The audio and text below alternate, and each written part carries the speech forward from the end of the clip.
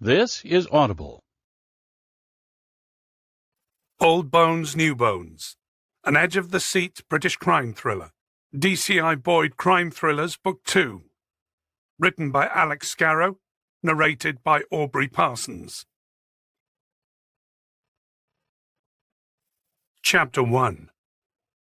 The first grains of dirt dappled the young man's cheeks and mouth, as if he'd been caught in the act of eating a chocolate brownie.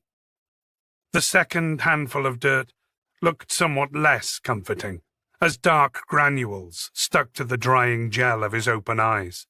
That unblinking gaze, the slowly milking irises, were accusing. The body tucked into the shallow grave, with the toy soldier clutched in one hand, was too much for him to look at any longer. He finished burying the body, determined not to watch as it disappeared bit by bit beneath the earth. When it was done, he stamped the ground down, pushed some leaves and twigs across, and turned away. The last thing he did before he pulled away in his van was tie some flowers to the signpost to mark the lay-by. He'd come back. He'd promised. Chapter 2. Dave Webb had been aching for a piss since turning off the M25, and this was the first lay-by he'd come across where he wouldn't be peeing in full view of the steady northbound early morning traffic. He pulled in to find a van had already parked up there. Not to worry. Provided it wasn't a female driver, he was good to go. In fact, he'd reached the point of no return. He was going whatever. He jumped down from his truck in a hurry, raced across the overgrown picnic area, and charged into the scraggy patch of woodland beyond. It was a close-run thing. He emerged a minute later to see the other vehicle was still in the lay-by. It was either someone with a bladder 10 times bigger than his, or... Nah, he wasn't going there. As he waded through the knee-high grass, he spotted the other driver coming out from the woodland ahead of him. Not striding out, zipping his flies or adjusting his belt, but taking slow-as-treacle backward steps away from the bushes and into the picnic area. "You all right, mate?" Webb called out. There was no response. The man looked as though he was in shock. "Mate, you okay?" This time the other guy reacted, jumped out of his skin, in fact. He turned to look at Webb, eyes out on stalks. "You okay?" Webb asked again. "What's up, mate? Seen a body?" he quipped. The man hesitated, then nodded. What?" "A body." He pointed at a dark space beneath some bushes. "You're shitting me." Webb strode forward, lifted up a low-hanging bough of a tree and shoved aside some stinging nettles. "Fuck me." He felt his legs shaking as he took in the unearthed human bones in front of him. He backed up, turning round to face the other driver, his eyes wide. "We need to call the police, mate." "What?" The man stared at him blankly, his eyes perfect O's in his chubby face. "Call it in?" Webb repeated, as he fumbled in his jeans for his phone. He pulled it out, and then tutted. "Shit. Shitty signal. You got a phone on you?" The other man shook his head. "No, it's in the van." "Well, let's get it and call. I gotta go," the man said, turning away from Webb and stumbling through the tall grass back towards his vehicle. "Mate," Webb shouted, "I think we're supposed to call the police and stay." "You fucking stay," the man replied. "I've got deliveries." Webb watched him pull the van door open. "Hey, mate!" The man flipped him a finger, turned the engine on, and ground the gears. Webb jumped back as the van lurched forward along the lay-by, hovering impatiently at the exit for a succession of trucks to pass before he had a safe enough gap to pull out. Wanker! Dave grabbed a quick snapshot on his phone of the van's rear number plate as he watched it recede southwards towards Hastings. Chapter 3. DCI Boyd watched Ozzy chase the sea away. The daft spaniel was convinced his ferocious barking was the one thing that was keeping that dangerous, big, frothy wet stuff from sliding all the way up the beach and devouring Hastings. He shook his head as Ozzy once again turned his back on the sea and sauntered up the beach with a cocky, job-done swagger in his step, only to be doused from behind by another merciless wave. Boyd let his gaze rise up the gentle incline of the shingle beach to the old town. He had to admit this town was growing on him. It had been 3 months since the move, and their old place in London was starting to feel like someone else's past. He'd been to Hastings before, as a young boy on holiday. He had vacation memories of the place to compare with how it looked now. The seaside town was going through a personality change. In a way, much like Boyd, it was moving, through necessity, from one life into another. Hastings was trying to leave behind its slightly grubby, cheap-as-chips weekend B&B break reputation to become something more modern and hip. A budget Brighton, an easygoing Eastbourne. His pocket buzzed. He fished out his iPhone, then realised it was his police-issue phone that was ringing. Work, not Emma. He changed phones and saw DS Minter's name on the screen. Boyd recalled that Minter was on nights this week. It would be nearing the end of his shift right about now. He'd be getting ready to close down his computer and gather his jacket. Next, the crazy bastard would go and do an hour in the White Rock gym, then, and only then, head home to get his beauty sleep. "Minter," said Boyd, "not that it isn't great to hear your lovely Welsh singing voice, but can't this wait? I'll be in half an hour." "Morning, boss. There's nothing lovelier than a Welsh accent to wake up to in the morning. Thing is, there's been a buried body discovered in a lay-by, and I thought I'd give you a heads up that it'll be waiting for you as soon as you clock on." "What are we talking, old or new?" asked Boyd. Minter had his full attention now. "Old bones, boss, up on the A21. The A21 was the main road that stretched from London to the south coast. It was an hour from one end to the other, provided you weren't caught behind a container truck or the interminable Sunday driver. "How far up?" 15 miles or so out of Hastings, up near Lamberhurst, where it goes dual carriageway for a bit," replied Minter. "Okay, thanks. Anything else come in overnight? Apart from the usual pissheads?" "Nothing," said Minter. "All right. I'll take a look on the way in, so no need to wait for me," said Boyd, hanging up and noting that Minter was probably desperate to finish his shift and work on his pecs. He shook his head. Weirdo. Chapter 4. Boyd hurried home with Ozzy. His daughter Emma was still fast asleep in her bedroom, so he left Ozzy in the lounge, where he could perch on the back of the sofa and gaze out of the tall bay window at the comings and goings outside. At this time of the morning, there'd be kids walking down Ashburnham Road to school, dog walkers, and maybe even an entitled cat or two pacing slowly past his front garden. Doggy TV at its finest. Boyd climbed into his Renault, letting it run some warm air to clear the condensation on his windscreen. The tail end of April was still delivering the occasional frosty night. He sped things along by wiping away the moisture directly in front of him with the sleeve of his jacket, and then set off with a wave to his curious, head-tilting dog in the window. The A21 was the usual arse magnet of a road at this time of the morning, clogged going north with those insane enough to work in South London but live down here. On the other side of the dividing barrier, the road was frustratingly empty. He had his iPhone plugged into the car and was letting it play random tracks in its storage. This produced a not displeasing eclectic mix that ranged from Ludovico Einaudi to Dizzy Rascal. Just a few miles after the A road had become double lanes, and he could pick up a bit more speed, he spotted the blue flashing lights of a patrol car and a CSI van parked in the lay-by on the southward side. He took the next exit and overpass and doubled back, finally pulling into the lay-by 5 minutes later. He got out and watched the creeping northbound traffic that he just escaped. Without fail, every driver was rubbernecking as they inched past. It was the forensics technicians in their bunny suits that were drawing curious eyes, everyone presumably hoping to catch sight of a leg or an arm dangling from a covered gurney. Glimpsing those inquisitive faces, he had an unwelcome flashback from little over 2 years ago.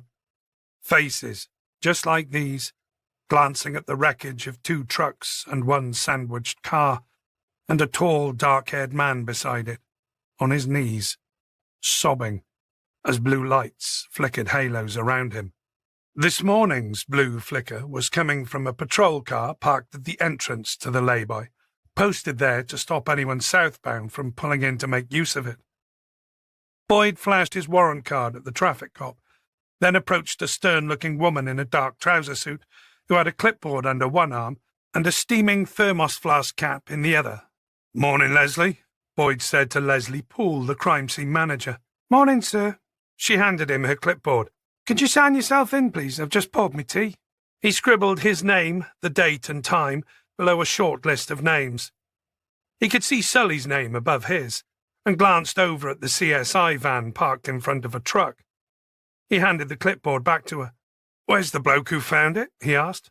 She nodded over towards the lay-by's overgrown picnic area. He could see a young female PC talking with a male civilian, the lorry driver, he guessed, and an older sergeant, who was nodding as they spoke. The sergeant spotted Boyd, left the PC to it, and wandered over. Boyd recognised his face, but couldn't for the life of him remember his name. "Just come on shift, sir?" the sergeant asked. Boyd nodded. "I've come straight from home, actually." "It's a very old body, sir." He pointed towards a row of bushes and stunted trees at the back of the picnic area. "I didn't think we needed to tape up an evidence perimeter over there." "Okay. Makes sense for now," Boyd said. He nodded at the sergeant, then headed towards the scene. Even though it was fully daylight now, the sky was overcast and heavy, with a thick lid of cloud to seal in what was shaping up to be another grey and damp April day. It was 8 o'clock in the morning, but the headlights on the far side of the carriageway made it look as though evening was closing in. He caught the strobing flashes of the photographer taking shots of the body in sight, and noticed Kevin Sully suiting up beside his van as he waited for the photographer to finish. "Morning," said Boyd. "Ah, I thought I was going to bump into Minter this morning," replied the forensics coordinator. "He's on nights, just clocked off," Boyd said. "Well, so am I," Sully retorted. "But behold, I'm still here. Don't tell me you had a pressing appointment at the beautician's. Cheekbones needed sanding, pecs needed polishing?" "We're currently on a department overtime ban," replied Boyd. "Otherwise, I'm sure he'd have jumped at some time and a half."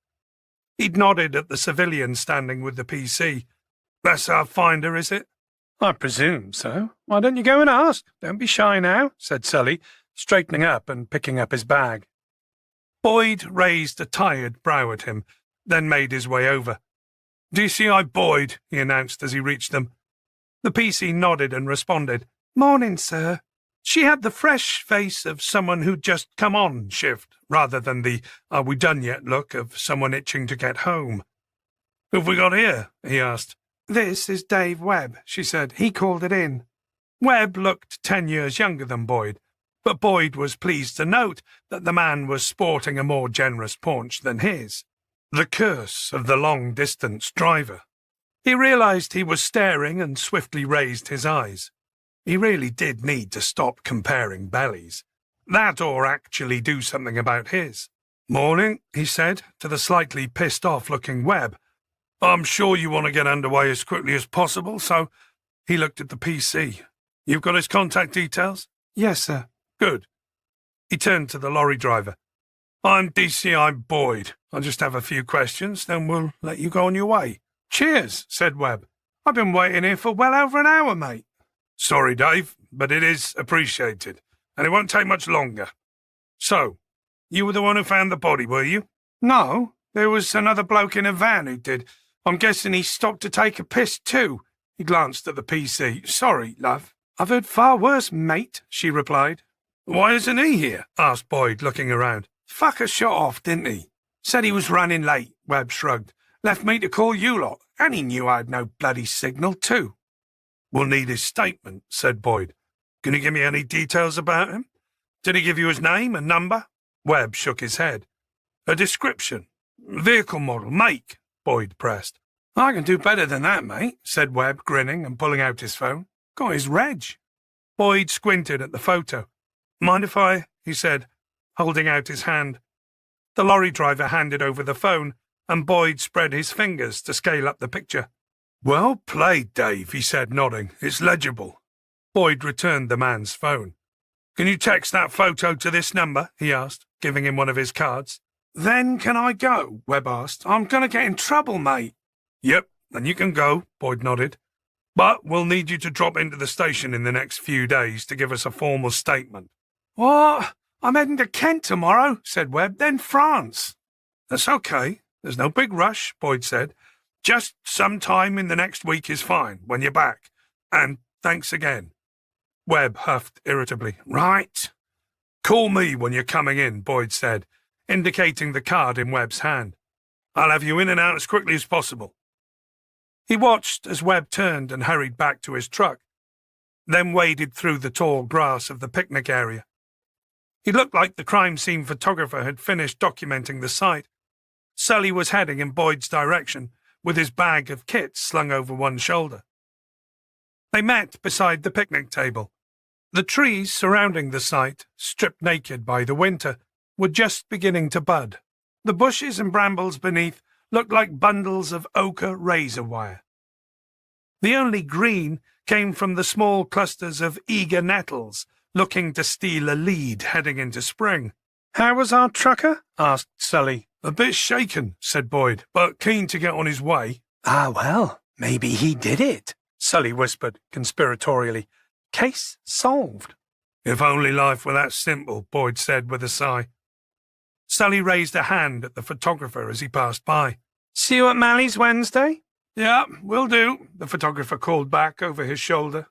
What's Mally's? Asked Boyd. It's a games bar, Sully replied. What, like a sports bar? Sully turned to look at him in mock horror. Board games, Boyd, please. You mean like Cluedo? Boyd grinned. Sully sighed and shook his head. Right, because we don't do enough of that all day long. You need to drag yourself out of the 70s, Boyd. Board games have moved on. Hungry hippos? Said Boyd, still grinning. Oh, good grief. You look as if you've spent a bit too long playing that one. No, chess is a board game, Boyd. That's what you play, is it? No, Sully said, slightly defensively. I played Dungeons and Dragons. Boyd tried to suppress a smile, with little success. Oh, smirk away. It's chess-like, strategic. It's complicated stuff, Sully huffed. Right. So not just grown men playing around with little action figures and weirdly shaped dice, then? Sully rolled his eyes. Whatever keeps you off the drugs and booze, eh? Boyd offered as an olive branch. He nodded at the area in the bushes that the photographer had been circling. Shall we? Chapter 5. The bones were located just beyond what would have once been the tamed grass around the two picnic tables with fixed benches. Through the bare branches, Boyd could see that the woodland went back about 30 feet to a barbed wire fence, with a farmer's field beyond, littered with crows hunting the fresh-turned soil for goodies. Their collective cawing was a continuous white noise, almost loud enough to rival the steady grumble of northbound traffic and the occasional whoosh of a lorry heading south. The picnic site had a forlorn feel to it, a mean-spirited little recess with knee-high grass that had rightly earned its place as a pee break for truckers and squalling kids, and little more.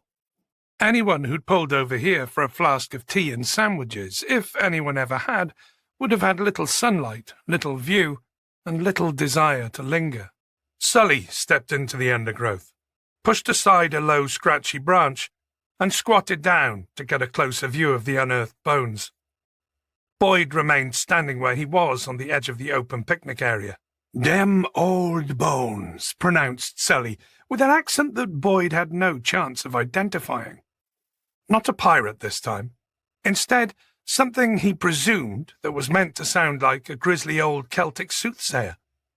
Sully reached out with his gloved hands and lightly probed the loose soil, plant roots, and the bones that had half surfaced. Scratching around, he reminded Boyd of Gollum hunched over in his underground dwelling, surrounded by fish heads and hunting for his precious. Boyd gave him another minute or so before clearing his throat. "Well, what do the spirits tell you?" Sully sighed, clicked his tongue thoughtfully, then looked up. "Dead a while, I would say," he said. "Great," replied Boyd. "Thanks for that. You got a rough idea of how long it's been down there?" "At least 10 years," said Sully. "That's going on the root incursions. The bones, of course, could be older." Boyd took another step closer and hunkered down. The body didn't look complete. Something, presumably foxes or a dog, had dug it up and had been having a fine old time with the bones. They were scattered in the dip in the ground, some a few feet away beneath the brambles, mistakable for old branches or twigs at first glance. The ribcage, the skull, and the pelvis were the instantly recognizable pieces, and those had been kept together in the ditch, united and tangled up in the remaining dark threads of clothing. "Give me a ballpark, Sully. This century, last?" Sully had a pen in his hand that he was using to prod, poke, and lift pieces of the body. He pointed at the bottom of the skeletal remains. 1.5 legs were still in the ditch. The complete leg was bent at the knee and shrouded with a dark, wet, and threadbare material. But the remaining foot was quite clearly wearing a Nike trainer. "I want to say, certainly not Tudor," Sully offered. "Okay, tell you what, I'll leave you to snuffle around in there and wait for the sensible answers in your report." Sully smiled. "Good idea." Boyd stood up and turned around to look back at the overgrown area and the congested road beyond. He really couldn't imagine anyone in the history of this little piece of transport landscaping had ever stood on this spot and said, "Darling, here's a perfect spot for lunch. Let's crack open the champagne and make a start on those vol au vents."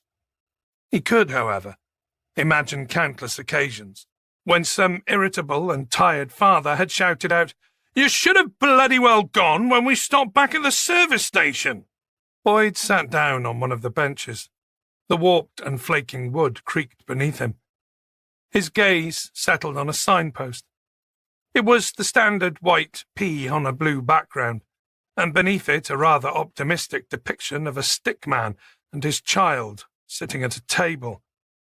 Beneath that, tied to the grey metal post, Boyd spotted a bunch of almost fossilized flowers. If it was possible, it made this slice of terra oblitus seem even more God-forsaken and melancholic. Roadside shrines. Boyd hated them. They broadcast a sense of aching loss, like forgotten radio beacons.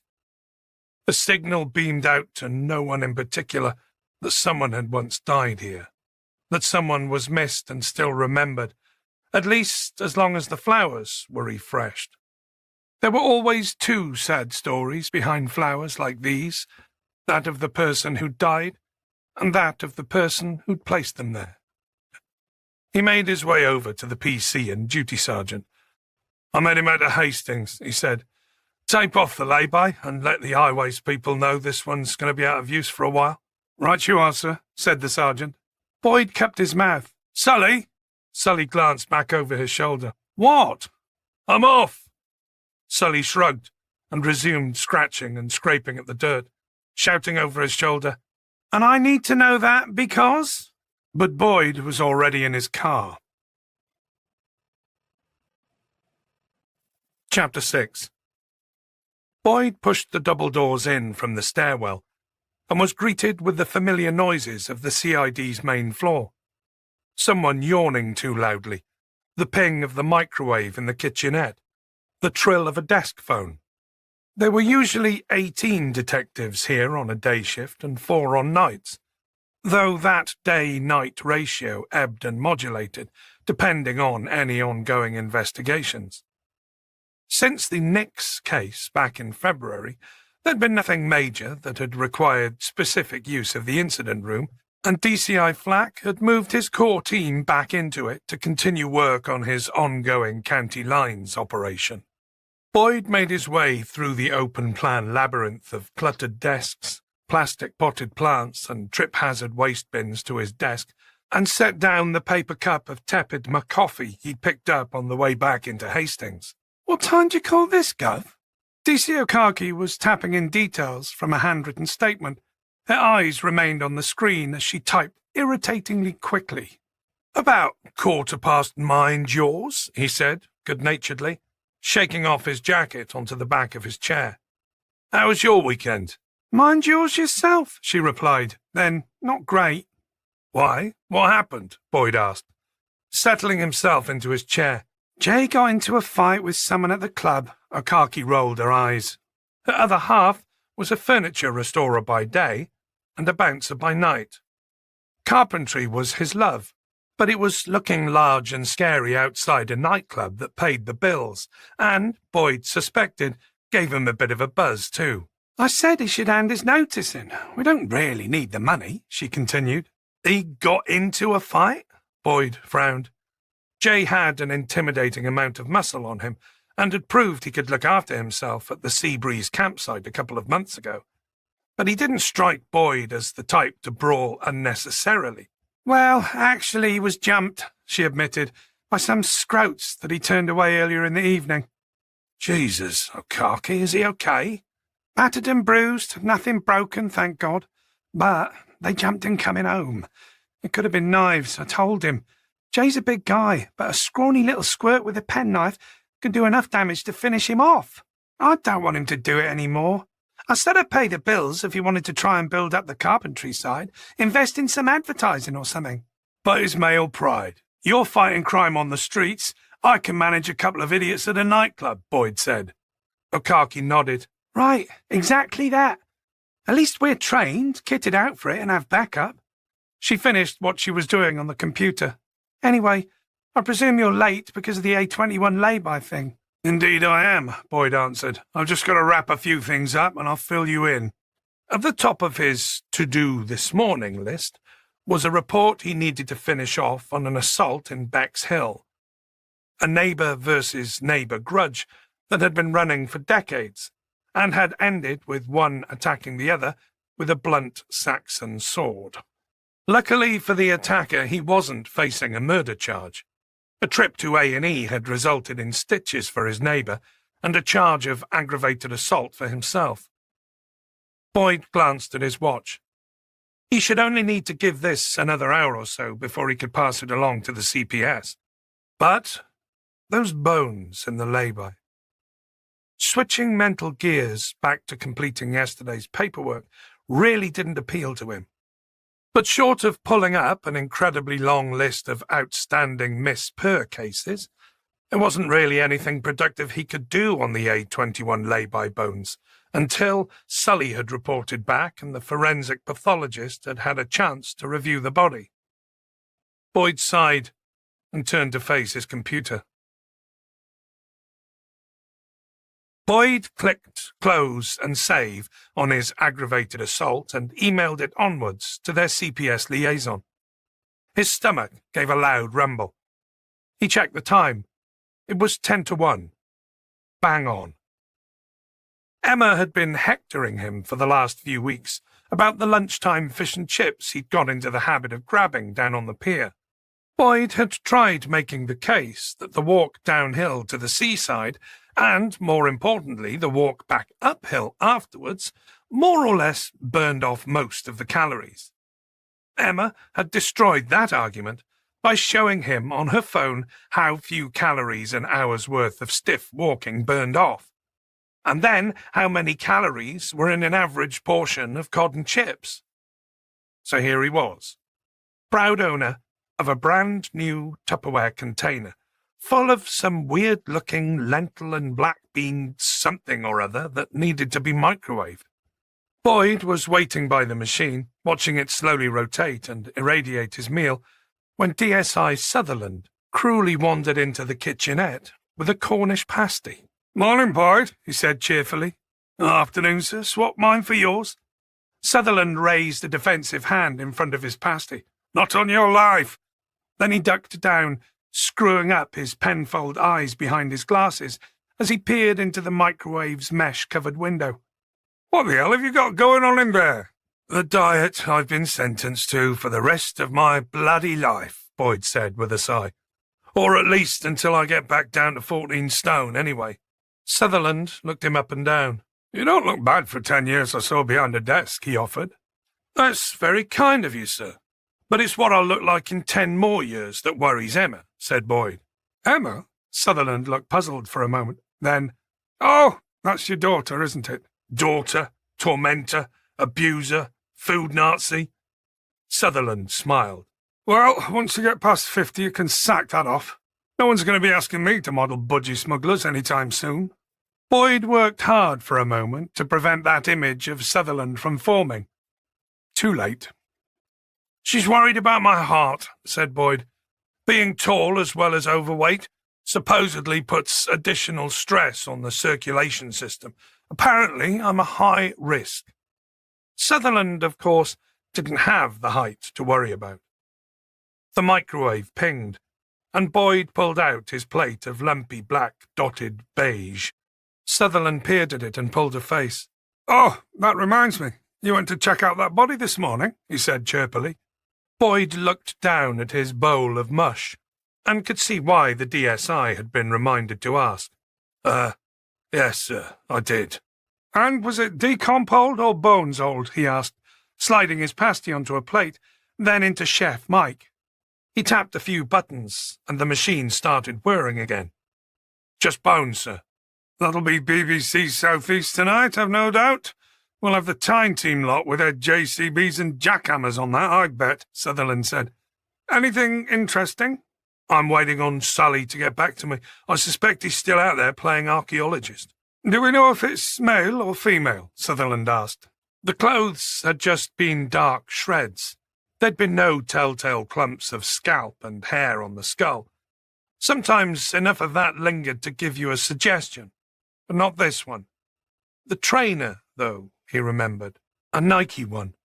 Hose and scrub it down, it'd probably be almost as good as new. "Sully says male, but the pathologist will give us a clear yes or no on that," Boyd replied. Chapter 7. Emma was heading out of the front door, just as Boyd was heading in. "Hey, Ems, where are you off to?" he asked.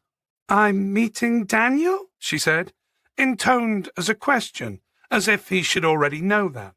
"I told you this morning I was going out with him tonight." "Oh, right," Boyd said. "Sorry, love, I forgot." He was still trying to get used to the idea that she had a boyfriend. It was a very recent development.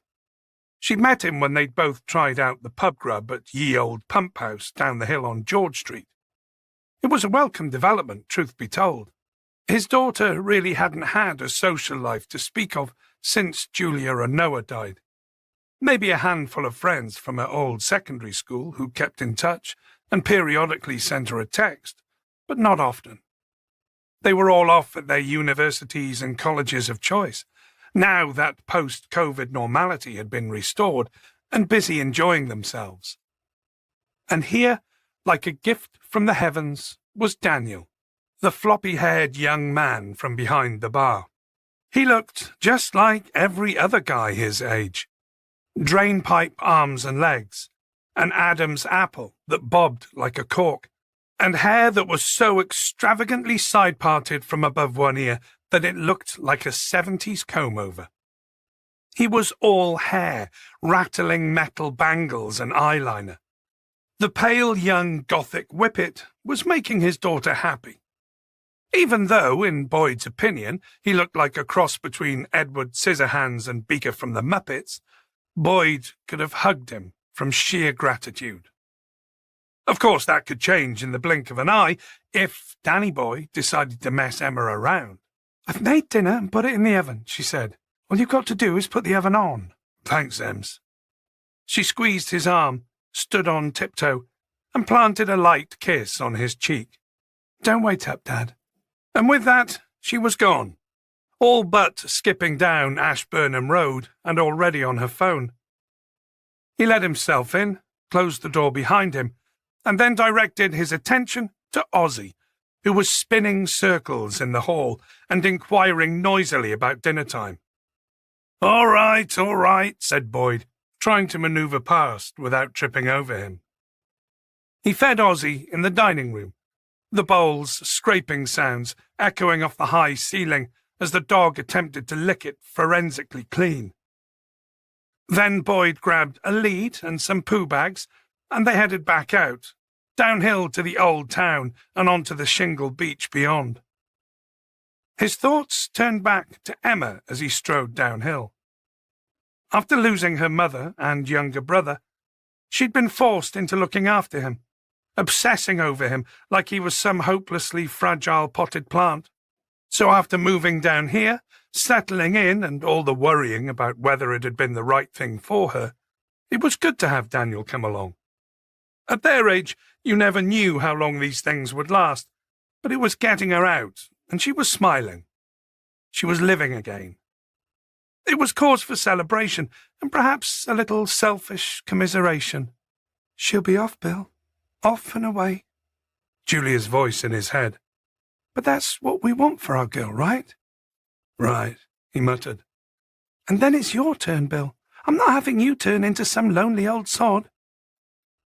Boyd looked down at Ozzy. I've got Ozzy. The dog looked up at him on hearing his name. We're going to be just fine, aren't we, old boy?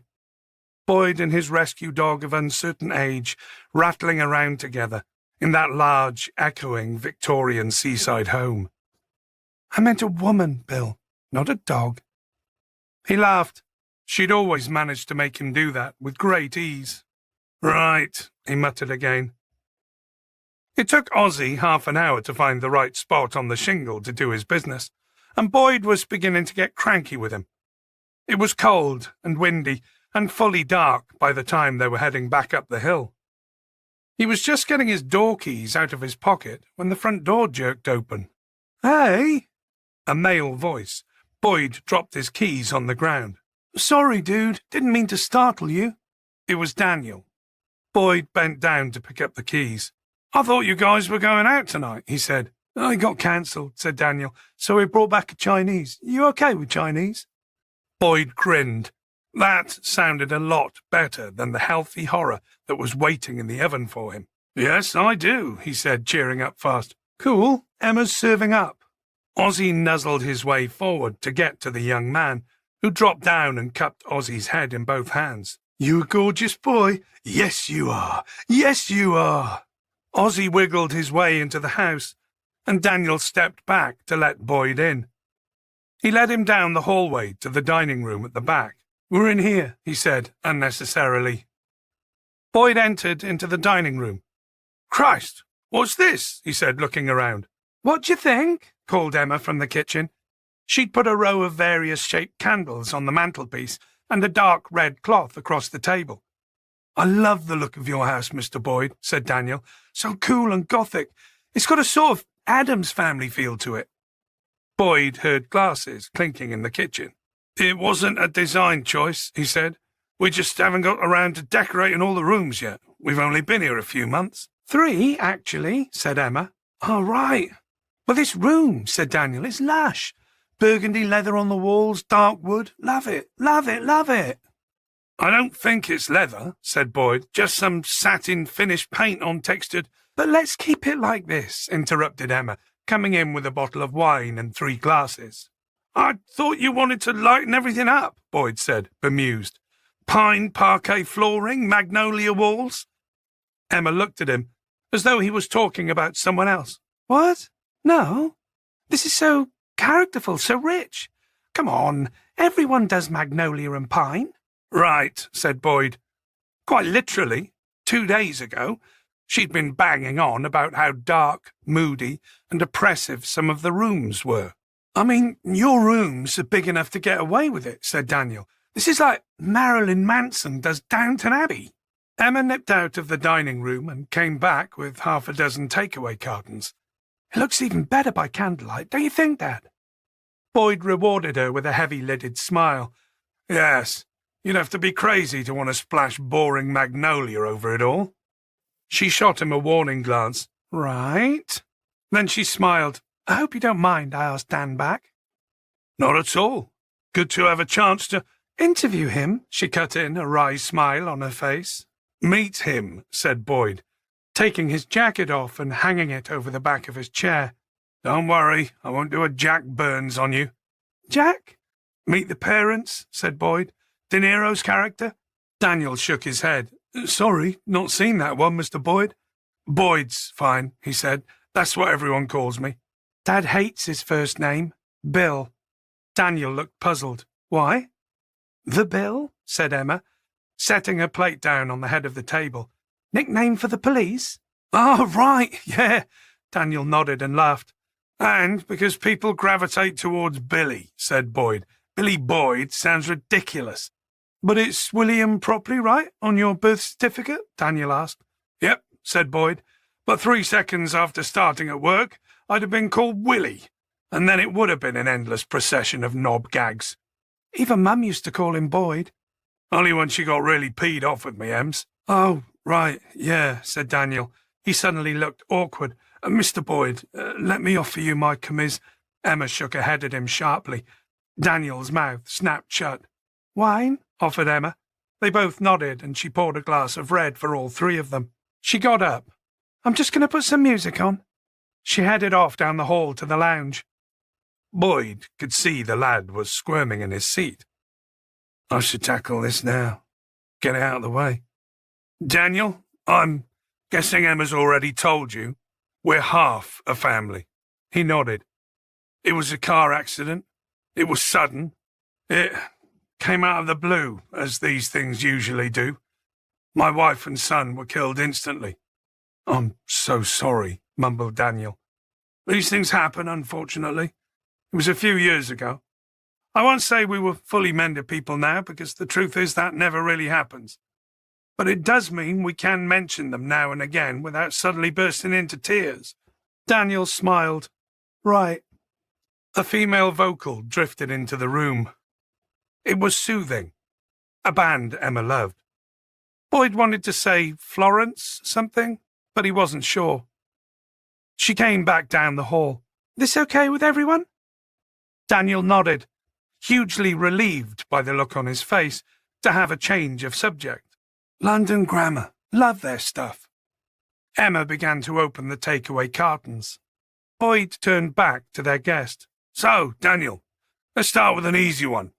What's the plan? What's the big life plan? Daniel grinned. In 5 years, I'm in LA, polishing my Mercury Awards beside my infinity swimming pool, snorting coke off the back of my gold-plated... He raised both hands with a jangling of bracelets. I'm joking about the coke. Boyd smiled. A musician? Bassist. No kidding, that's what I used to play, said Boyd. Badly, he added. Oh, yeah, that's right, said Emma. That's how you first met Mum, wasn't it? At a gig or something? A crabby gig, said Boyd. I think there were less than a dozen people in the audience. During the week, said Emma, Daniel's band played down at the Dolphin Inn. That's the pub right by Rock'n'Aw. I know, Boyd replied. Been there, remember? Oh, yeah. What's the band's name? Asked Boyd. His band's called Mad Priests, she answered for him. I like it, Boyd nodded. Cool name. Come on, let's tuck in before it all gets cold, said Emma. They polished off 2.5 bottles of red between them, and after several hours comparing Spotify playlists, listening to some of Daniel's band's music, rough around the edges but promising, Boyd thought, and arguing good-naturedly about politics, they went up to bed. As Boyd said goodnight to them both and watched them stagger up the stairs, he realized tonight was a milestone night. It was the first time his daughter had had a guy over to stay. It had finally happened, without her awkwardly asking or him clumsily fluffing a yes answer. After all, she was a woman of 22 now, and, thinking about it, asking would have been weird. "Night, Dad," Emma called out. "Night, Boyd," Daniel echoed. Smiling to himself, he turned and settled down with Ozzy on the couch in the lounge. It looked like there was less than half a bottle to finish off. He poured himself a generous glass. "What do you think?" he asked quietly. "I like him," replied Julia. He did too. "Should we keep him?" He chuckled at that. Daniel reminded him a little of himself at that age. He'd played bass in a band, had been all willowy and floppy-mopped, though he'd never gone as far as bloody eyeliner. He was sure his younger self had been less articulate about things, less aware of the world. Boyd approved of his daughter's choice.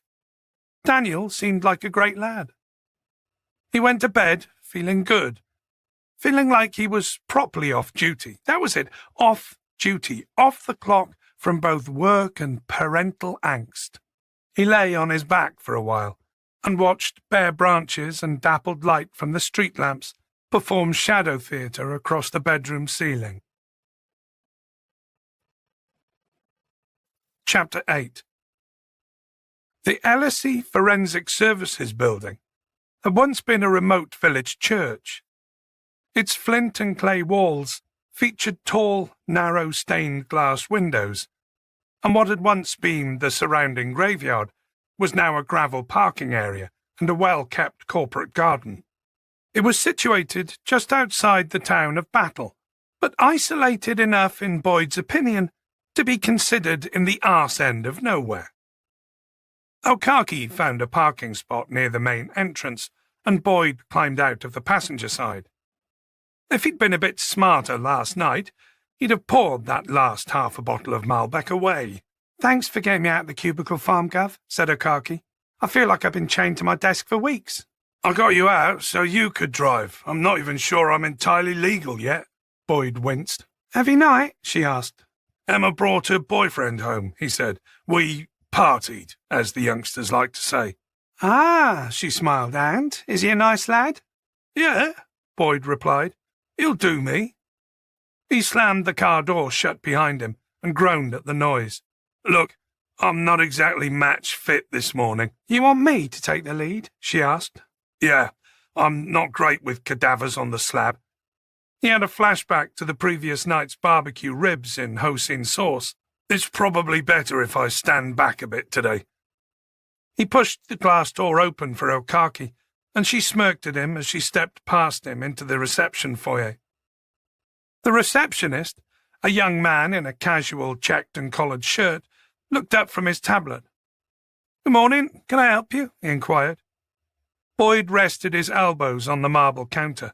"It's DCI Boyd and DCO Okaki to see Dr. Palmer."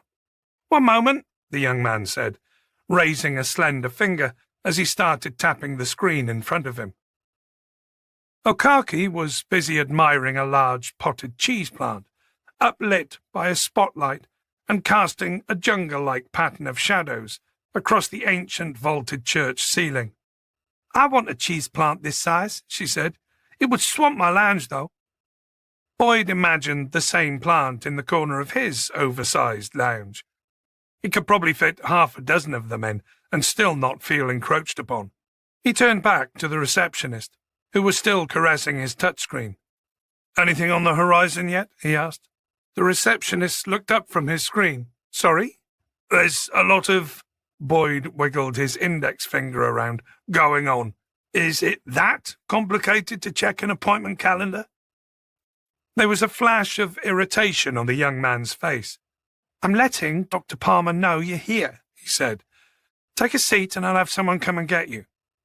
"It's probably plastic, you know," said Boyd, joining Okaki next to the cheese plant.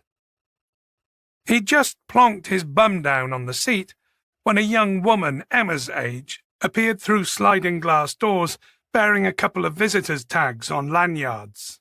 "Boyd? Okiki?" "Like Okaki," Okaki said with a smile. "Oops, sorry about that," replied the young woman.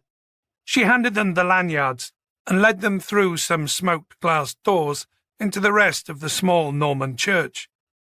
It had been gutted of everything except an old stone font. The floor was a smooth, richly stained and varnished oak that made their footsteps loud and echoey. In the middle of the floor were a couple of pieces of Hearst-like, forensically themed art in glass cases. "Those are both von Hagen's," the young woman said, following Boyd's gaze. He paused briefly to look at one of them, a male figure, completely stripped of his skin, showing muscles, tendons, staring eyeballs and bared teeth. He was posed sitting at a desk with a chess set on it, considering his next move. "How about one of those in your lounge?" Boyd said to Okaki. The young woman seemed mildly irked. "It's an actual original," she said, "not a mould." Boyd nodded. "Right. Beautiful, isn't it?" She pointed at the theatrically lit exhibit. "You know, that was an actual person once upon a time," she said. "The process is called plastination. You give the body a very long bath in acetone. It draws out all the water and preserves the soft tissue. Then it has another long soak in liquidized silicone. Everything that once was soft tissue is gradually replaced with plastic." "What about the bones?" Boyd asked. "Oh, those are original." He looked at the flayed face of the chess player. "And this bloke was fine with all that, was he?" She smiled. "He was, of course, dead first."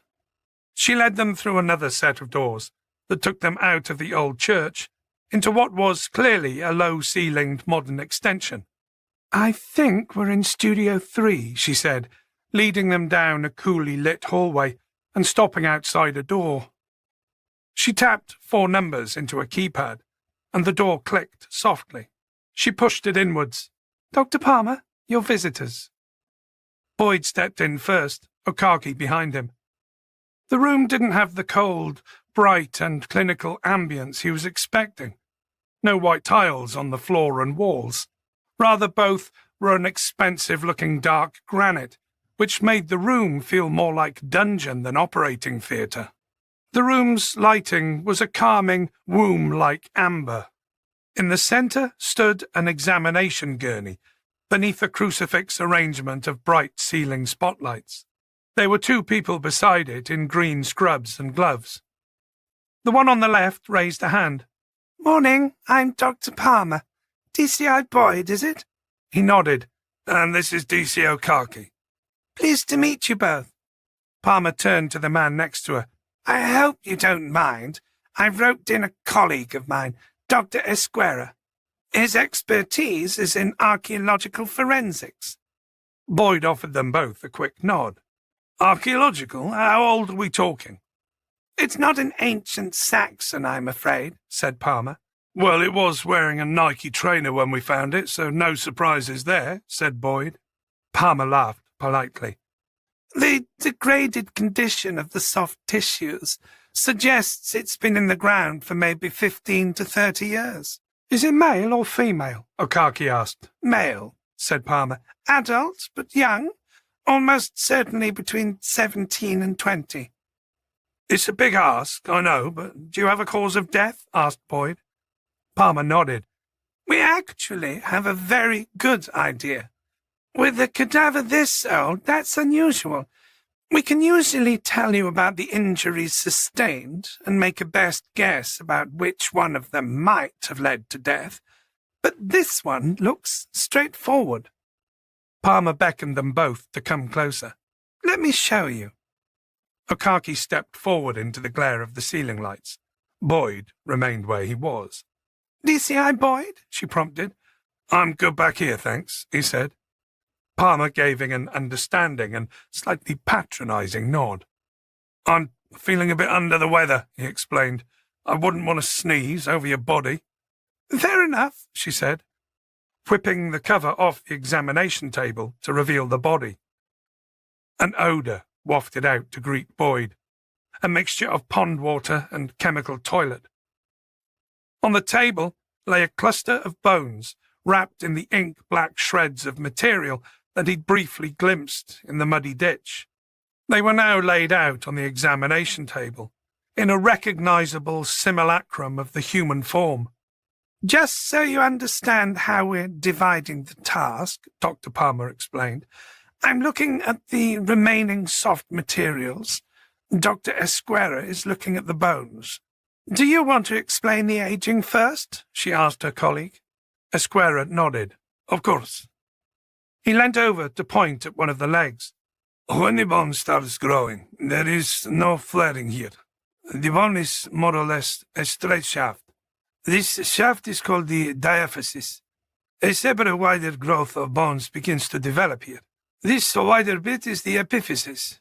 During adolescence, these two bones begin to fuse until they become completely one, and we then have the recognizable flared end of the tibia. He tapped the end of the bone with a gloved finger. This process begins at the age of 14 or 15, and the fusing is complete by 19 or 20. On this one, the fusing is complete, but only recently. If you want an age, as Dr. Palmer said, I would give 17 to 20. Okaki bent over and peered more closely. Right, said Boyd, more than happy to take his word for it. So, Dr. Palmer, you mentioned the cause of death was straightforward? The likely cause of death, Palmer added.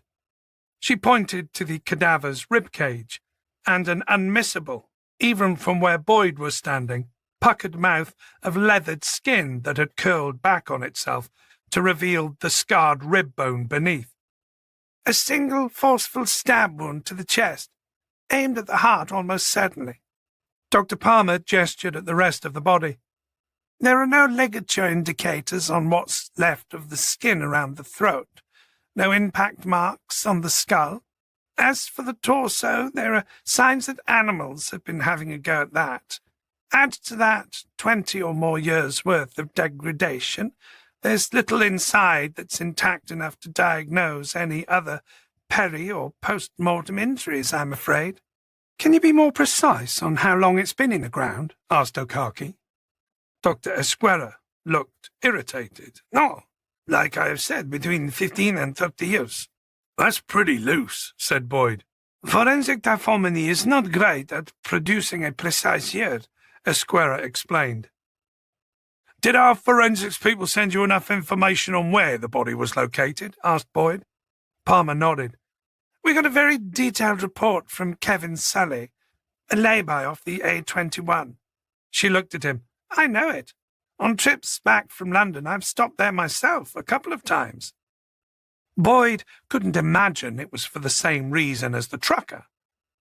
To answer calls, emails, she added quickly. Certainly not to picnic. From the pictures of the soil, it looks very wet. Not great drainage. The lay-by's in a bit of a dip, if I recall correctly. Boyd had to cast his mind back to driving over there yesterday. Yes, the road did descend and rise slightly. He nodded. Palmer shrugged, then indicated the twisted brown skeleton on the table. 20 years, give or take 5 either side, is as precise as I can get with what we have. Carlos? Yes, I would agree with that, he said. Boyd clapped his hands together. Well, that's a bit better. Well, I'm afraid we're not going to get a lot more from these bones. Palmer gestured at a collection of sealed evidence bags on a table nearby. We're more likely to have luck with those items. What's over there? Okaki asked, wandering over. Clothes, Palmer replied, very degraded. A Nike trainer and a wooden figurine. A figurine? Boyd moved to join Okaki at the table. Yes, Palmer confirmed. It looks carved. There are some flecks of paint on it still. It looks a little like a chess piece. Chapter 9. Boyd placed the evidence bags carefully on the back seat, and then plugged in his seatbelt as Okaki started up the car. The noise spooked about a dozen rabbits that had been masquerading as molehills on the beautifully tended lawn outside the church facade of the EFS building. They scarpered en masse for the trees.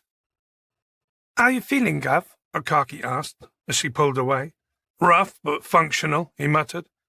Getting outside and away from the smell of formaldehyde without running out early was a merciful win. With hindsight, he probably could have stepped forward with Okaki and been fine. "So, dead 15 to 25 years ago," said Okaki. "We're talking, what, mid to late 90s? "Jesus, that's going back a bit," Boyd said. He tried to think of some cultural markers. "Back in the time of Shrek and the Spice Girls." "Yes, that's the end of the 90s, said Okaki. She shrugged a little guiltily. "And yes, I was a little Spice Girls fan." He shook his head. Where had the time gone? "You getting all nostalgic?" asked Okaki, smiling. He grinned sheepishly. "I was, actually. I was trying to recall what it was like back then. It was all Cool Britannia and Millennium Bugs. Emma was only a thought. Jules and me were living in a flat in Hammersmith. What about you?" "I was 12, 13, totally loving Scary Spice's attitude." He laughed. "Do you remember Furbies?" she asked. "I remember the fight my parents had to get me one for Christmas." "Christ, yeah.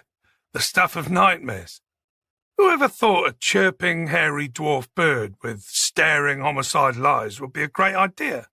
He snorted. "There were punch-ups over those, and now they populate landfill sites across the world." "You're kidding," said Okaki. "They populate eBay as collector's items, more like." She turned out of the grounds of LSE Forensic Services and onto a country lane. "So," Boyd recapped, "we got a male, 19 to 21, buried 20-odd years ago. What else do we know?" "Well, there's the wood figurine," said Okaki. "Is that going to help us, do you think?" He shrugged. "Perhaps it could be symbolic. Has to be important, right, for the killer to make sure it was buried with him." "Some kind of ritualistic thing?" she asked. "What, like some kind of voodoo doll?" Boyd shook his head. "I was going to say Christ on a cross, perhaps." He nodded. "Could be. Or it could be something belonging to the boy." "Do you think the killer would care?" she asked. "Maybe. Some sort of guilt reflex. Could even be remorse." They were quiet for a while, both of them running scenarios through in their heads. Okaki finally turned to look at him. "Okay, so someone knocked the boy down on the A21. And then, having run him over, they stabbed him to death?" Boyd raised a brow. "Stranger things have happened. Could have been a mercy killing. The boy was in agony and dying. He ended it quickly." "Eyes on the road, please, Okaki," he warned. She returned her full attention to the road as they approached a blind corner. "And the figurine?" he asked. "I'll try," she said, shrugging. They lapsed back into silence, both lost in their thoughts. It was after lunch, another microwaved Tupperware container full of some healthy lentil-based gloop that Emma had prepped for him, when Sutherland, responding to an earlier email, invited Boyd to his office for a chat. Boyd knocked on the office door, and Sutherland eagerly waved him in. "Take a seat," he said. Boyd pulled a chair out in front of Sutherland's cluttered desk and sat down. "So, let's start with the cause of death. A single stab wound to the chest. But it's an old body, almost completely skeletal. Whatever happened 2 decades ago. There's a clear knife mark on 2 of the ribs." Sutherland steepled his hands together, elbows on the desk. "How sure was the EFS pathologist about the age of the body?" "There were 2 of them, sir. She'd brought in a bone expert." "Are you asking about the age of the victim or how long it's been buried?" Boyd asked. "Give me both," Sutherland said. "Well," Boyd said slowly, "they were more certain about the age, but a little looser on how long it had been under the ground. The boy was 19 to 21. He was white. He was wearing what looked like jeans and a hooded sweatshirt, and a pair of Nike trainers. Nice ones, by the looks of the one we found. And the pathologist found a wooden figurine in his hand." "Sully didn't spot it?" Boyd shook his head. "She said they had to dig the remains of it out of his hand. I guess over 20 years the whole thing, flesh and wood, became fused together." "It was a wooden figurine, you say?" Sutherland stroked his chin thoughtfully. "Yes, they said it looked like a chess piece," Boyd said. "It's hard to tell, to be honest. There's not much left of it." Sutherland was nodding his head, staring into the distance. "That seems to have triggered a thought," prompted Boyd. Damn it, yes. It rings a bell. Sutherland's eyes narrowed behind his spectacles, and his forehead rumpled into fleshy ripples of concentration. I vaguely recall a case of an unidentified body. It was another force, not ours, a boy in a grave, clutching a wooden figure. Boyd leant forward, willing Sutherland to dig the memory out of his head. Damn bollocking ballsacks, Sutherland uttered eventually. It was a long time ago. I think I was in uniform back then. Okay, said Boyd. Well, that's helpful. It's something I can trawl for on LEDs. LEDs, the law enforcement data system, was the big new shiny version of Holmes that Sussex Police, as well as several other forces looking to appear forward-focused and snuffling for brownie points, had offered to trial. Boyd hated the bloody interface, which had clearly been designed to favour the younger police personnel brought up on tablets and smartphones. He'd only used it so far on his work PC, with the old bastard's interface option of mouse and keyboard. Sutherland pressed his lips together, unhappy at the thought of upscaling a historic murder inquiry into something larger and more expensive. Keep me posted, he said, finally. Chapter 10. Boyd sat down at his desk, cracked his knuckles, and prepared to spend the afternoon wrestling with LEDs. The problem that came with software that prided itself on sophistication was the complicated options hidden behind meaningless icons and nested drop-down menus. However, he figured, if he could navigate a Sky Plus settings menu, which was no mean feat these days, he surely had a fighting chance of sniffing out some of the more basic search functions.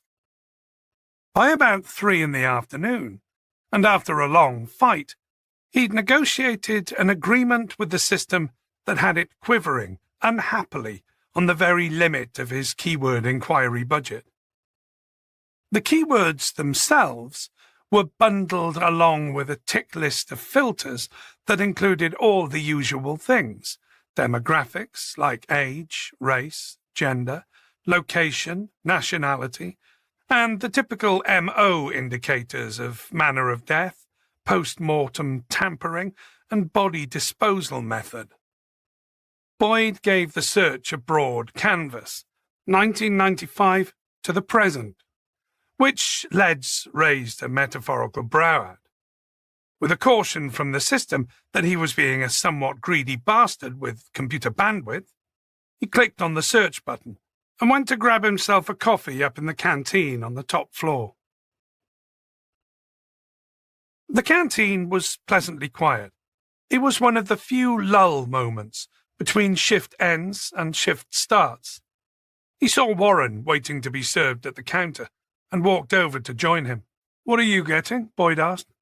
Warren glanced around at him. "All right, sir. Well, I realised I had need of a bacon sandwich." Boyd looked at his watch. "At this time? Your mum won't be pleased with you.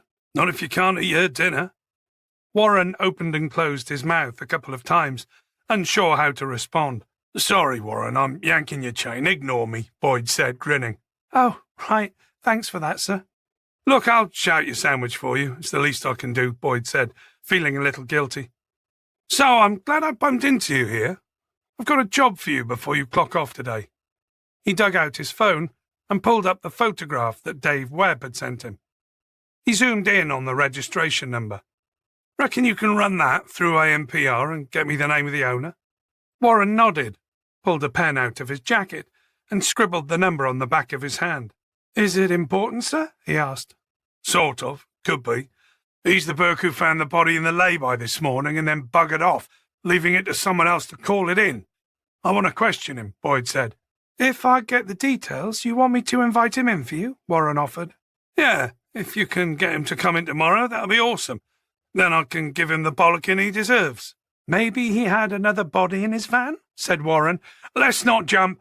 It took Boyd a moment or two to realise Warren had said that with a glint in his eye. "Just jerking your chain, sir," he said, smirking. "Got a moment?" asked Boyd. Sutherland waved him in and clicked his mouse to close something down on the screen. Boyd was almost certain he'd had a game of solitaire up. "What is it?"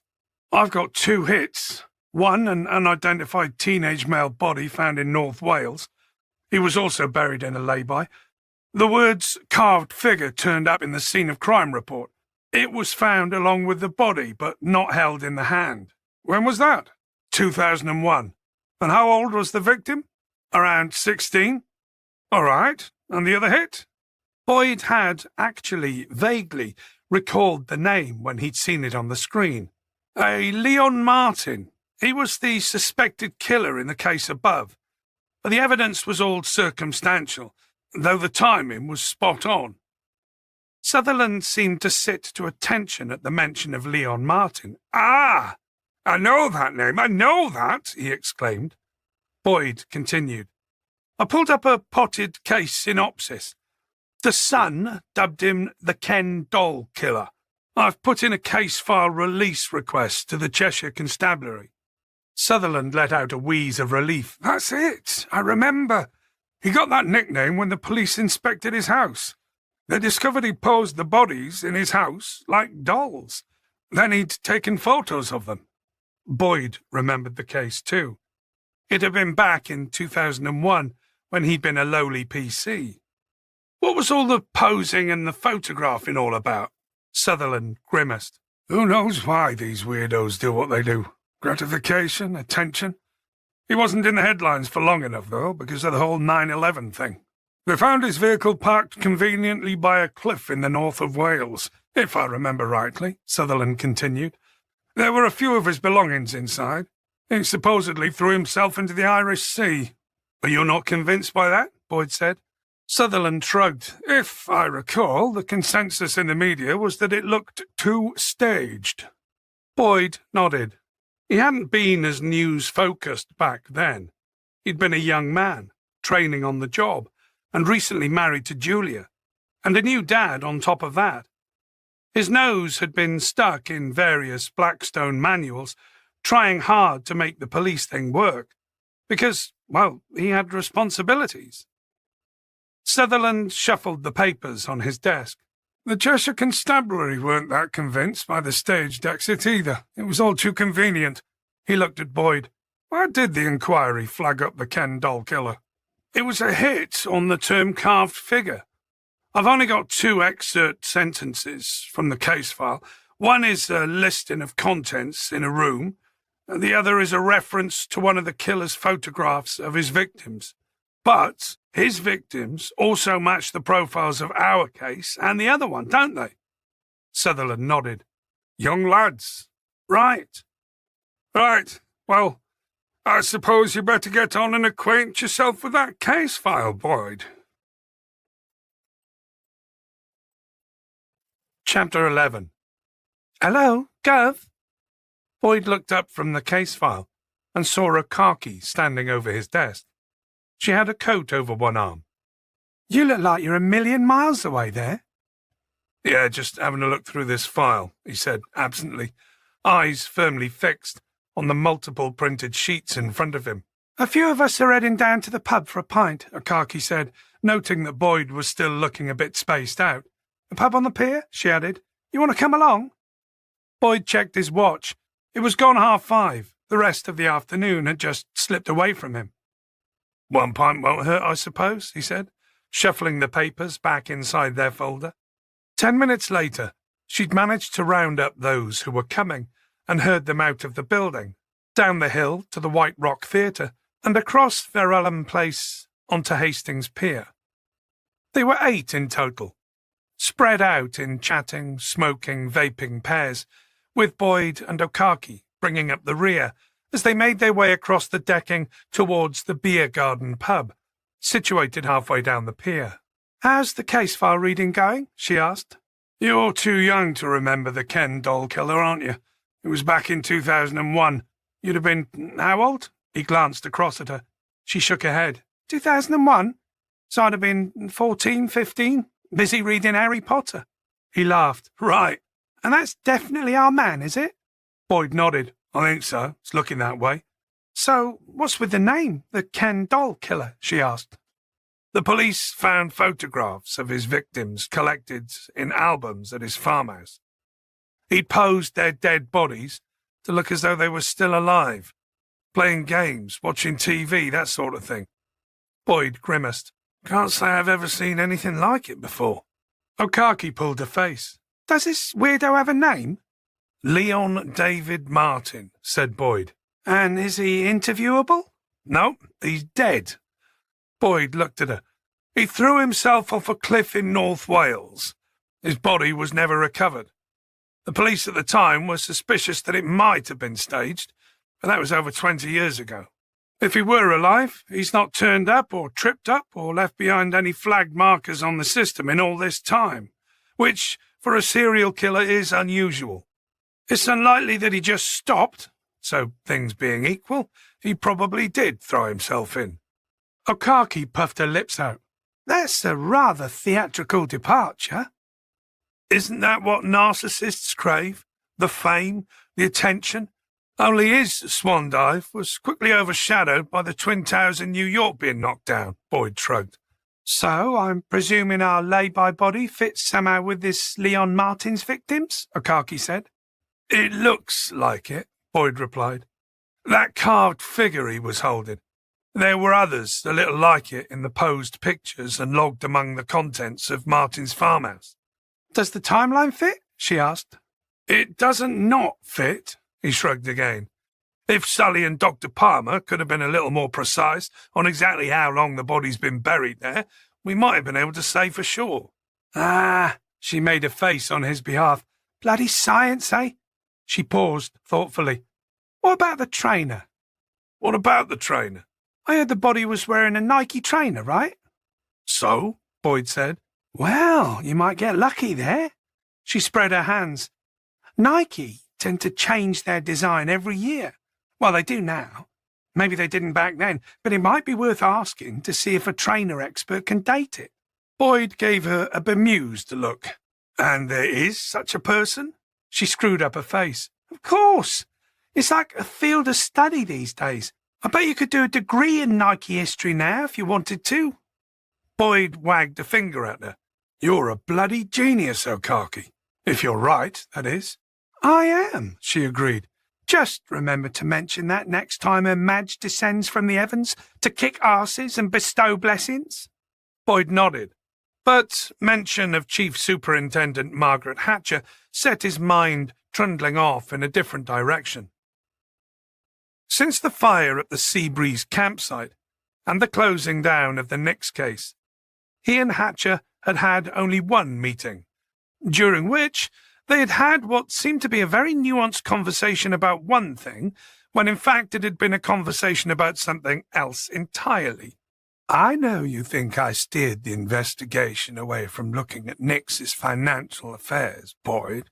I know you suspect I'm somehow tied in. Well, mind how you go there, sunshine. I'm keeping a close eye on you. Seemed to be the subtext. Well, that went both ways. She could be sure about that. Boyd really had no idea whether she was corrupt or not. He didn't think she'd had any direct dealings with Nix himself. He wasn't so sure about the Russians Nix had been mixed up with, though. He wondered if he'd ever get answers now. Nix and his Russian girlfriend were all dead, their bodies missing at sea, and the Russians seemed to have disappeared. End of story. Nothing to see here, apart from that little parting gift that was delivered to his front door. So how was this Martin bloke picked up? Okaki asked, saving him from his thoughts. I've only skimmed the file, but it looks as though his last potential victim managed to escape him somehow. He was found wandering along the side of the A55 in Cheshire, not far from the Welsh border. He was spotted and reported by a number of passers-by, walking barefoot along the hard shoulder, looking distressed and disorientated. Blimey, she said, that's rough. Boyd nodded. He was a young lad, Christy Clark. He was able to give the police enough information to identify the place he'd been kept captive. The police swarmed Martin's farmhouse in case there were other victims on the site. And were there? She asked. There were the photos and signs of others, before Christie, but no one else was there, no bodies. The cops found his vehicle, a van, parked near the cliff off the north coast of Wales. His clothes, his wallet. And they thought he'd gone over, Akaki said. Yeah, that's what it looked like, Boyd nodded. We should probably join the others, he added, as he pushed the glass doors of the pub inwards. I'm buying, she said, following him inside. What do you want? I'll have a glass of Diet Coke, Boyd said. Thanks, Akaki. Seriously? She looked at him and sighed. Gav, it's Friday. You're going for an after-work pint with your all-male, except me, CID workmates. Shall we try that again? Good point, he said, nodding. Better make it a pint of Caffrey's. And when Emma tells me off, it was peer pressure, and you better back me up. Chapter 12. Boyd returned home just after 10, having left his car parked back at the police station. He'd have to sodding well walk to work tomorrow morning. 1 pint of Caffrey's had become 2 that became 3. He had an unread text from Emma. She was out with Daniel again, who had a gig. The text said, Don't wait up. He reheated the meal that Emma had made the previous night and let Ozzy out into the overgrown back garden to do his business. Boyd regarded the scruffy, gone-to-wild garden. That was another job on his to-do list. The previous owners hadn't touched it in years, by the look of it. After dinner, he sat on the couch, Ozzy's head in his lap, his eyes on the TV, and his mind inevitably circled back to Leon Martin, the Ken doll killer, disappeared, presumed dead, for 21 years. The case file, put together by the SIO Mike Grattan back in 2001, had been absent of any conjecture or speculation as to why Martin had done what he'd done. DCI Grattan's pragmatic footprint had been stamped across it, with the omission of any guesswork or unsubstantiated theorizing. There had been no attempt at profiling Martin. Why would they? They had him. From what Boyd had read so far, it was a very dry account. Boyd wondered about the environment that had produced the Ken doll killer. The family details were slim. Leon David Martin was born in 1976, was the only child of John and Arlene Martin. They were originally from North Wales. John had been in the army and was badly wounded in the Falklands War. He'd come home in 1983 with disfiguring burns and a bad case of undiagnosed PTSD. The family relocated to the farm in Cheshire when Leon was 11, where John Martin turned his hand to poultry farming. Leon had been pulled out of his secondary school after the first year to be homeschooled by his mother. There had been no reason given, but Boyd noticed that Grattan had made some notes in his case file to follow up on any records of social service home visits. When he was 18, Leon's mother died of cancer, and 6 months later, John Martin hanged himself in a barn. With no other next of kin, Leon inherited the farm and had apparently lived there until September 2001, when Christy Clark had escaped and Leon Martin had supposedly threw himself into the Irish Sea. The photographs Leo Martin had taken of the boys, young men really, fitted with the trophy-keeping that was common to serial killers. They were all of corpses, but posed as if they were still alive and living with him. There were pictures of his victims on the sofa, propped up as if they were watching TV, a beer can wedged in one hand, a TV dinner placed on their lap. There were photos with a man presumed by Grattan to be Martin in shot too. Selfies, taken long before that word even existed. Martin had coloured over his own face with a felt-tip pen, presumably to disguise his identity. Although a psychologist might have read into that something more nuanced, a guilt response, disassociation with the crime. The images in the case file were only a sample. The rest, and there were hundreds of them, were logged as being in evidence storage at Cheshire Constabulary's headquarters. In one of the images, Boyd had spotted what looked like the carved figurines mentioned in the report. They were lined up on a TV dinner tray on a boy's lap. His head drooped down, as if studying them intently. The figures looked to Boyd as though they could be toy soldiers of some sort, uniformly standing to attention. There were also a few outtake photographs in the case file, those that hadn't made the pages of Martin's macabre albums, which the police had found in a filing cabinet in the basement. Images in which skin discoloration was too pronounced to ignore, where subdermal pooling had produced dark, unsightly bruises that were too large to hide behind a cushion or any other prop. Boyd stretched, shoved Ozzy from his lap and stood up. He was knackered, and Martin could wait until tomorrow. He took a glass of water upstairs to bed, trying to remember, as Ozzy shot past him, just when the no dogs in the bedroom rule had fallen by the wayside. He undressed down to his jocks and pulled the quilt over him as Ozzy curled up on what would have been Julia's side and presented his back to Boyd, snuggling backwards until they were virtually spooning. "Jesus, Ozzy, shall I get you a hot water bottle as well?" Boyd grumbled, swinging an arm over Ozzy's chest and falling asleep to the steady rustle of his dog's breathing. As he drifted off, he wondered whether the boy from the 821 lay-by had been in one of those photographs, and whether the little nub of rotten wood excavated from the tattered remnants of leathered flesh of the fist had been one of those figurines sitting on the TV tray. Chapter 13. "Mullen's waiting for you," said D.S. Minter, "and he's majorly pissed off we made him come all this way to give a statement." "Well, he shouldn't have buggered off when he was supposed to stay put," muttered Boyd. "All right, which room's he in?" "Interview room 3. "Have fun, boss."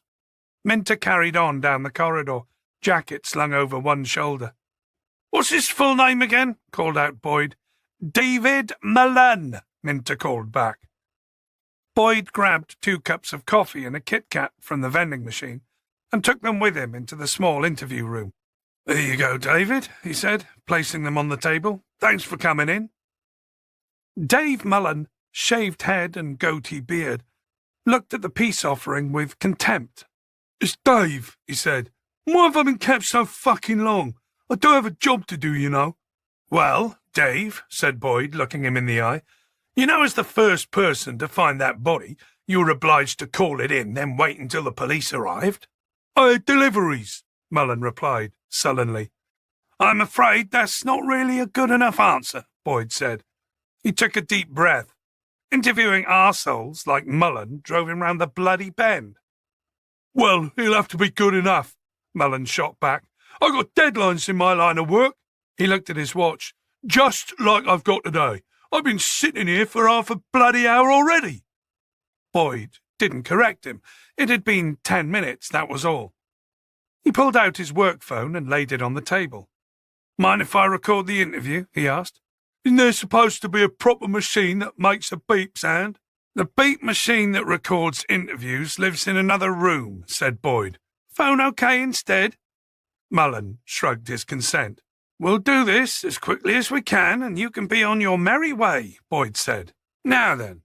He sipped his coffee. It was still too hot to actually drink. "Tell me how you found the body." Mullen sighed. "I stopped at the lay-by, went for a piss, and I found it." "Okay, so, winding back a step or two, why this particular lay-by?" "I know it. I pass it several times a week." "Doing your delivery job, I take it?" Mullen nodded. "Delivering what?" "All different things. Depends. I'm freelance, like Amazon deliveries," Mullen said. Boyd nodded. "Okay. So is this a regular run?" "Yeah, and the A21 has bugger all in the way of service stations and pit stops. So that lay-by is the last one where you can take a private piss before you get stuck in traffic heading south." "So you pulled over, parked up?" Mullen nodded.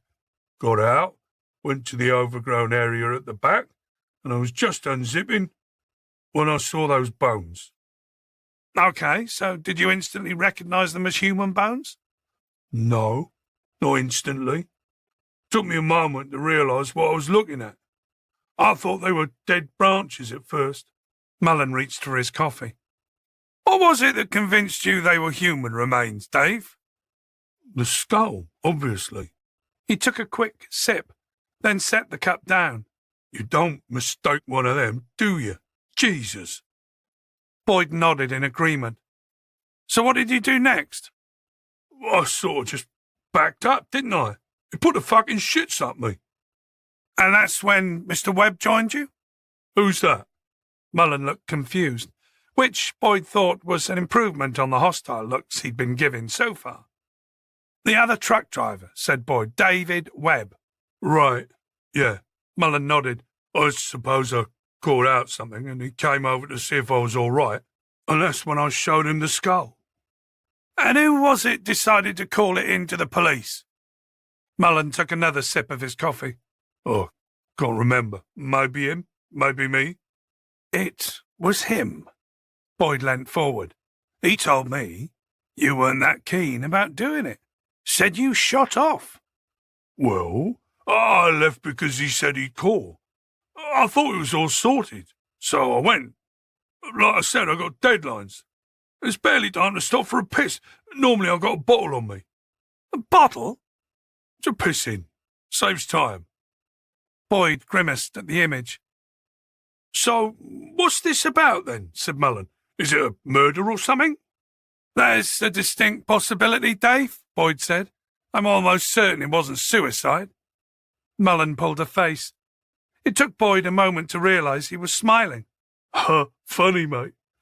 Was the body a young or old one? Young, replied Boyd. We don't know a precise age. We're waiting on the forensics. Right. Old body, though, yeah? Been buried a while, right? It was a pile of bones, so yeah. Mullen's face seemed to slacken slightly. Boyd, watching him closely, continued, You ever heard of the first finder principle? Mullen shook his head. It's when the guilty party is the one who finds the body. It's a way of getting yourself ruled out early. Sometimes the guilty party will make sure they get their hands dirty at the scene of the crime, so that later they can claim that's when DNA contamination occurred. Mullen flushed red. What? You're saying that? I'm not accusing you of anything, Dave, Boyd interrupted. I'm just asking if you're familiar with the concept, that's all. Why? I mean, no, I haven't heard of that. Why are you asking me that? Boyd smiled. He realised he was starting to enjoy himself. Of course this knobhead hadn't heard of the first finder principle. He just made the term up. God, wait, you think? I just thought I'd float the idea, Dave, Boyd said in a calming voice. Hey, I just found it, mate. That's all. I didn't have to point it out to the other bloke, did I? I could have just left it for someone else to find. Mullen was starting to sound panicked, which Boyd thought was very satisfying. Mullen pressed his fists down on the table and started to get up. Relax! Boyd raised a hand. It's okay, Dave. I don't really think you did it. Well then, why fucking say that shit? Mulligan spat. Boyd shrugged. Just testing the water. He let Mullen sit silently for a few more seconds, then finally flashed him a quick and courteous smile. Okay then, said Boyd. That's it? I just need you to sign this. He slid a form across the table. What's this? Mullen asked, suspicious. Your permission for us to transcribe the interview, and that you're aware the interview was recorded. Boyd pointed to where he needed to sign. Sign there, date there, and name in blocks there. Mullen did his bit, then pushed the form back across the table. And for your troubles, Dave, here's a free Kit Kat, courtesy of Sussex Police. Boyd walked him out of CID and pointed him towards the stairwell that headed down to reception. He handed Mullen a business card with his number on it. Call me if you can think of anything else that might be helpful, okay? Sure, right, replied Mullen, tossing the card over his shoulder. Boyd watched Mullen descend the stairs before turning back through the double doors and into the muted hubbub of the CID floor. He just sat down when his work phone buzzed on the desk beside him. It was an unknown number. "DCI Boyd," he answered. "It's Dave." Boyd wondered whether the miserable bugger had left something in the interview room. "Dave Webb, the truck driver? You said I had to come in to give a statement." Boyd nodded. Jesus. Were all delivery drivers called Dave these days? "Yes, when's suitable?" "I'm on my way up to London to pick up a load. This afternoon I can do." "What time?" Boyd asked. "Dunno, 4 maybe?" Webb sounded irritable too. Maybe that was another delivery driver thing. "That's fine. I'm on duty till 5:30. Just mention my name to the desk sergeant when you come in." Webb hung up without a goodbye. 4 o'clock came and went. Webb finally arrived at 5:15. There was no bloody coffee and free Kit Kat for him. Boyd placed his phone on the table in the interview room. "Do you mind if I record?" "Dunno. Do I need to lawyer up?" "I don't know. Are you living in the United States?" "Huh?" Boyd shook his head. "You're not a suspect, Dave. You're just giving me a statement for last Friday morning's incident. That's all. I'm recording it because I'm the muggins who's going to have to type it up later on." He sighed inwardly. "Here we go again," he thought, as he pressed the screen on his phone to start the recording. Chapter 14. DSI Sutherland was perched on Boyd's desk, waiting for him to arrive for work. His arse cheeks had spread inside his beige office trousers like bread dough, and completely engulfed the corner of the desk. It must have been uncomfortable for Sutherland wedged up there, Boyd thought, as he stepped around Sutherland's extended legs. He planted his coffee cup down beside his keyboard a little more loudly and territorially than was necessary. Sutherland, taking the hint, stood up. "Can I get you a seat, sir?" Boyd asked innocently. Sutherland didn't look his usual chirpy, round emojied-faced self this morning. "You all right, sir?" Sutherland pulled a local newspaper out from behind his back, as though he was presenting Boyd with a bouquet of flowers. "It's in the Argus already, for God's sake!" Boyd took the local paper from him and read the headline. "Missing victim of Ken doll killer." It was on the front page, no less. There was a picture of the lay-by, complete with police cars and CSI van parked up. "At least they put a question mark in the headline," said Boyd. "It's not a statement of fact. They just asked—" "This is serious, Boyd," Sutherland snapped. "This should have been a spare tire case. But now, with a headline like this, we're going to have eyeballs on it.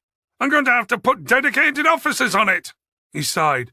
"I simply don't have the budget capacity to spend on a bloody cold case operation because the local paper's got itself all worked up." Boyd nodded. "Right. It's a bloody nuisance. There's enough actual policing to get done without this kind of nonsense." "Sir, it's just speculation that it's Leon Martin," said Boyd. "And he's long dead, so there's not much more we can do other than try to identify the body. Even the press will be aware that after all this time it won't be easy." That seemed to calm Sutherland down a little. "How quickly do you think you'll be able to ID the victim, Boyd?" he asked, hopefully. "Well, we've got an angle on his trainer that might give us the year he went missing. If we can review all the photos Martin took, then we might be able to match up the trainer in one of those." Good, good. I want this done before the Argus starts attracting the attention of bigger national rags. Let's not have another bloody freak show of a press conference on our hands." Boyd nodded. He'd rather not have to go through one of those again. "By the way, good shout on recalling the wooden figure," said Boyd. "If he is one of Martin's victims, we'll get some brownie points for remembering that." Sutherland seemed to perk up a little. He adjusted his glasses and blinked repeatedly behind the thick lenses. "All right, Boyd. Grab a couple of junior officers to help get us an ID. Quick as you can, though, eh?" Boyd nodded. "Will do." Boyd looked at DC O'Carkey and DC Warren. neither of whom seemed particularly thrilled to have been pulled away from their desks to the kitchenette. "Avengers assemble," said Warren, as he waited for the kettle to indicate it was actually doing something.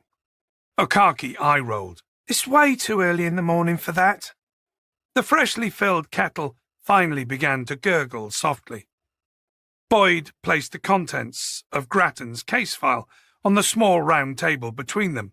"So, we got some old bones that need to be matched up to an old case. Warren?" "Yes, sir?"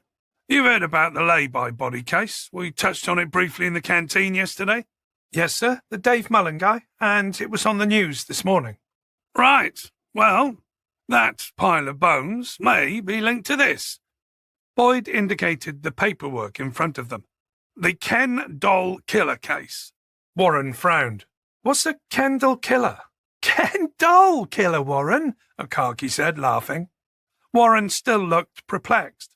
"You've heard of Barbie dolls?" she asked. He nodded. "Well, Barbie had a boyfriend doll," she continued, "called Ken." "Oh," said Warren, his eyes lighting up. "You mean like the one in Toy Story?" Okaki nodded. "Okay, now we've cleared that up," said Boyd. "Leon Martin, the serial killer, posed his dead male victims just like dolls. Hence the snappy name." "Right," Warren nodded. "I get it." "And we got there in the end." Okaki patted his back in a big sisterly way. "Well done, little man." He shrugged her hand off irritably. "I'm not 5, Okaki." "The one in Toy Story," she said in a high voice, smirking. "Piss off," Warren muttered, shaking his head and grinning. "So?"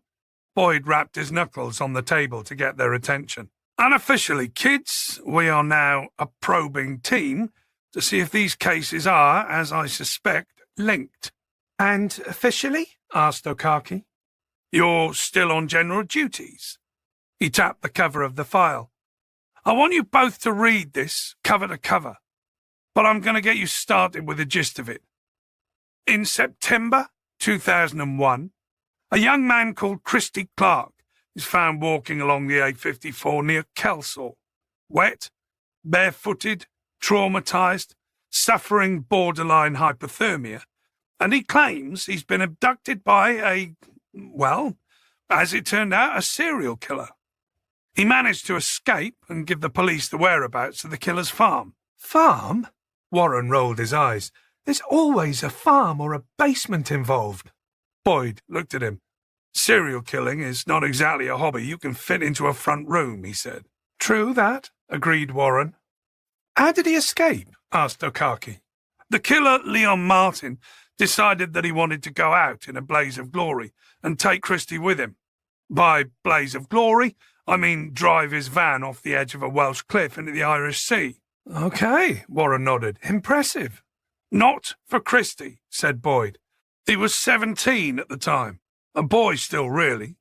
A rough sleeper. Martin had picked him up and offered him a bed for the night. That, we presume, was his hunting M.O. "Jesus," said Okaki. "So what he did with his victims was kill them, then, while the body was still relatively fresh and photogenic, pose them in his basement as though they were just hanging out together." "Basement," said Warren, looking at Okaki. "Told you." Boyd ignored him and carried on. "He had it set up like a man cave. Sofa, beer fridge, dartboard, old pinball machine, and he took photos until, well, his victims didn't work anymore as live models." "And then he buried them," said Okaki. "The police assumed so. Around the same time, there was a case of an unidentified teenage male body found in North Wales, also buried in a lay-by and with a carved figure mentioned in the scene of crime report. There was no hard evidence to link it to Martin, but it all seems a bit too coincidental to me. Of course, the cops couldn't interview Martin because he'd supposedly vanished over the edge of a cliff. He left his van and his possessions nearby." Boyd shrugged. "If he jumped, chances are his body would never be recovered." "And did he?" Warren asked.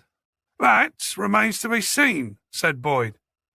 "Now, Christy Clark, despite being young and very traumatized, was also very helpful.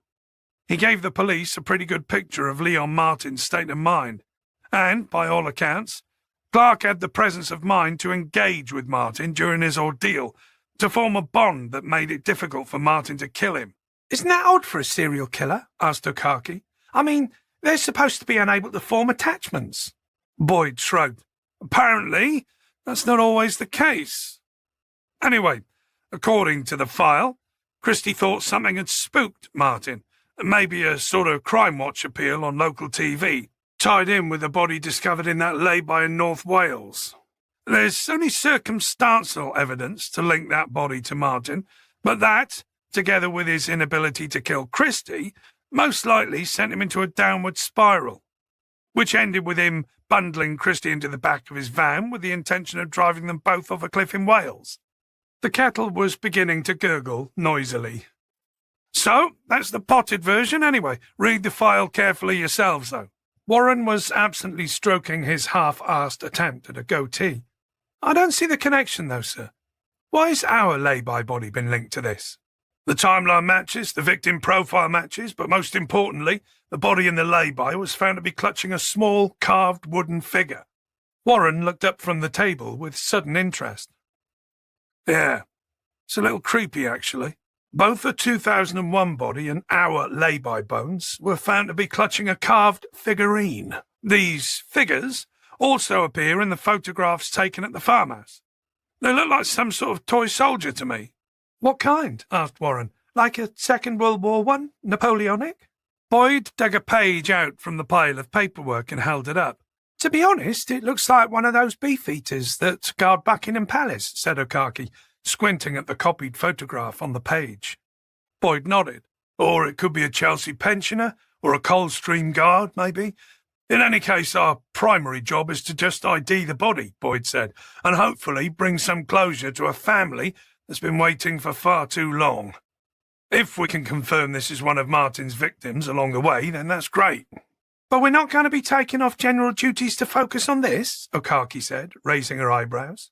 No, it's just extra in-tray fun and games for you both, said Boyd. I thought the pair of you were starting to look a little bored at work. Great, she said with a sigh. Thanks for that, Gov. If we can put a name to the body, it's all brownie points for us, Boyd reminded them. I've pulled up a list of unresolved mispers to get you started. Our bones are likely in there somewhere. Okaki, we talked about the Nike trainer. You said you could nail down the year they were produced? I said I could try, yeah. Good. Then that could give us some more precise timing. Warren, you're on the outstanding mispers going back 25 years.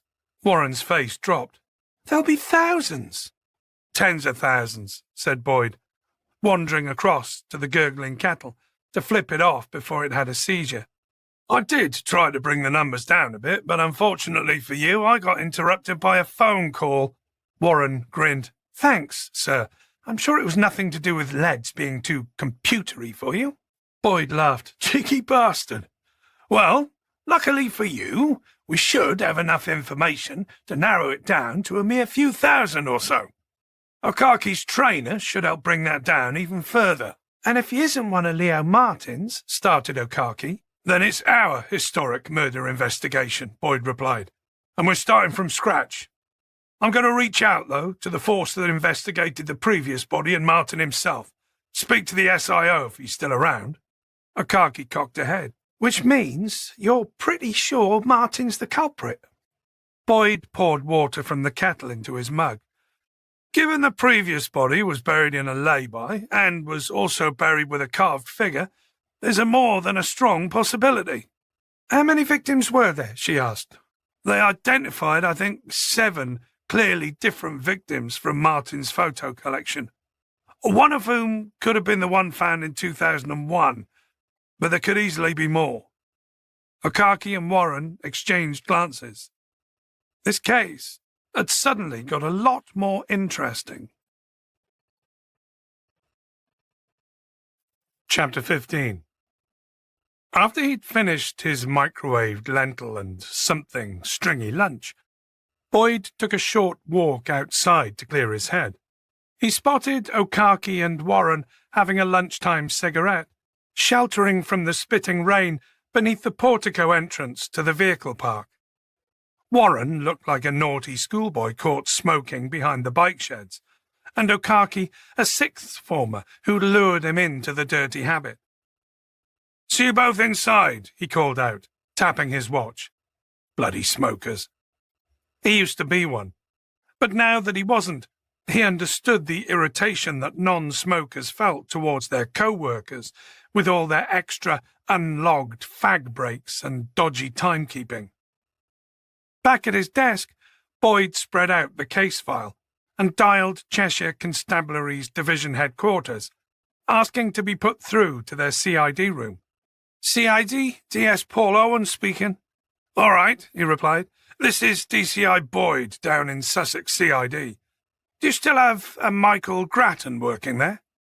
"Grattan?" There was a pause. "No, I don't think so, mate. Hang on." Boyd heard a voice in the background. The phone rustled as DS Owen covered the mouthpiece, and the almost identical soundscape of the CID floor up north was temporarily muted. A moment later, the noise returned. "You mean DCI Mike Grattan?" Owen asked. "Yeah," Boyd replied. "He retired about 7 years ago," said Owen. "Can anyone else help?" "It's about one of his cold cases from 20 years back. I really need to speak to him personally. Is there a way I can get in touch with him?" "Hang on a sec."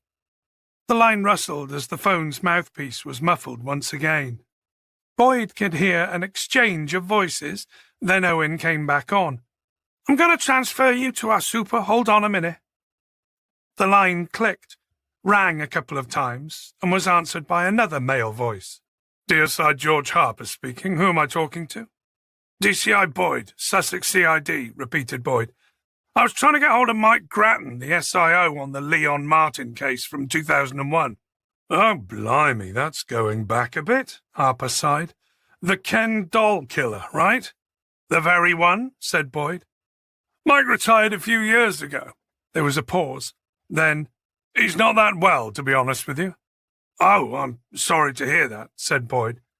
"Would it be possible to talk to him still, or is he too ill for that?" "Well, can I give him your number? If he feels well enough to call you, he can contact you." "Sure," Boyd said, and read out his mobile number. "Okay, I'll pass that along, DCI Boyd," Harper said, and hung up. Sometime mid-afternoon, DC Warren came over to stand in front of Boyd's desk. "Sir?" "Yes?" "I've pulled a list of outstanding missing persons and filtered it down a bit, but I'm still looking at thousands of them. That seems like a lot of mums to be cold calling." "It's called detecting, Warren," Boyd said. "If our job title was based on a different verb like, I don't know, fannying, you might have a point." Warren rolled his eyes. "Come on, Warren," Boyd said, trying to keep the exasperation from his voice. "Really, some of these younger DCs seem to be in danger of losing the ability to actually think for themselves. There'll be cases and categories you can rule out. Have you limited the search window to cases reported between 1995 and 2005? Warren nodded. "Can I rule out any region, sir?" "No. Let's keep it national for now. We know Leon Martin had a van. You could prioritise the ones who were repeat runaways, difficult ones who didn't want to be found and returned home." Boyd's mobile started buzzing on the desk. "Okay, off you go then, Warren. Make me proud." He picked up his phone. "DCI Boyd?" The voice on the end of the line sounded thin and weak. "This is Michael Grattan." His words were broken by the sound of something mechanical clicking and wheezing. "Ah, right. Thanks for calling me back, sir." "No problem. Mike. Call me Mike. I'm retired." "Okay, Mike. Well, in that case, I'm just Boyd." "So you were the SIO for the Leon Martin case, is that correct?" he said. "Aye." "And was that from beginning to end?" Boyd asked. "For my sins." Grattan's voice sounded breathless. His answers were quick and short, as if every word was an oxygen choice. "I spoke to, I guess he was your replacement, DSI Harper. He said you're not a well man." Boyd heard a wheezy laugh that sounded like the fluttering of wings of a bird trapped in a paper bag. You could say that. Is talking right now going to be too difficult for you, Mike? Yes, Grattan replied. but talking any time is difficult.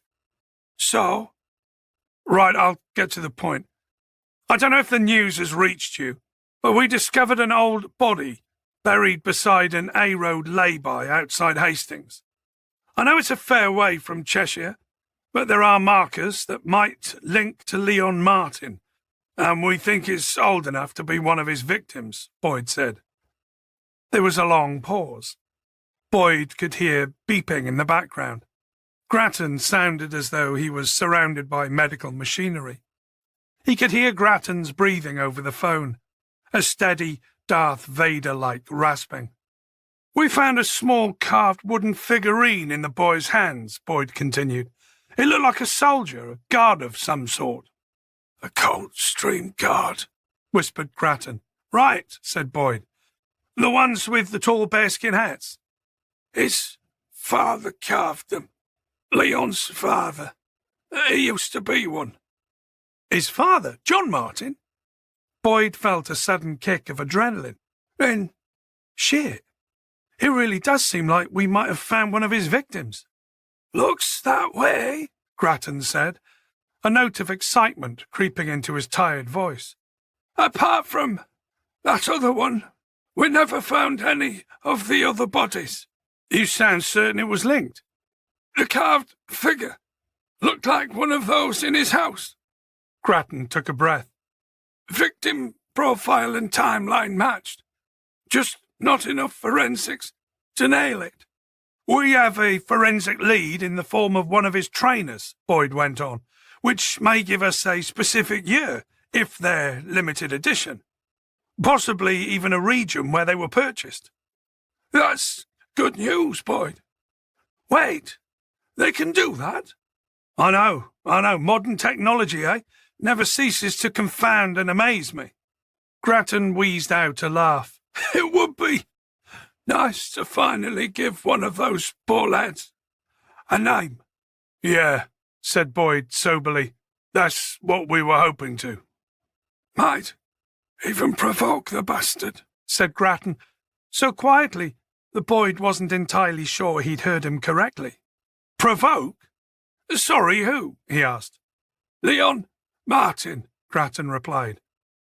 It was Boyd's turn to sit there, silent, breathing down the phone. Grattan spoke again. I never thought he threw himself in. You don't say that in your case file, Boyd stated. Aye, well, I don't present opinions. Leave that to barristers. You think he staged it? That's what my gut says, aye. Based on what? Boyd asked. Some of the things Christy Clark said. There was another long pause. Boyd listened to the sound of the mechanical wheezing for a few moments. It sounded like a ventilator. Might be easier discussing this in person, Grattan said, finally pulling in another long, rasping breath. Always nice to get a visitor, you know. You in a hospital? Boyd asked. In one of those you don't walk out of. A hospice. The last time Boyd had been in a place like that, he had been a teenager saying goodbye to his grandfather. The place had been designed carefully to gladden failing hearts. Warm colours, large windows with views of a forest, freshly cut flowers, and Vivaldi piped gently through the wall speakers. The irony was, the harder they tried to fill the place with cheer, the sadder it all felt. Right, so whereabouts are you? Boyd asked. St. Barnaby's Hospice in Boston. Google it for the address. I will do. Is there a good time for me to drop by? Grattan did his fluttering laugh again, an unsettling sound that Boyd was convinced would end with a solid electronic tone and the sound of electric paddles being charged up. Any time. I'm not going anywhere, Boyd. Chapter 16. Boyd drove up to Boston the following morning. His sat-nav had promised him a very doable 3.5-hour drive, but it had no idea about the extra time needed to allow for the slow northbound A21 traffic at that time of the morning. For the first 40 minutes, he found himself sitting in exactly the same shuffling jam he'd observed from the lay-by last week. He arrived at St. Barnaby's Hospice just before midday. The building looked like a converted Victorian warehouse and sat flush with and looming over the River Witham. Across the river, he could see St. Botolph's Church with its tall Gothic tower that was known locally as the Boston Stump. It looked like a piece of Hogwarts had been torn out of the wilds of Scotland and parachuted in on an unsuspecting market town in Lincolnshire. There was actually a police station in the turning just before the hospice, so Boyd parked his car in one of their staff slots and went to the front desk to make sure the desk sergeant was aware he wasn't a cheeky civilian trying to blag some free town centre parking. He walked up the road, turned into the entrance marked St. Barnaby's, and showed his warrant card at the hospice reception. "I'm here to see Michael Grattan," he said. The receptionist did a double take as she noticed the police ID he was holding up. "I'm pretty sure Mr. Grattan isn't the man you're after, Detective," she said without smiling. Boyd couldn't work out if she was joking or not, so settled for, "Well, obviously I'm not here to arrest him," while maintaining a straight face. She looked back down at whatever she'd been doing on the computer screen. "Is he expecting you?" she asked. "Sort of, yes, he is," Boyd replied.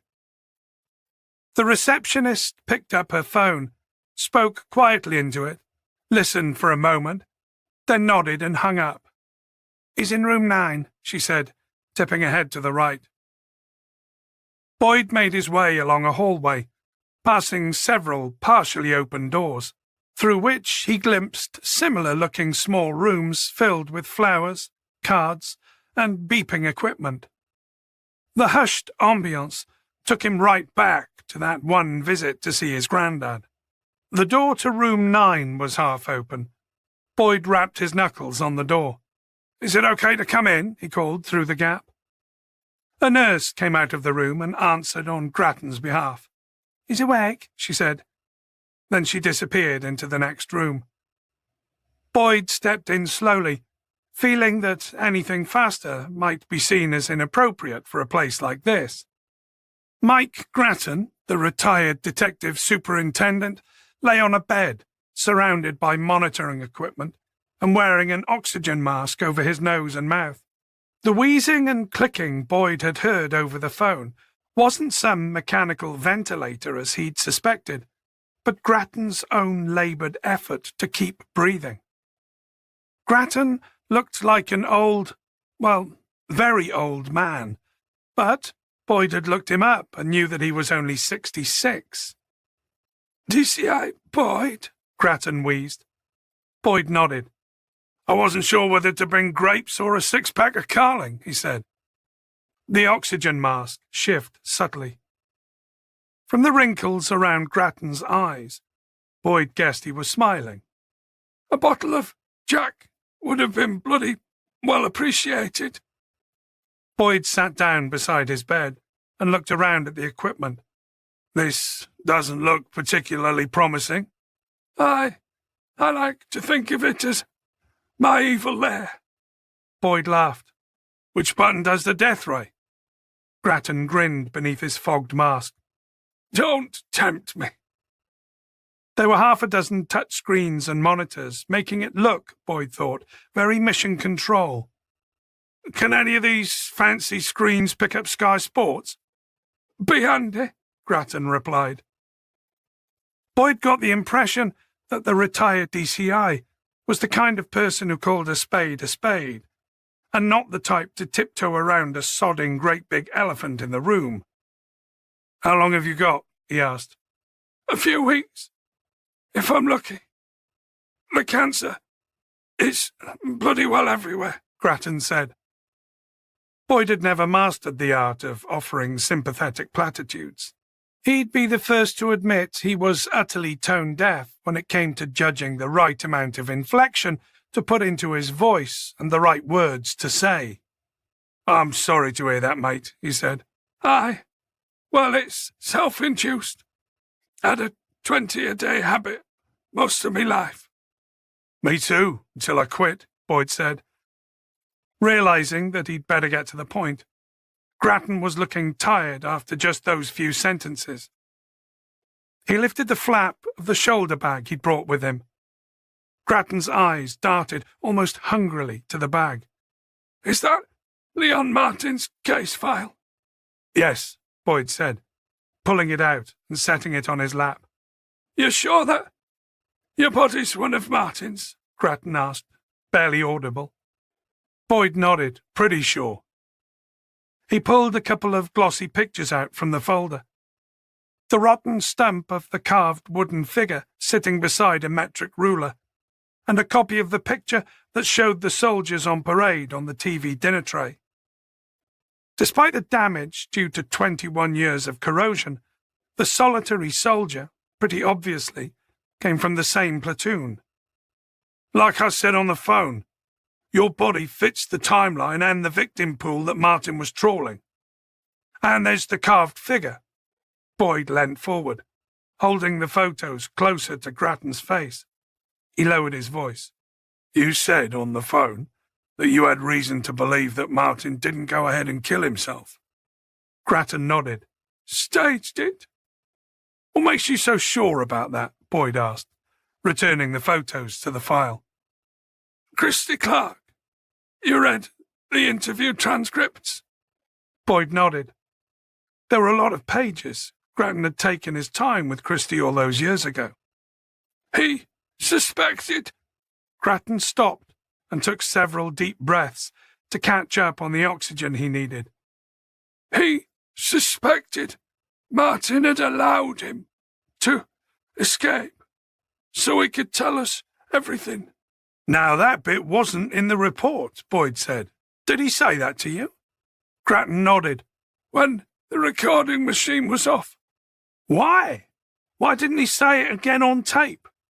"Worried it might implicate him as an accomplice, or if Martin was alive he might come after him." Boyd took a moment to piece that thinking together. In the transcripts, it was very clear that Christy was in a fragile state of mind, terrified that Martin would somehow find a way to get to him, Freddy Krueger-like. So Christy thought that Martin had primed him with the idea he was off to Wales to drive them both over the cliff, then deliberately slipped up, giving Christy the chance to escape? Grattan nodded. It made some sense. It was clever, Boyd thought. Making your last victim an unwitting part of the escape plan. But young Christy, terrified and traumatized though he was, seemed to have seen through it. "Any idea what made Martin decide to flee?" asked Boyd. "I know that a body had been found, but was there anything to point towards him at that stage?" Grattan shrugged. "Not at that point. It was all over the news, and it scared him." He took a sip of oxygen. "Made him think police were closing in." In the interviews, Christy mentioned that Martin's behaviour was already becoming erratic. Christy said he was scared Martin would top himself, leaving him shackled in the farmhouse. Grattan nodded. "The body being found was the last straw." "So you think, to avoid having to kill Christy and worried that the police were onto him, Martin left his van parked near the cliff and made it look like he threw himself over?" "I had my suspicion at the time," Grattan said. "But you know what it's like. It's all tied up. Martin was gone. We had no more bodies, even though we'd tried digging up a number of likely places around the farm. Nothing.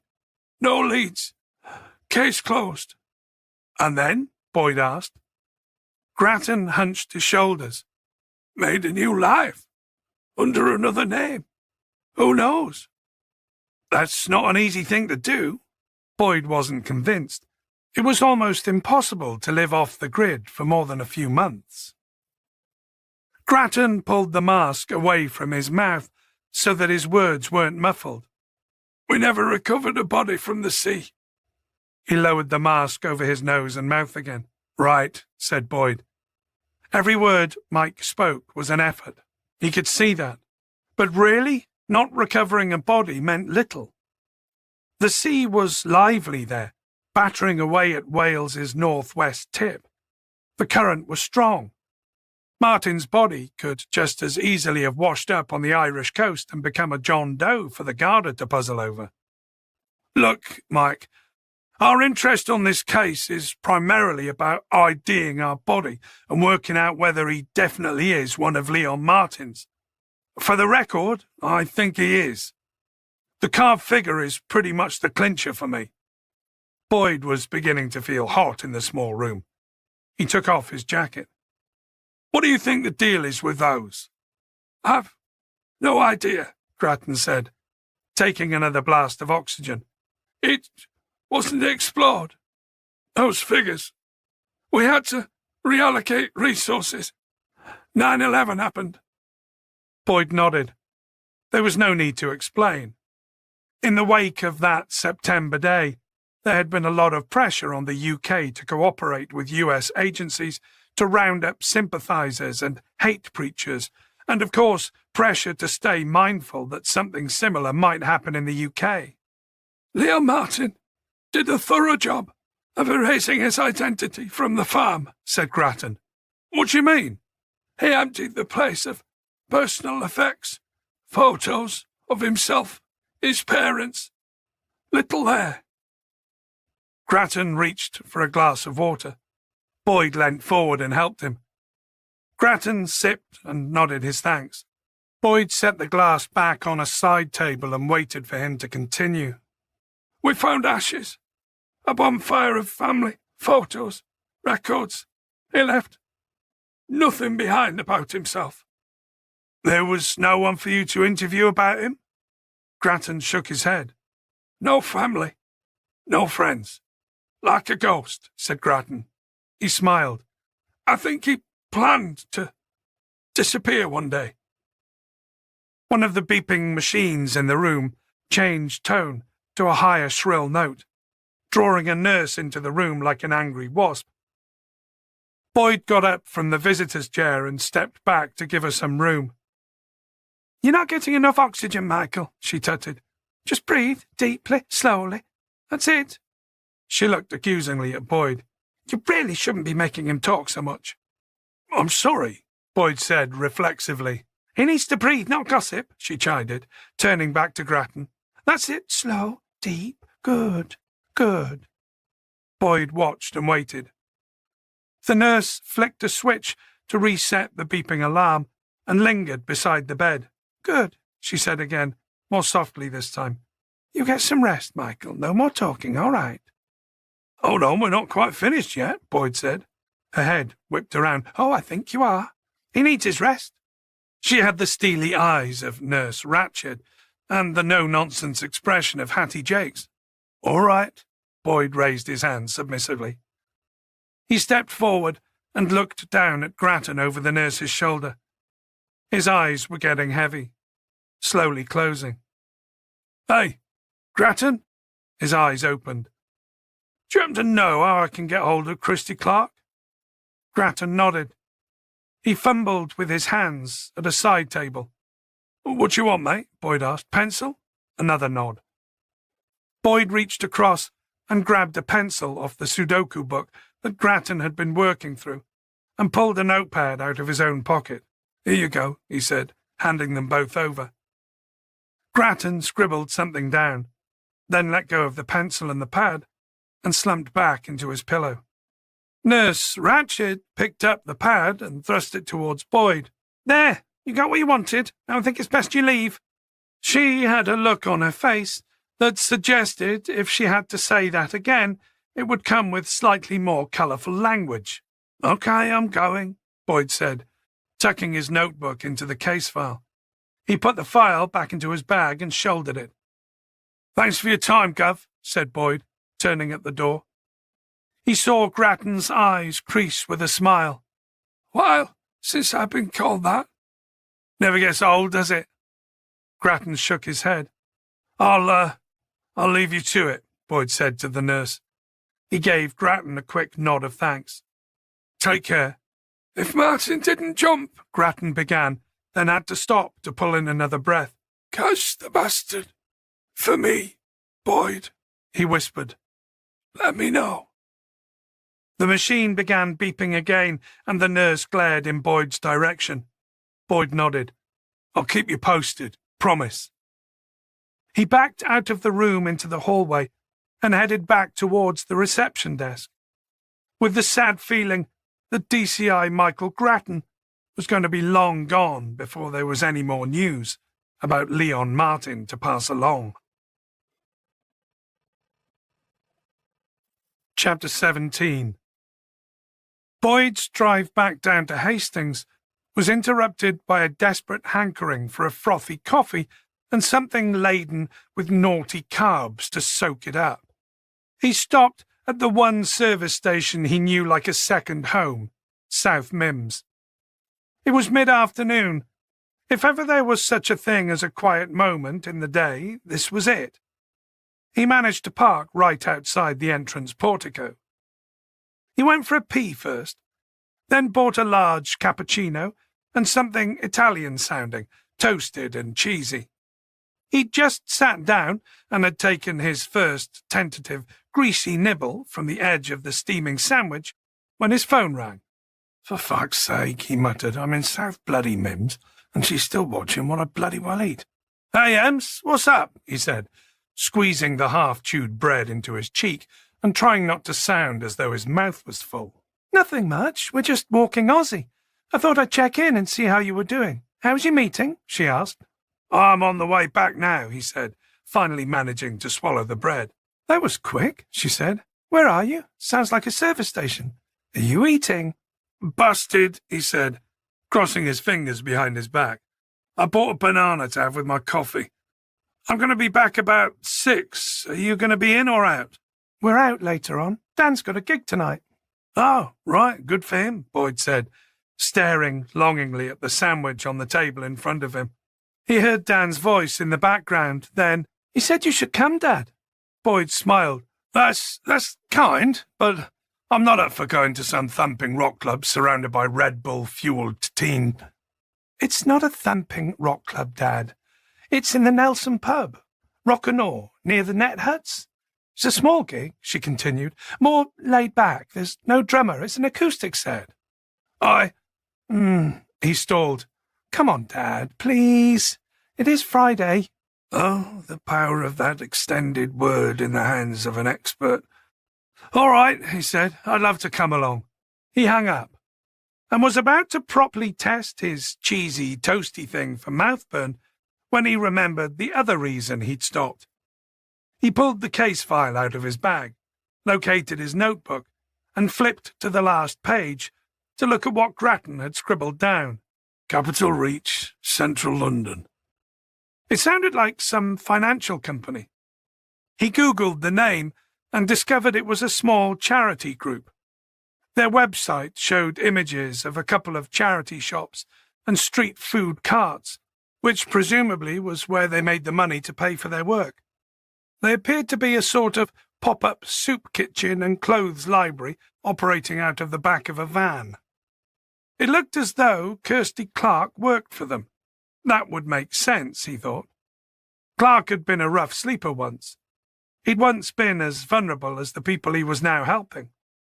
It seemed to fit well with what he'd picked up from Grattan. Kirsty Clark could empathise, seemed intelligent and capable. Somebody who would want to do some actual good in this world. Boyd called Okaki. She answered on the first ring. How's it going, Gov?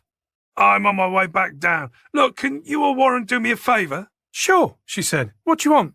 Martin's last victim, the one who escaped. Kirsty Clark. Yep. Grattan thinks he works for a homeless charity called Capital Reach. Could you look them up and find out, subtly, whether he still does? Subtly? She asked. As in, not.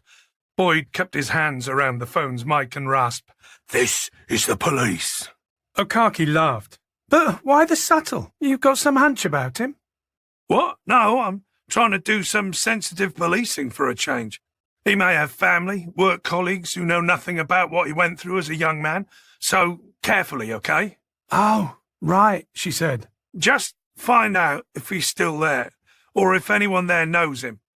"Okay, Gov, I'm on it," she said, and disconnected the call. Boyd put his phone away so that he wouldn't be distracted by his email or nagged by the various clickbait news headlines that his phone seemed to think he was dying to read, and let his mind freewheel for a moment. Christy Clark might not want to cooperate. He could well have put the whole Martin case behind him, locked up and sealed in his distant past. He might have a partner or friends who knew nothing about it, and maybe he just wanted to keep it that way. It would be perfectly understandable. If that had been Emma, Boyd wouldn't want some clunking, clumsy DCI barreling into her post-trauma life and dredging up memories of the days she was kept captive by a chatty serial killer. His eyes settled on a family walking towards the service station exit. Mum, Dad, baby in a papoose, daughter swinging from her father's hands like a tetherball. How many times had he and Julia stopped here on the way up and the way down to visit her parents? Stopped and bought a KFC bucket to share in the car, stopped for a coffee and a cake, stopped just for one of those emergency, "I gotta go right now" moments. He tucked those memories back into their box. They were like Polaroids, he thought sadly. Expose them too much to the sunlight and they fade. He picked up his cheesy toastie and took a hearty bite out of it, confident that it must have cooled down enough by now. "Fuck!" he swore, spitting it back out and wiping molten cheese from his beard. Chapter 18. Boyd watched Daniel and his 3 colleagues unpacking their guitars and plugging in their bits and pieces. "This takes me back," he said, settling in his chair and picking up his pint. Emma smiled. "Do you miss all that?" "What, being in a band, gigging?" She nodded.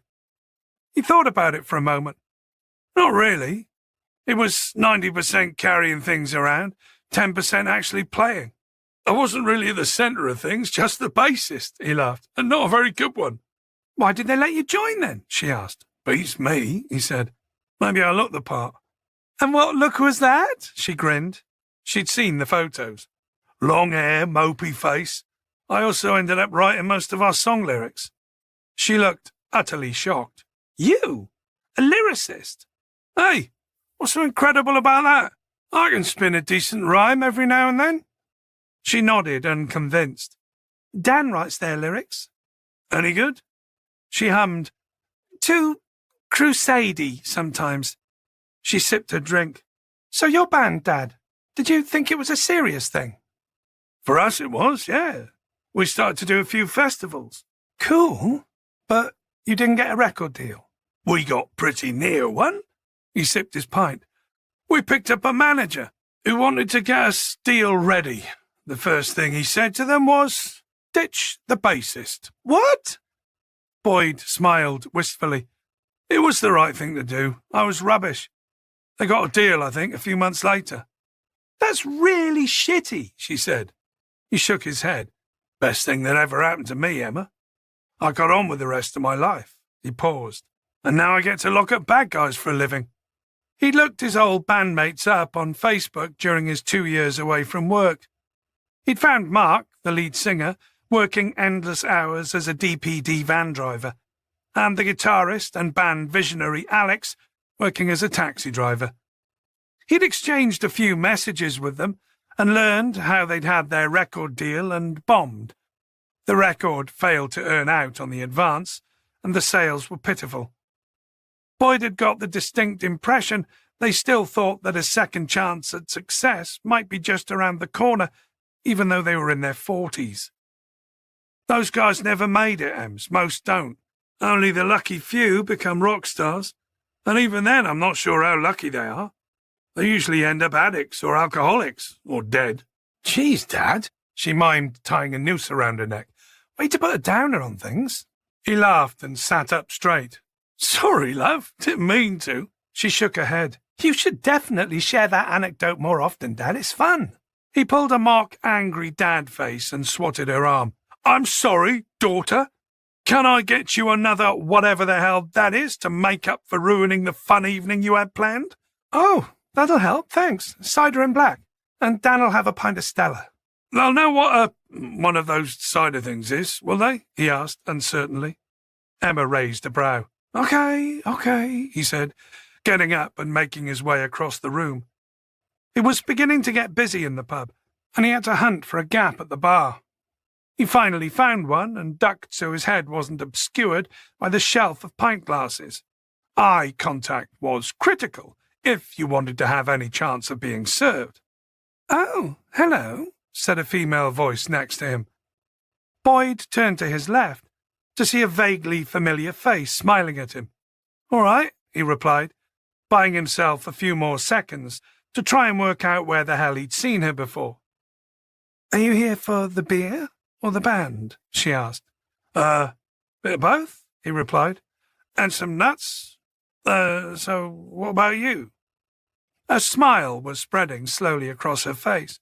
Boyd wondered if he had something stuck in his beard, or if Emma had snuck up and was doing bunny ears behind him.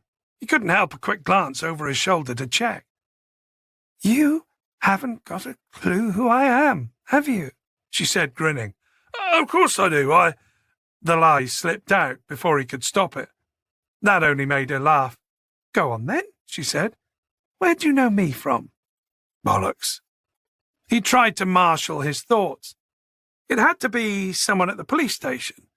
He'd been there nearly 3 months now, and he'd been introduced to so many faces it was all he could do to keep the CID lot in his head, let alone the uniformed ones. She shook her head. I'll let you off the hook. I'm the idiot who keeps picking up your dog's poop, she said with a mock, reproachful glance up at him. Oh, God, yes, he said. I didn't recognize you without your dog. She laughed. Yes, I'm Mia's mum. He smiled back. Then I guess I'm Ozzy's dad. And I'm sorry about the poop thing. I'm getting to grips with being a dog owner, but it's all a bit of a learning curve. Should have rescued a bloody cat. Or an easier breed, she said. Spaniels are quite high maintenance, but that's why I love them. They're crazy and needy in equal measure. Well, that's definitely true, he said. Look, can I buy you an I'm sorry drink for the poop gate? No, I'm good. I'm just getting ready to go before it gets noisy, she smiled. But thanks. Another time, maybe? He nodded. Sure. She pointed a finger. See you on the beach sometime. Right, yes, on the beach, he repeated. Armed with your own poo bags, she added, yes. For some reason, he found himself saluting, as if her words were a flag being run up a pole. Poo bags, gotcha. She nodded a good evening to him, turned and weaved her way between pub tables to the door. He watched her exit and walk outside past the window. The blustery cold wind spitting dashes of diagonal rain against the glass as she tugged at her coat for good measure. Chapter 19. Since the weather that had been so nice over the weekend was lingering into Monday, Boyd considered walking to work along the cycle path between the Shingle Beach and Pelham Place parking. On the one hand, he thought the exercise would burn off that second helping of pudding he'd gone back to the fridge for last night after Emma had gone to bed. It was a chocolate brownie, something or other, that Daniel had given to Emma from the pub's kitchen. Apparently it would have gone into a bin if Daniel hadn't rescued it, and it would have been criminal to waste it. However, he reasoned the weather was forecast to change later on, meaning that not only would he have to walk uphill, at the end of the day it would be raining, probably. The decision, he decided, was a no-brainer. Boyd tossed the car keys onto his desk and set his coffee down. "Good morning," he called out to the CID floor in general. Okaki was on her phone and threw him a quick nod. Minter was just in, back on days, his hair still wet from his post-gym shower. "Morning, boss," he offered, as he squeezed his annoyingly slim waist between two desks to get to the photocopier. "Have a nice weekend?" Apart from walking Aussie along the beach 4 times, and a bit of badly executed DIY, it hadn't been the busiest of weekends. "Not too bad, Minter. You?" "Training mostly," Minter said, glancing down at his body. "For what? The Olympics? You're already ridiculously fit." "I'm training for the Ironman challenge, aren't I?" he said. "Right," Boyd said, looking down at his own stomach. "Of course you are." He could still hide his spare tire inside his loose office shirt, he reassured himself, and the tie he wore, long, Trump length, Emma often teased, helped camouflage the paunch when he sat down and leaned forward. "When is it, this challenge?" he asked. Minter hit a button and the photocopier started spitting sheets of paper out. "My one's scheduled for next month." He patted his perfectly flat stomach. "It'll be tough. It's not just looking the part, it's being the part." "What does that even mean?" Boyd grumbled. "Sounds like something off the front of a bloody JD Sports shopping bag." "You have to have inner strength, boss." Minter tapped his temple. "Endurance. Crushing the pain. Smashing the wall. Killing the challenge." "Right, okay, well, that's good," Boyd said, turning towards his desk. "And just in case you're at all worried, you don't sound in any way psychotic." DC Warren, sitting a few desks away, finally spotted Boyd, pulled out his headphones and called across, "Sir, you got a moment?" Boyd sighed and waved Warren to his desk. Warren hurried over, looking way too eager for first thing in the morning, a stack of printouts clasped in his hand. "So what have you got for me this morning?" Warren set his pile of papers down on Boyd's desk. 43 cases, sir. All white males aged 16 to 21 who were reported missing between 1995 and 2005 and are still open cases." Boyd looked at the top page and a photograph of a teenager in a Manchester United football kit. "You've got it down to 43 already? That's pretty good whittling, Warren." "Thank you, sir." Warren beamed. Boyd picked up Warren's results.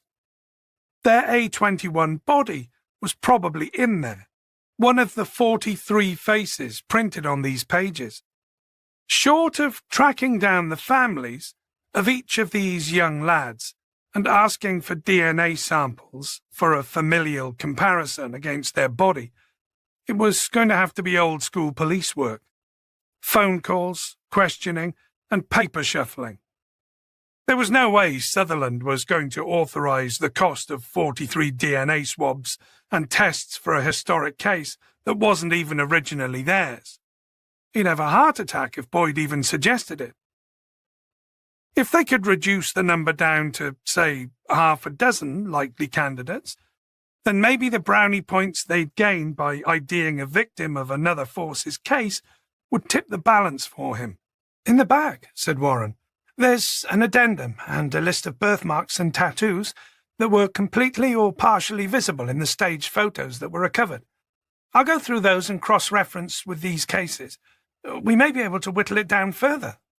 "Same page, Warren, same page," Boyd smiled. "Good thinking." Warren turned and headed back to his desk to reveal Okaki, who had been waiting patiently behind him. "And what can I do for you, Okaki?" asked Boyd.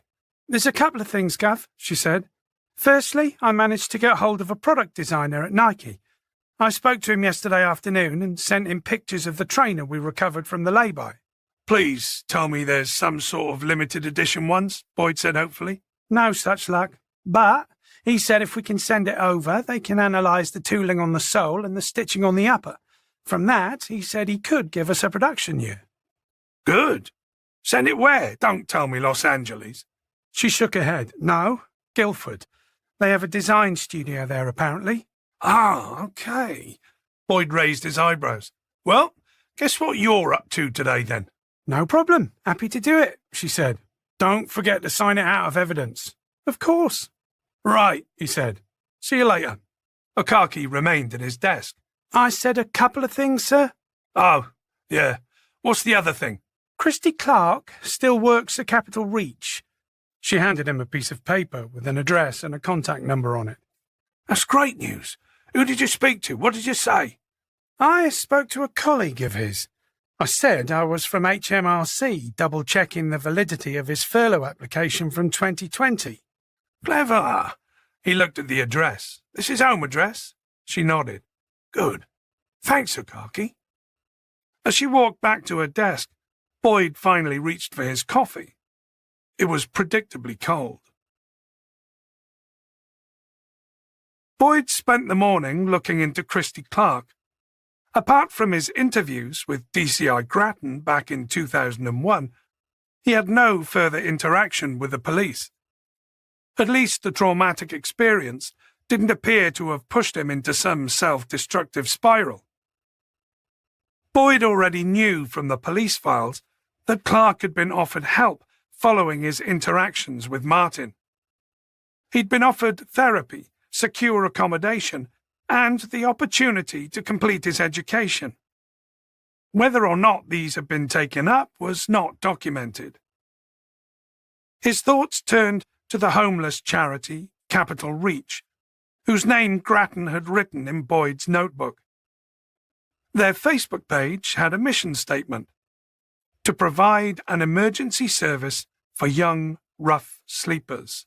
Food, clothing, support and advice was, informed the write-up, just one call away.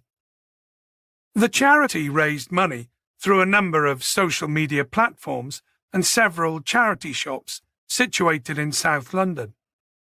They had a few celebrities, musicians, and YouTubers championing their work, and had a small fleet of half a dozen vans, each marked with their logo and their emergency number on the side, in a yellow and black checkered design that was, he thought, reminiscent of a first response vehicle.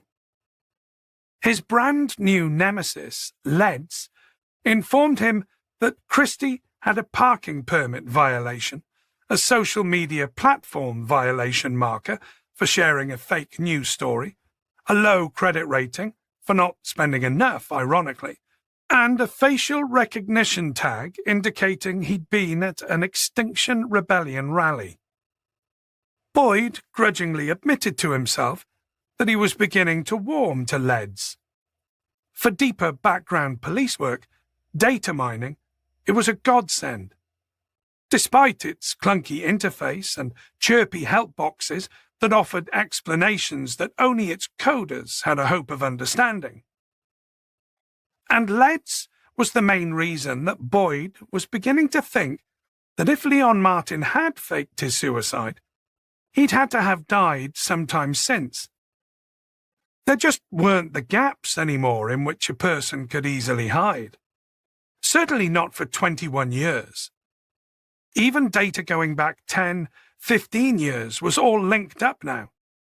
Sure, there were exceptions, but Boyd was sure that if Martin had been involved in another murder, or even charged with a much less serious crime, his DNA would have been entered on the National DNA Database. And there'd be a hit. But there wasn't. Boyd's attention circled back to Christy Clark. Scrolling through the Facebook comments, he came across a user by the name of KLC. That could be Christy. KLC was an admin on the account. Boyd tapped the initials into the search box at the top of the screen and scrolled through the posts that came up. He'd posted pictures of London street scenes and of food and new clothes piled into the back of vans, but there was little else. Clark's current address was north of Ashford in Kent. Not so very far away, then. Boyd decided it could be worth his while to drive over and to have a chat with him face to face. He was keen to find out, first-hand, how Leon Martin had crossed paths with him. It would be very helpful to hear Clark's version of how and where Martin had originally picked him up. It might help them get a better idea of Leon's methods, and perhaps help them to understand where their boy in the lay-by had come from. In the absence of a name, there was every chance Boyd was going to end up calling him Nike Boy. There, you've done it already, numbnuts. Chapter 20. Boyd rang the doorbell of Corner Cottage and waited. It took a few minutes before he heard anything. Then, finally, through the frosted glass of the front door, he saw a figure approaching. A chain slid on the far side, and the door opened a crack. The gap revealed a floppy tress of grey, streaked brown hair and a pair of dewy eyes behind a pair of rimless John Lennon spectacles. He was on the phone. He cupped it with his free hand, leaned towards the gap in the door and said, "Just leave it on the porch, thanks." Boyd flashed his warrant card. "Not Amazon, I'm afraid. Sussex Police, CID. The man scratched his chin and narrowed his eyes as he tried to focus on the card. "Sussex Police? Jesus, what's happened?" "I'm DCI Boyd," said Boyd. "It's nothing to worry about. Are you Christy Clark?" "Sorry, Helen," the man said, speaking into his phone. "I'll call you back later." He hung up and pulled the door wide open. "Yes, I'm Christy. What's this about?" "Mind if I come in for a chat?" Boyd checked his watch. It was gone 2 o'clock. He wanted to be back in Hastings before the roads got clogged up with commuter traffic. "I won't be long." "Sure," Christy nodded. "But please don't tell me this isn't about Leon Martin, again." Boyd made a face. "Unfortunately, it is." Christy rolled his eyes and backed into the small hallway with a sign. "You better come in, then." Christy led him down a gloomy hallway and into the sitting room. He pointed Boyd in the direction of an old armchair. "Can I make you a cuppa?" he asked. "I could measure a coffee," Boyd said. "Only green tea, I'm afraid," Christy said. "Green tea it is, then, thanks. White and 1 sugar's fine." "With green tea?" said Christy, with an "are you sure" look on his face. "Yeah," Boyd nodded. "Milk and sugar, thanks." "Okay. Well, take a seat and I'll be back in a minute," Christy said, disappearing back out of the room. Boyd sat down in the armchair. It had a faded floral pattern and wooden arms that had been worn and smoothed by decades of use. He looked around the lounge. It had a very old-fashioned feel to it. It was decorated in what Emma would have called Laura Ashley chintz, flowery wallpaper and display cupboards full of dusty porcelain figurines. There was a dining table in the corner, and it was covered in paperwork. Also on it was a laptop and a phone. It looked as though Christy Clark worked from home. "Is this cottage yours?" Boyd called out. "I rent it," Christy called back, "for the charity I work for. They charge me a nominal amount." He came back a moment later with a cup and saucer for Boyd and one for himself. Boyd looked him up and down as he placed the tea on a small wooden table. Christy was wearing an office shirt, unbuttoned at the top, with a loose tie and baggy jeans. Tidy up top, casual down below. He had a bumbling, almost apologetic, Hugh Grant-like quality to him. "Given we're on the outskirts of Ashford and there's the train link to London, what I pay to live here is a gift," he said, taking a seat in an armchair opposite Boyd. "Do you go into London often?" Boyd asked. 2 or 3 days a week. To touch base with my colleague, Helen, and then I do some outreach work in the evenings. I work for a charity called Capital Reach, but I'm sure you know that already. I work from home the rest of the week." Christy paused. "Now then, tell me, did Mike Grattan send you?" "You remember DCI Grattan," said Boyd. "Of course, he sends me Christmas cards every year." Christy smiled. "He's one of the good guys. I'm not a big fan of the police in general, sorry. What was your name again?" "DCI Boyd." "Boyd? Like the X Factor winner?" "That was Boyle, wasn't it?" Christy shook his head at his own idiocy. Of course." "You say you're not a big fan of the police, Christy," Boyd said, hoping to dig a bit deeper. "Not a huge one, no. The Met are way too heavy-handed with rough sleepers. There's some of the thugs they have in uniform, but Mike's a good guy." Boyd nodded. "How is he?" Christy asked. I'm afraid he's not doing so well these days. He's retired now, isn't he? Christie said, sipping his tea. Retired and dying, Boyd said somewhat bluntly. He's in a hospice. He's got cancer. Christie frowned, looking down at his tea. Well, I'm very sorry to hear that. He was gentle with me back when... I've read the transcripts, said Boyd.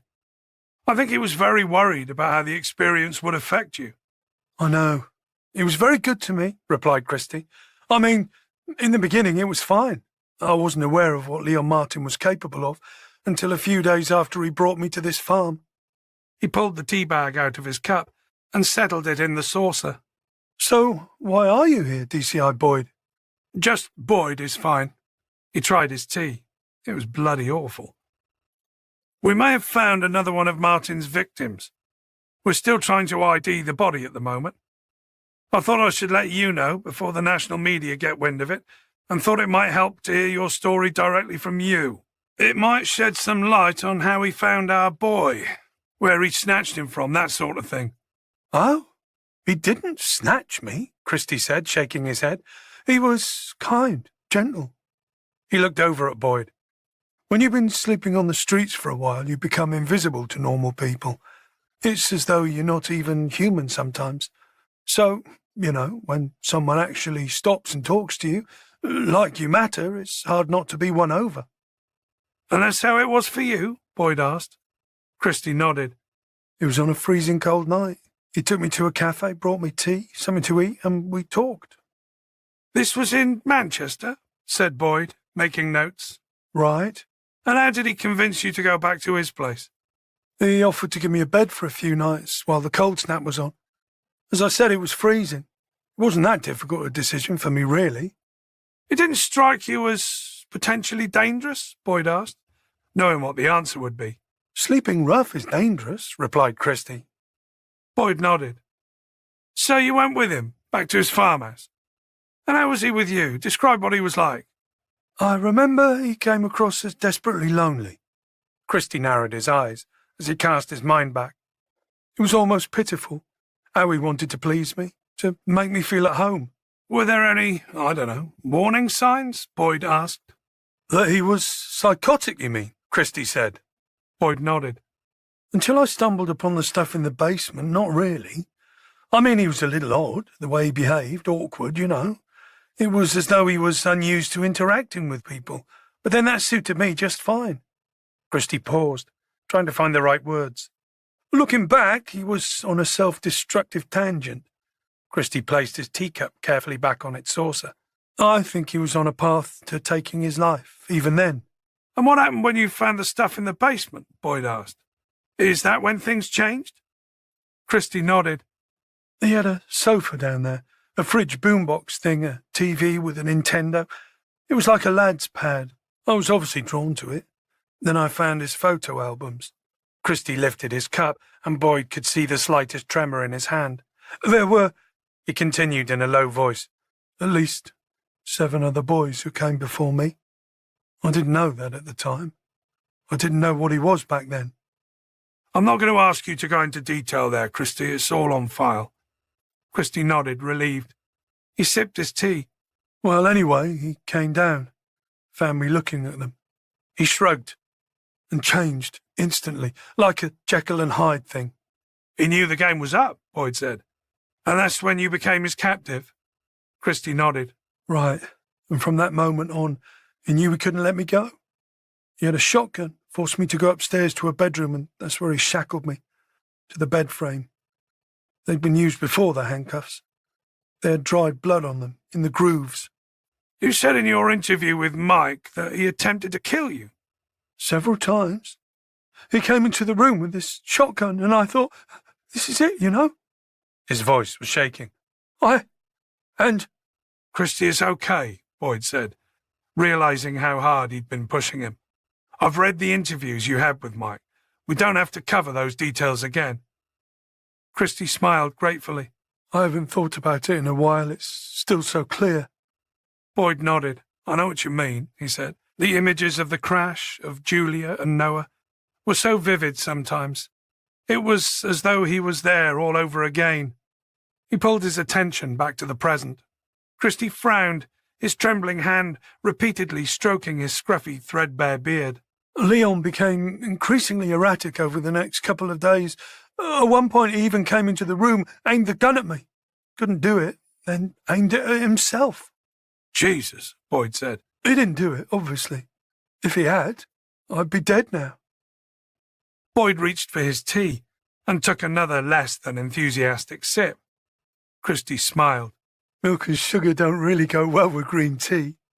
Boyd pulled a face and nodded as he set his cup back down. Yeah, he said. I might have to rethink that next time. Christie, tell me about your escape. How did you get away? Mike seemed to think that you thought maybe he'd let you escape so that you could tell the police he was planning to kill himself. Christie took another very deep breath. Well, he came into the room with a shotgun. I was terrified.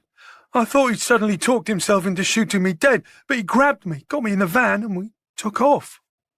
To Wales? Boyd asked. Right, said Christie. He said it was all over now. The police were going to find us, and that the best thing was to end it. By which you thought that meant? Kill us both, with his shotgun. Halfway there, he explained there was a place he knew from when he was a boy, a cliff, that he was going to take us there. But you escaped before he got there? Christie nodded. He pulled into a forest lay-by on the way over and went for a piss. That's when I managed to escape. How? I wasn't manacled to anything. He just told me not to move, then got out. He just told you to stay? He took the gun with him, but yes. As soon as he was in the bushes, I opened the door and ran. Okay, said Boyd. You ran. And Leon did what? I don't know. I disappeared into the woods and just kept running. I didn't look back. And you think that was his doing? He was letting you go? At the time, I just thought I got lucky, very lucky. But later on, I began to suspect that he'd planned it, to let me go, to let me tell police about the other boys, and that he was going to top himself. You think that was his escape plan? Christie nodded and shrugged. Clever, when you think about it. Mike told me about the body they'd found. It had been on the news, and they'd had a partial registration for his van. I think it had spooked him, and this was his way out. Whether he's dead or alive, I guess it worked. Boyd felt he'd had enough from Christie Clark for now. It was clear the questions were pulling him back to a place he'd long ago moved on from. Look, thanks for your time, Boyd said, standing up, and the weird tea. Christie laughed, relieved the visit was over. You're the one that made it weird, he laughed again.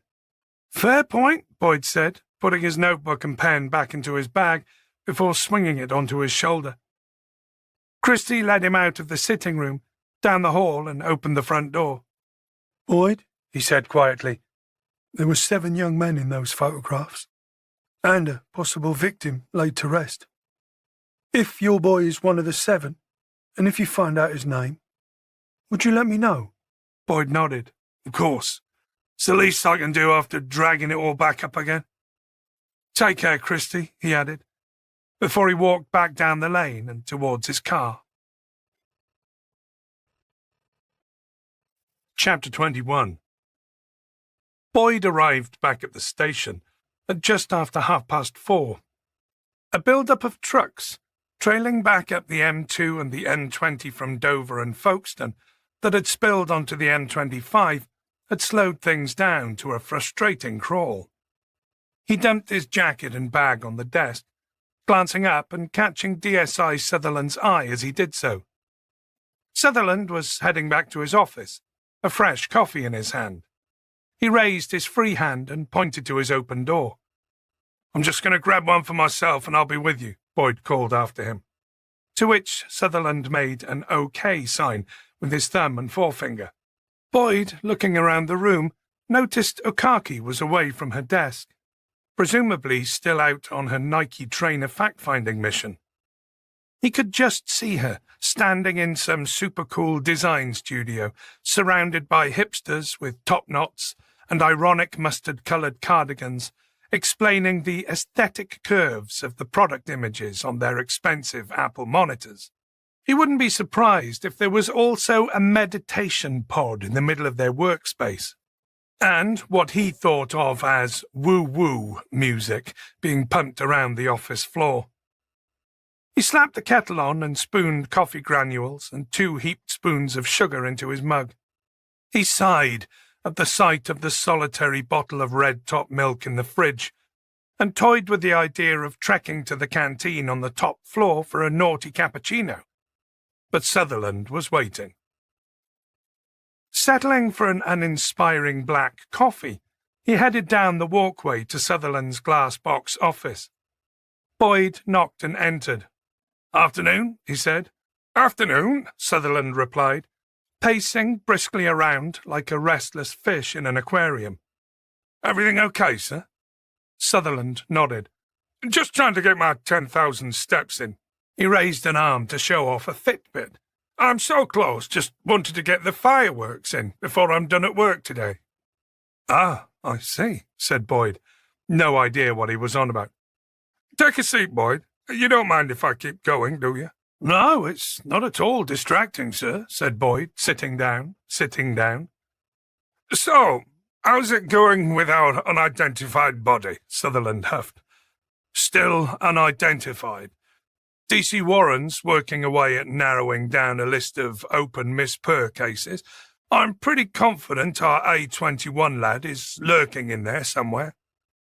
Sutherland puffed past Boyd, slightly pink in the face. "I heard from the khaki you went to interview the last of Leon Martin's victims, the one that got away." "Christy Clark? Yeah, I'm just back, actually," Boyd said. "And?" Sutherland rounded his desk. "What did you get out of that? Anything useful there?" "Christy seems like a very resilient man. He spent the last 20 years trying to deal with what happened to him. I like him," Boyd said. "That's lovely, heartfelt stuff, Boyd. But how does it advance your investigation?" "I thought letting him know about the latest discovery in person was the right thing to do. The previous SIO, Mike Grattan, and Christy Clark himself both voiced a theory that Leon Martin might have allowed Christy to live in order to help orchestrate Martin's staged exit." "The supposed suicide?" "Yeah. Neither of them is convinced he jumped." Boyd rubbed his neck, sore from the drive and from tracking Sutherland on his mini-marathon around the office. "So, what are you saying? You think Leon Martin's alive still?" said Sutherland, pacing beyond Boyd's peripheral vision. "No, I suspect it's unlikely that he's another Lord Lucan. I'd say he's dead somewhere, or possibly serving prison time under another name, but certainly not at liberty." Sutherland stepped into view. "Can you link our bones to the Ken Doll case?" "I hope so. If the trainer fits the timeline, then I'm almost certain he's one of Leon Martin's. Warren's Miss Purr list will hopefully get us the rest of the way over the line." "But so far away." "He had a vehicle. Makes sense to put some distance down." Sutherland came to a halt behind his desk. He remained standing, pondering something. "Speaking of distance, how many steps?" Boyd asked. "What?" Boyd nodded at the Fitbit. 9,417. "And you look great on it, sir." Sutherland registered the sarcasm. "Up yours, Boyd. At least I'm doing something about it." He shot Boyd's midriff a meaningful glance before sitting down in his chair and gazing at his steaming coffee. "But if Leon Martin got away—" "Then yes," Boyd said, "there could be more recent undiscovered victims. If his compulsion to kill, pose his victims and take photographs persisted. But I don't see how. Back then he had a remote farm, a vehicle, his parents' savings, no criminal record, and a lot of privacy. After Clark, he had none of those things. And whatever compulsion was making him do what he did, that sort of thing doesn't just switch itself off because it's inconvenient, does it? If there were more, we'd have heard." "Oh, so that's why he's swimming around in there like a goldfish," said Okaki, grinning. "It's about time he did something. He's as round as a bloody football." Boyd laughed as they headed down the stairwell to the ground floor, her voice echoing off the walls. After his interviews with Grattan and then Clark, it was a refreshing tonic to be back in the office with the others. "When did the trendy Nike guys say they'd get back to you?" he asked. They need 24 hours or so to compare the treads on ours with the batch sample, Okaki said. They have those for every production run, you know. They keep one set sealed in an air-conditioned archive. "Right, of course they do." Boyd shook his head. "Lucky for us, eh?" Not only can they give us the production year, they can give us the production month, Okaki continued. "That's impressive." I know, isn't it? She agreed. At the bottom of the stairwell, he pushed the double doors open for her. So, Gov, here's a question for you. She paused. What if they come back with a production year that's after Martin's supposed suicide? "Then it becomes our own murder case," Boyd said, "though I think that's very unlikely." But if it did, she pressed, that would mean the investigation would scale up, wouldn't it? "I would say it would have to," he said distractedly, fumbling in his jacket pocket for his car keys as they headed past the front desk and the bored-looking desk sergeant on duty. Or it could mean Martin's still alive, pondered Okaki. Or someone else is doing his work, a copycat. "I hate that term. It's so bloody prime suspect," Boyd muttered, locating his car keys at last and holding them up triumphantly. She grinned as they stepped out into the cold. A copycat? How very exciting. "Well, don't get your hopes up too much, Okaki," he said. "If we ever do find Martin, chances are he'll be nothing but old bones too." Chapter 22. Boyd let Ozzy have the full length of the extendable lead to investigate the twist of rotting seaweed on the shingle, leaving his version of a CC All memo on it as he went. "Come on, Oz," he said with a sigh. Ozzy had slammed his anchors down. Boyd turned around to see he was taking a dump on it for good measure. This evening, Boyd had taken special care to come prepared. He dug into his anorak, pulled out the roll of poo bags and tore one off. He doubled back and squatted down to clean up. "The things I do for you, mate," he muttered. "I bet you wouldn't pick up mine." Boyd knotted the bag, stood up, and looked automatically up and down the beach. He laughed to himself as he realized who he was looking for. Every time he picked up after Ozzy on the beach, his first thought was to see whether he'd been spotted by her being a responsible dog owner. The woman down at the Nelson, Mia's mum. Alas, his deed had once again gone unnoticed. Why was it, he wondered, always the one time you fucked up that you had an audience on hand to pass judgment? Dusk was throwing a peach glow across the shingle, and long lavender shadows where the rotten wooden stumps of long-gone breakwaters emerged. The gaudy lights of Pelham Arcade flickered and danced to his right, and to his left, the steady glow of the lamps along the pier looked like a string of pearls heading out to sea. There was no sign of her. He was surprised at the little tug of disappointment he felt. Chapter 23. DC Okaki was a dozen places ahead of him in the canteen queue, and Boyd really couldn't be asked to wait in line with the mob of uniformed officers who'd just come off duty and beaten him by mere seconds to the canteen to grab their cooked breakfasts. He pulled out of the line, strode forward, and tapped her on the shoulder. "Oh, morning, Gav," she said cheerfully. "Oh, Khaki, would you be a mate and get me a—" "Cappuccino?" she interrupted. "Yeah, and a bacon sandwich." She raised her eyebrows. "I thought Emma was rabbit-fooding you." "What happens at the station stays at the station, okay," he said, not entirely joking. She pressed her lips together. "And if she asks me?" "You'll lie," he replied, "because that's what mates do for each other." She sighed. Boyd grinned. "I'll square up with you." He went to look for an empty table to sit down to wait for her, and saw Sully sitting alone, eating a cheese toastie. He wandered over. "Mind if I—" "Yes, actually," Sully replied. "Go buy your own." "I meant sit with you, not share your bloody breakfast," Boyd replied, realizing belatedly that Sully hadn't really thought he was after his sandwich. He pulled out a chair and sat down. How's tricks? Busy, busy, busy, Sully said through a mouthful of cheesy bread. I do believe I'm still waiting on your report, Boyd said, not too subtly. And you will have it, my Boyd, after I've finished completing DCI Flack's scene of crime report. Flack had been given a few more officers by Sutherland in the wake of another Country Lines-related stabbing in a back garden during a house party in Orr. Anyway, your case is cold, Boyd. Cold like my wrinkled old walnut of a heart. Sully patted his chest. I didn't know you wrote verse in your spare time, Sully. That's quite beautiful. Sully took another stringy bite out of his toasty. Do you have any more thoughts on how long ago the A21 body was buried? Boyd asked. Sully took his time chewing as he considered his answer. I said 10 to 15 years at the lay-by, didn't I? He said. Well, I'm revising that upwards. Why? What have you spotted? I've just been looking at the photos more carefully. The root penetration through and around the body, I reckon it's probably more like 15 to 20 years' worth of growth.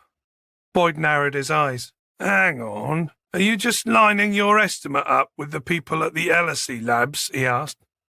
Sully's normally deadpan face twitched with irritation. No, actually, I came to that figure before I heard what they came up with, so with all due respect, you can foxtrot Oscar. Here you are, Gov. Akaki set a tray down and shoved Sully's plate to one side to make room. She handed Boyd a hot paper bag and a steaming paper cup. You owe me £4.95, she acknowledged Sully. Morning. Morning, he managed, with a full mouth. She sat down next to Boyd. I got an email from the Nike people, she said. And? My computer crashed. I came to grab a coffee while it reboots. I haven't had a chance to look at it yet. Oh, Boyd stood up, grabbing his coffee and his bacon sandwich. Come on. I just sat down, she protested. We'll eat at your desk. Okaki sighed, grabbed her things, and followed him towards the door. Jesus, it can wait a couple of minutes, can't it? You know it'll be another half an hour before it sorts itself out. Sully's irritated voice followed them out of the canteen. Trey? Here we go, she said, some 30 minutes later, clicking on her inbox. There. Boyd glanced at her screen. From Alistair Bowen Coulter at Nike? He prefers to be called Ali, Okaki said. She opened the email and read it out loud. Hey, Sam. Great to hang out with you yesterday. Hang out, said Boyd. She shook her head. That's how they all talk over there, Gov. She resumed reading the mail. I sent the treads to our production facility yesterday, and they were pretty quick in turning it round. The machinery cut patterning is from a batch produced December 1996 in Taiwan, and that's 100% accurate. Like I said, the guys keep good records. End of 1996? They're absolutely sure? She nodded at the screen. That's what it says, Gov. It meant their body fitted nicely within the timeline of Leon Martin's activities. Boyd had been trying not to get his hopes up. As Akaki had pointed out the other day, if the trainers had been dated after Martin's suicide, then that would have been a whole new investigation. Good, he said. That's a bloody relief. What's the last paragraph there? Oh, she hand-flipped. Nothing. Boyd leant closer. Now how about that drink? Have I earned it? She tutted. The bloke was hitting on me all afternoon. Complete ponytail weasel. Total preppy idiot. Not your type, then? He smiled at her obvious annoyance. Jay's my type, she replied. So obviously the whole flappy-handed designer type isn't. And you were there all afternoon, you say? He insisted on giving me a tour of the design studio first, she sighed. It was everything you'd expect it to be. You won't believe this. What?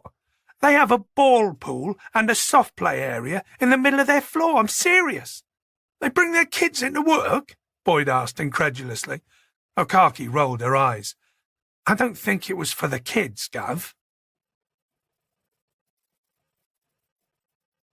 Chapter 24. Mark Richmond wasn't particularly keen on walking the dogs this late in the evening. It was 7:30 and the sun was just about clinging onto the horizon, but it was going to be almost dark before he got back home. His shifts at Pound Bargains were all over the place. They tended to be whatever shifts were left over after everyone else had taken their pick. It made planning anything virtually impossible. Like this evening, it had been scheduled to be a Call of Duty clan night, but at the last moment he'd had a call telling him to go in for 8 for shelf stacking. So there was no clan gathering for him tonight, and, to top it off, his mum had reminded him that the dogs both needed to be walked before he went out, which was a total pisser. Watson and Max were up ahead of him, doing what dogs did best, rooting around grotty bits of undergrowth and getting dirty. He usually called out to them once every couple of minutes to get them to report back in if he couldn't see them. Mum was constantly reminding him that dog napping was an actual real thing, and, according to her, even happened at knife point. She'd drilled into him, "Keep them in sight, Mark. Always keep my boys in sight." He swore she loved her 2 fur babies more than she loved him. For fuck's sake, they got Christmas stockings. They even got K9 chocolate Easter eggs. "Watson! Max!" he called out into the gathering gloom. Up ahead, he could see the dark form of something moving slowly, out and away from the wooded area that ran alongside the A-road. It was too dark to see which one of the 2 dogs it was, or even if it was a dog. It could be a deer. It was something on all fours at any rate. "Watson?" he called. The dark shape stopped moving. As he drew closer, it became more defined against the greyed-out, darkening backdrop of the field. He turned the torch function of his phone on and aimed it. 2 eyes glinted back at him. "Watson." "Where's Max, mate?" he asked. Watson was too busy to go looking for his partner in crime. He had found something far more interesting to play around with. "Oh, God, please. Not fox shit," he prayed. That stuff stank. Watson was the worst for it. He rolled in it first, really putting his back into it so the stuff got firmly meshed into his fur. Then he ate what was left on the ground. He pranced around afterwards, a smug look about him, as if he'd just discovered the mother lode, and the smell of shit lingered even after a thorough hosing down with anti-fox poo shampoo. "Drop it!" snapped Mark. Watson looked as though he was going to be an arse about it. He picked up whatever it was, ran a dozen yards further away from Mark, then carried on chewing his find. "Little sod." "Right, come here now!" Mark used the angry voice, the one that made his breaking voice go shrill and high-pitched, and made him sound like a total idiot. But it worked. Watson dutifully padded towards him, head low, tail low, but still defiantly hanging on to his prize. "Drop it!" growled Mark. "Now!" With great reluctance, Watson opened his jaw and dropped what he had on the ground a few feet away. It looked like a pale mouse, maybe? Or perhaps it was more likely a baby rat. They came out hairless, didn't they? Little pink, squiggly, squirmy things.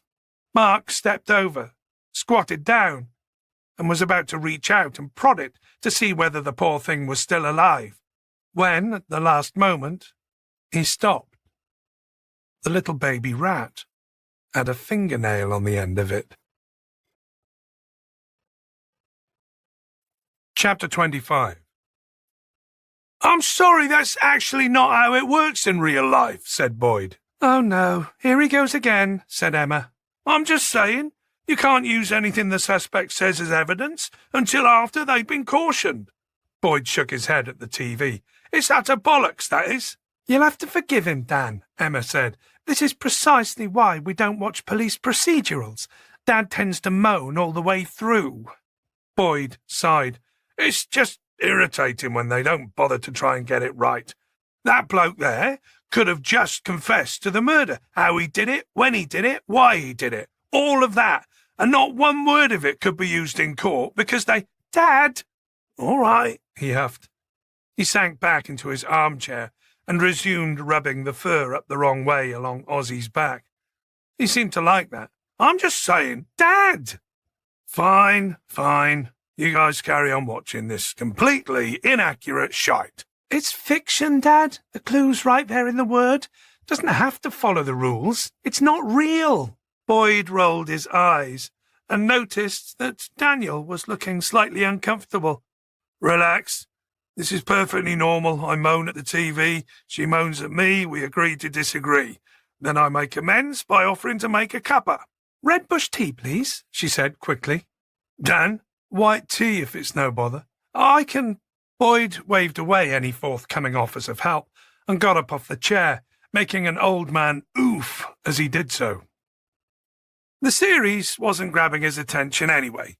It had lost his interest the moment FBI Agent Kate Trent had rolled up at the crime scene on a Harley, wearing bike leathers, pulling a helmet off and tossing her perfectly styled blonde hair. Why do they do that? It seemed to him that every US crime show needed to feature a cast that looked as if they'd just finished modelling for a catalogue and were filling in their downtime by trying to solve a bloody crime. Boyd went down the hall, crossed to the dining room, into the kitchen, and slapped the kettle on. He was busying himself with the cups of tea when his phone vibrated in his pocket. He pulled it out and saw it was DS Minter. Ironically, a cop with catalogue model looks and a perfectly sculpted body. "What's up, Minty? You back on nights again, or is this a social call?" he asked. "I shift-swapped with DS Allen last minute. He's got family problems," Minter explained. "Oh, okay. So, you got a good reason to be calling me a—" "We got another lay-by-body, boss," Minter interrupted. Boyd looked at his watch. It was just gone 9. "Where?" "A27, boss. The road that goes over to Brighton. A young lad was walking his dogs, and they sniffed it out and dug it up." "Shit. If dogs had sniffed it. Are we talking a recent one, then?" "Very recent. Maybe only a few days. It's another lay-by, boss." "Shit," Boyd said again. He was tempted to jump in his car and... Bugger, he thought, realising he'd just had a couple of glasses of wine with the kids. "Who's attending?" he asked. "Me," Minter replied. "I'm heading out to the station now." "Forensics, please say, Sully." Boyd preferred continuity, and Sully was good. His findings came dry, opinion-free, and well-ordered. "You're lucky," Minter said. "He was working late and about to clock off. Said he'd take it." "Good." Boyd flipped the kettle off. It was too bloody noisy to hear himself think. "I'd join you, but I've had something to drink." "It's okay, boss. I got this." "Good. I'll be in early so we can hand over face to face." "Right-o," Minter said, and hung up. Another lay-by. And this time a recent body. Coincidences existed, of course. It wasn't beyond reason that some other murderer had decided a lay-by would make a convenient place to dispose of a body. There was, though, another possible explanation. One that made Boyd feel slightly queasy. That both Mike Grattan and Christy Clark had been right. Chapter 26. Boyd arrived in the CID room a good couple of hours before his shift was due to start. It was strangely quiet at that time of the morning. There was just Minter pecking away at his keyboard, and 2 others at their desks, whiling, or more likely willing, away the last half hour of their red-eye shift. Minter looked up from his keyboard, relief plain on his face at the sight of Boyd. "Early in too, boss?" "Chat and a coffee, Minter," he said, gesturing to the doorway. He took the detective sergeant up to the canteen, which was quiet before the shift change surge and the breakfast rush. He got Minter and himself a coffee and the obligatory bacon roll, and they grabbed a table in the corner. Boyd pushed aside the sweetener sachets he'd picked up. This was fast becoming a new habit he wasn't too keen on, and reached for the sugar sprinkler. "Okay," he said. "Hand me the keys to the kingdom." "It's another lay-by body, boss, on the A27. As I said last night, it was a dog walker who called it in, a Mark Richmond. He was only a young lad and was pretty shaken up, as you'd expect. His dog picked up a finger and pretty much dropped it at his feet, if you can believe that, Minter said. So it's very recent, as you thought, Boyd said. Do we know how long it's been in the ground? Sully's preliminary guess was 5 days. Obviously, he's going to refine that if he can. It's another young male, late teens by the look of him. Do we have an obvious cause of death? Minter shook his head. His hands were bound, and he had what looked like a single stab wound to the chest. There were smooth ligature marks around the neck, suggesting something like electric cable, Sully thought. Minter looked at him, and, boss, there was another carved wooden figure. The same stab wound as the A21 bones, and the figure. Fuck. If he had any hope left that this wasn't related, it winked out right then. Same as? It's a little soldier, Minter confirmed. Like one of the Buckingham Palace guards with the bearskin hats? Right, Boyd sighed, looking down at his coffee. And one more thing. There were some flowers and a message found not too far from him, said Minter. Flowers? Boyd's head snapped up. Yeah, tied to the lay-by signpost. Recent ones, very recent. Let me just check my notes. Boyd recalled there'd been flowers at the A21 lay-by too. He remembered wondering how old they were. Had they been picked up as evidence? Shit. He fucking hoped so. Minter was flipping through his notebook. Ah, yeah. There was a handwritten message with the flowers. Boss? Boyd grabbed a pen and scribbled on a napkin A21 flowers. What was the message? A line of a poem or a song, maybe? Minter read it out loud. He was right. The words were from a song, and a well-known one, too. If their killer, and Boyd couldn't quite bring himself to use Martin's name yet, had left those flowers, presumably the words meant something to him. Right, Boyd said. I want to keep this out of general circulation until we know if it's significant or not, okay? Right-o, boss. You worried about press leaks? I always worry about them, because they always bloody happen. If it wasn't a small cash bribe from a reporter, it was careless chatter in the canteen or down the pub. Those words may not lead us to the killer, said Boyd, but we can use them to rule out the idiots that call in pranking us. Minter's perfectly sculpted brows lifted in unison. Oh, you just wait, added Boyd. You can bet on it. Or that lyric will be all over Facebook as some bloody meme.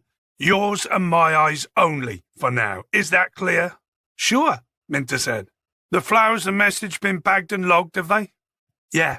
You want the evidence bag serial number? Minter asked, reaching for his notebook again.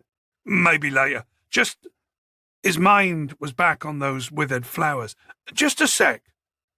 He pulled his phone out and dialed Okaki. There was no answer.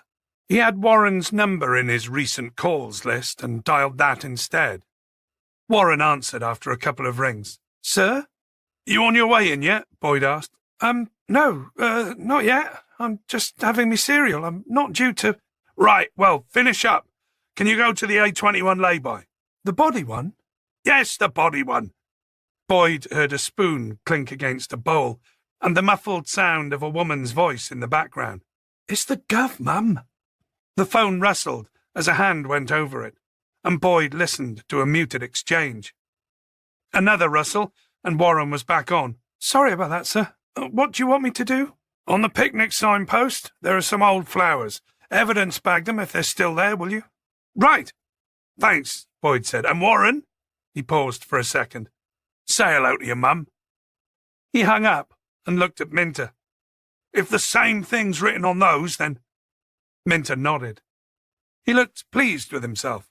To be honest, boss, I nearly didn't bother with them. You see them everywhere these days, don't you? Too often. Do you think this is going to escalate into an operation, boss? I think that's a given. Don't worry, though. I'll make sure you're on the team. Look, I'm going to talk to Sutherland as soon as he's in. Go home, get your beauty sleep. I may be calling you back in later today, once we're up and running. Boyd could see through the glass that Hatcher had already descended from the heavens and had found her way to Sutherland's office. They were deep in conversation. He knocked on the door, then pushed it open and walked in. "Ma'am, sir." "Boyd," said Hatcher, with a look of irritation on her face. "Can't it wait? There was another body discovered buried at a lay-by last night," he said. "A recent one." Hatcher and Sutherland exchanged a glance. "Actually, we were just talking about it," said Sutherland. "And the Ken Doll killer case." That was 20 years ago, she said. Let's not jump to conclusions too quickly. You know how— "They are linked, ma'am," Boyd said. She stiffened, annoyed at his interruption. "And you know that, DCI Boyd, because—" "Because it's a similar M.O., similar victim profile, same disposal method." He looked at Sutherland and added, pointedly, "And we got another carved figure." "Fucking hell," Sutherland muttered. Hatcher looked at Sutherland crossly, then back at Boyd. "What's this?" Sutherland explained a link with the A21 bones and the photographs in Grattan's case file. "Can the wooden figures be matched?" she asked. "I expect the traces of paint on the older one could be chemically matched with the paint on this one. Maybe the wood can be matched. I don't know. I've never looked into that before, ma'am. I'd have to ask Sully." In complete contrast to the male officers, Hatcher was almost beaming. She looked utterly stoked about the possibility of landing a serial killer on her patch. "We'll need to ramp this up ASAP. "There's also the flowers," added Boyd. "What flowers?" asked Sutherland. He explained Minter's find last night and the old withered bunch of flowers at the A21 lay-by. "We may get DNA off the recent message. We might even get some DNA off the older one, though it's pretty unlikely." "If they've got anything to do with it," said Sutherland. "There could be for some old RTA that occurred along that stretch of road." "I'll get that checked," said Boyd. "I've sent one of mine over to the A21 to evidence bag them, if they're still there." Hatcher lowered her head and skewered him with a look over the rim of her glasses. "You didn't get them at the time?" "No, ma'am, I didn't." "Why not?" Boyd's mouth hung open, exasperated. "Because the flowers only became significant last night." He cleared his throat. "Ma'am." "You said message," said Sutherland. "What was the message?" "It's on a tag with the flowers. It's a line from a song. It may not be significant at all." "What is it?" asked Hatcher. Boyd realized he was pushing his luck. "Ma'am, if it's okay, I'd like to embargo that piece of intelligence from everyone outside my core team." Hatcher opened her mouth to say something. "It's not that I don't trust anyone in this station," Boyd added quickly, "but it just takes one casual slip, and I've lost the exclusive use of a crucial detail." Sutherland nodded. "That makes sense, Boyd." He looked at the chief superintendent. "Ma'am, he's got a point." "I mean, if you insist, of course I'll tell you," offered Boyd. "But if it leaks at the moment, I'll know it's definitely one of mine." "Fair enough," she replied eventually. "We had a reporter from the Mail calling for a comment about the Ken Doll killer case yesterday, which means their little ratty whiskers are already twitching for this story. As soon as it gets out about the second body, they're going to be like gulls around a chip van," said Sutherland ruefully. "If the Ken Doll killers come back from the dead, this'll be front-page stuff, Boyd," Hatcher said, a little too enthusiastically. Sutherland visibly wilted. "Marvellous. This is going to get expensive." Boyd eyed his seniors, one stressing about budget and the other polishing her CV, though neither of them paying the slightest mind to the fact that someone's son had just been found in a shallow grave at the side of a road. "Remind me, which force dealt with it last time?" asked Hatcher. "Cheshire," said Boyd. "Well, now it's our case." She offered Sutherland a smile. "Ian, relax. We can go Dutch with him on the budget." "I hope so," Sutherland replied, sighing. "Flax County Lines operation has been sucking me dry for the last 6 months." "I can ring-fence a discretionary budget for this," Hatcher said. "I have a small magic money sapling going spare." "Ma'am?" said Boyd. She looked at him. "Yes? So this is now escalating to operation status?" "Effective immediately. You'll remain as SIO, Boyd. That came with a pointed look and a smile. This is yours. You're welcome. Sutherland looked like the father of the bride settling a wedding bill. Anything you need, Boyd? I'll start with DS Minter as my second, if that's okay, sir. All yours. And I'll get back to you ASAP with a team pick list. Sutherland nodded. I'll book you an operation name. And you'll need to boot Flack and his team out of the incident room again, Boyd said, standing up. I'm not sure we need to do that just yet, Sutherland said nervously. Yes, do it, said Hatcher. I'm going to hold a press conference later today, once I've spoken with Cheshire's chief super and we've agreed the case ownership. I want to announce we have a team on it already. Don't waste any time, Boyd. She looked him in the eye. The old bones are on the Cheshire Constabulary. The new ones are going to be on us. Chapter 27. Boyd had just sat down at his desk with a fresh coffee when an email came in. It was from Dr. Palmer at LSE Forensics, saying they'd taken receipt of the new body and it was the first job on her slate today. He found the contact number at the bottom of the email and dialed it. Dr. Karen Palmer, she answered. This is DCI Boyd. I just got your email, he said. Ah, good. I'm going to make a start on it at about 10. You're more than welcome to pop over and observe if you want. It wasn't top of his bucket list. One of the privileges of his rank was supposed to be that he could remain 100% office-based and send his gophers out instead. But some errands were too important. All right, sounds good, he lied. He decided to drag Okaki along. He could fill her in on the way there, and she could translate the forensics mumbo-jumbo for him.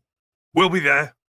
He dashed off a quick email to Warren, Minter, and O'Neill, telling them to wrap up or pass on any other business, and beckoned Okaki over to join him.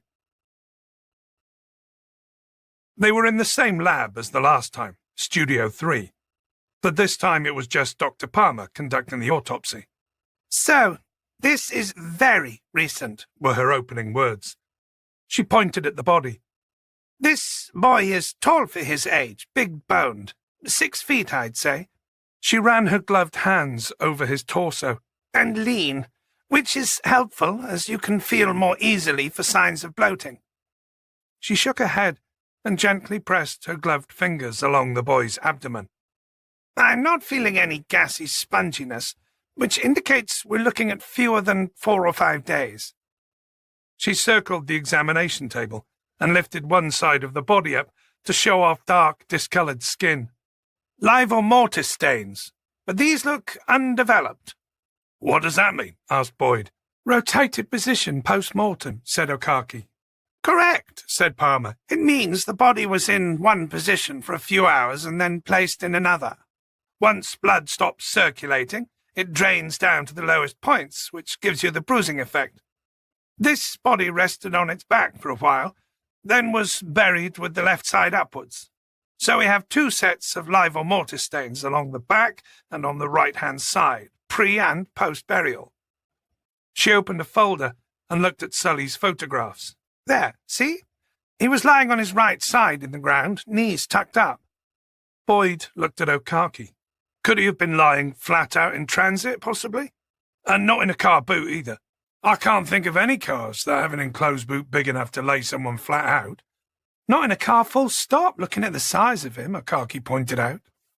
So, you're thinking he put him in the back of a van or a truck, he replied. Okaki nodded. Dr. Palmer wasn't listening to them. She carried on with her once around the body, then returned to the far side of the examination table to study a penetration wound on the right side of the chest and a small bruise beneath it. Here we have a deep wound caused by a single-edged, wide-bladed knife. A kitchen knife would do that. She pulled the skin apart slightly. The sides of the wound parted like puckered lips. It's a deep wound. It would have taken a lot of force. See the bruise? That would probably have been caused by the knife's handle thumping into the chest. Boyd glanced, but didn't let his eyes linger. A single stab to ensure fatality. She nodded. The boy was strangled first, she said. pointing at the ligature marks around his neck. But that's not a precise science. You can render someone unconscious that way, but sometimes it's hard to know if they're dead for sure. She shrugged. And strangulation time to cause death varies hugely. It almost sounded, Boyd thought, as though she'd tried it out on a few hapless test subjects herself. Palmer continued. I mean, that Saudi journalist, Khashoggi, the audio tapes recorded 7.5 minutes of strangulation before they concluded that he was dead. The stab wound would probably have been for the killer's peace of mind, to check that the victim wasn't faking it. She pointed at the red lines around the boy's neck. The ligature marks are completely smooth, not patterned, so not rope or chain. I'd say electrical cable of some kind. She leant over and lifted one of the boy's eyelids. Petechiae on the conjunctiva, eyelids, cheeks. Evidence of death by asphyxiation, said Akaki quietly. You get pinpoint surface hemorrhages. I know what that is, Boyd said. You said you wanted me to translate, she muttered. Palmer's gaze slowly descended from the face, the neck, to the chest, then down the left shoulder and arm. What are you looking for? Asked Boyd. Defense injuries. I was hoping for skin under the nails, but this lad has hardly any nails. He was a chewer, I think. Any chance at all of skin scrapings? He asked. I've swabbed them, so if he did manage some fingernail-to-skin contact, we might get some transference of DNA. She straightened up. Right, so that's the surface check. I'm going to start opening him up. It's not everyone's favourite part, so... She looked across at her audience. An image of Noah on the back seat of their car flashed through Boyd's head. Palmer shrugged and reached for a scalpel sitting in the kidney dish on the corner of the examination table. I'm going to start making incisions. If either of you are not that good with this sort of thing, now is probably a good time to absent yourself. I'm fine, said Akaki. She looked up at Boyd. How about you? He let out a breath. I'm not great with this bit, if I'm honest, he muttered. Dr. Palmer looked up at him. Seriously? Then I'd rather you stepped out now. It's distracting having a wobbler in the room. Boyd had another flash of Noah on the back seat, a towel thrown across his head to hide the god-awful mess beneath. He'd seen enough RTA bodies while in uniform to be desensitized to a post-mortem to some degree. But right now, even before she'd started on the Y-shaped incision, he felt himself sliding. I'll be fine, he said. Dr. Palmer was looking at him, not at all convinced. Okaki turned to him. Haven't you got some urgent calls to make, Gov? Boyd glanced at her. I can stay here and report back with any info. But didn't you mention needing to get the incident room set up and the team sorted, ready for when we get back? He could have hugged her. She really was a good egg. Yeah, you're right. Okaki, I'll just be outside. Good idea, interrupted Dr. Palmer, waving her hand in the direction of the door. He left Studio 3 and headed down the hallway, deliberately not looking at the plasticized anatomical sculptures in the vaulted hall, and finally made his way past reception, out of the glass doors and into the fresh air. He took several deep breaths to chase the nausea away. It took him a couple of minutes to be sure he wasn't going to throw up. It really wasn't the body on the slab that had done it. It was the surprise, emotional kick in the guts. On the back seat, in the booster chair, his son. Noah's head is gone from the bridge of his nose up. Just gone. There's hardly any blood on his pale cheeks. Somebody, mercifully, has draped a towel over the clean bisection. In his chubby little hands, he's still holding an action figure. It's an Avenger, the blue one with the round shield. Boyd tried to focus on his shoes, on the laces and the scuff marks, on the gravel between the left and right foot, on anything to swipe that image away, back into its little box. Shit, he whispered, softly. Chapter 28. Half an hour later, the glass doors swung open and he heard footsteps on the gravel as Okaki approached him. You all right, Gav? Yeah, I'm good, thanks. Just had a bit of a moment back there. We noticed. Boyd shook his head, disappointed with himself. Has she finished already? She's taken some brain and liver samples to check for toxicology tests. She says the boy might have been drugged before being strangled, but she won't know until she gets the toxicology reports back, so she's wrapping up. Right. She did wonder if you needed a sit down and a cup of tea or something before we go. He already felt like a complete idiot. A cup of tea and a biscuit actually sounded quite good. This was beginning to feel like a carb wobble. A sodding great big pastry with lashings of white icing slathered on top would be even better. He sighed. Probably best we get going. Although if there's somewhere to pull in and grab a coffee and something Sugary? She asked, eyebrows raised. He nodded. I'm thinking this might be a carb wobble. She smirked. Sure, if that's what we're calling this. It is, Okaki, he replied testily. I've done autopsies before. She dropped the bantering tone and gave him the benefit of the doubt. I get the carb shakes too, she replied. The trick is not to go crazy and eat 10 Mars bars. A banana will sort you out. Come on, I'll drive. Okaki found a decent-sized petrol station just around the corner and stopped to get them a coffee each and a pot of sliced fruit for Boyd. No pastries? He asked, feeling more than a little irritated as she handed the fruit over. You're as bad as bloody Emma. I don't need two mothers on my case. Okaki sighed, reaching into a jacket pocket and pulling out a solitary Snickers bar. There you go. But eat your fruit first, she said, waving a finger at him. Jesus, he said, grinning at the sight of the chocolate bar. Yes, Mum. As they pulled out of the forecourt, he was already tucking into the fruit pot. So, this boy was holding the same kind of wooden figure as seen in the Martin case file photos, began Okaki. Same MO and burial method as our Nike boy. That's what I've started calling him, Boyd muttered. The sooner we have a bloody name for him, the better. He finished the fruit and poured the juice left in the pot into his mouth and quickly fumbled to unwrap the Snickers bar. So, the takeaway from the autopsy of Okaki? His mouth was almost immediately full again. This one's a big lad, she said. He may have been drugged first so the killer could handle him, and then strangled and stabbed. This happened about 4 or 5 days ago. Then he was transported, most likely in a van or truck, and buried shortly after. She glanced at Boyd, happily chomping through his Snickers bar. So, 4 or 5 days, Gov? She repeated. If it was Martin, wouldn't he have been posing him, taking more photos? If he's still doing that 20 years later, he looked at her. So it could be a copycat then, she said, adding smugly, I said that earlier. Boyd finished his mouthful. We found Nike Boy 12 days ago. It was in the news 11 days ago, so maybe he got spooked and got rid early. But it's not a copycat, Okaki. The carved figure, remember? True. So Leon Martin is alive then, she said. We'll see, he replied. The sooner we get DNA results back on our new victim and the soldier, the sooner we'll know.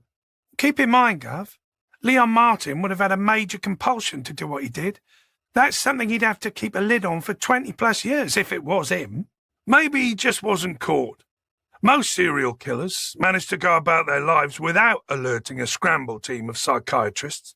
She laughed. But they're still not wired up, right, are they? Most serial killers need 2 things, to be able to kill and to have a need to kill. He wouldn't have been able to stop for that long, would he? To be able to kill and to have a need to kill. That's catchy. We should put it on a staff mug, Boyd said dryly.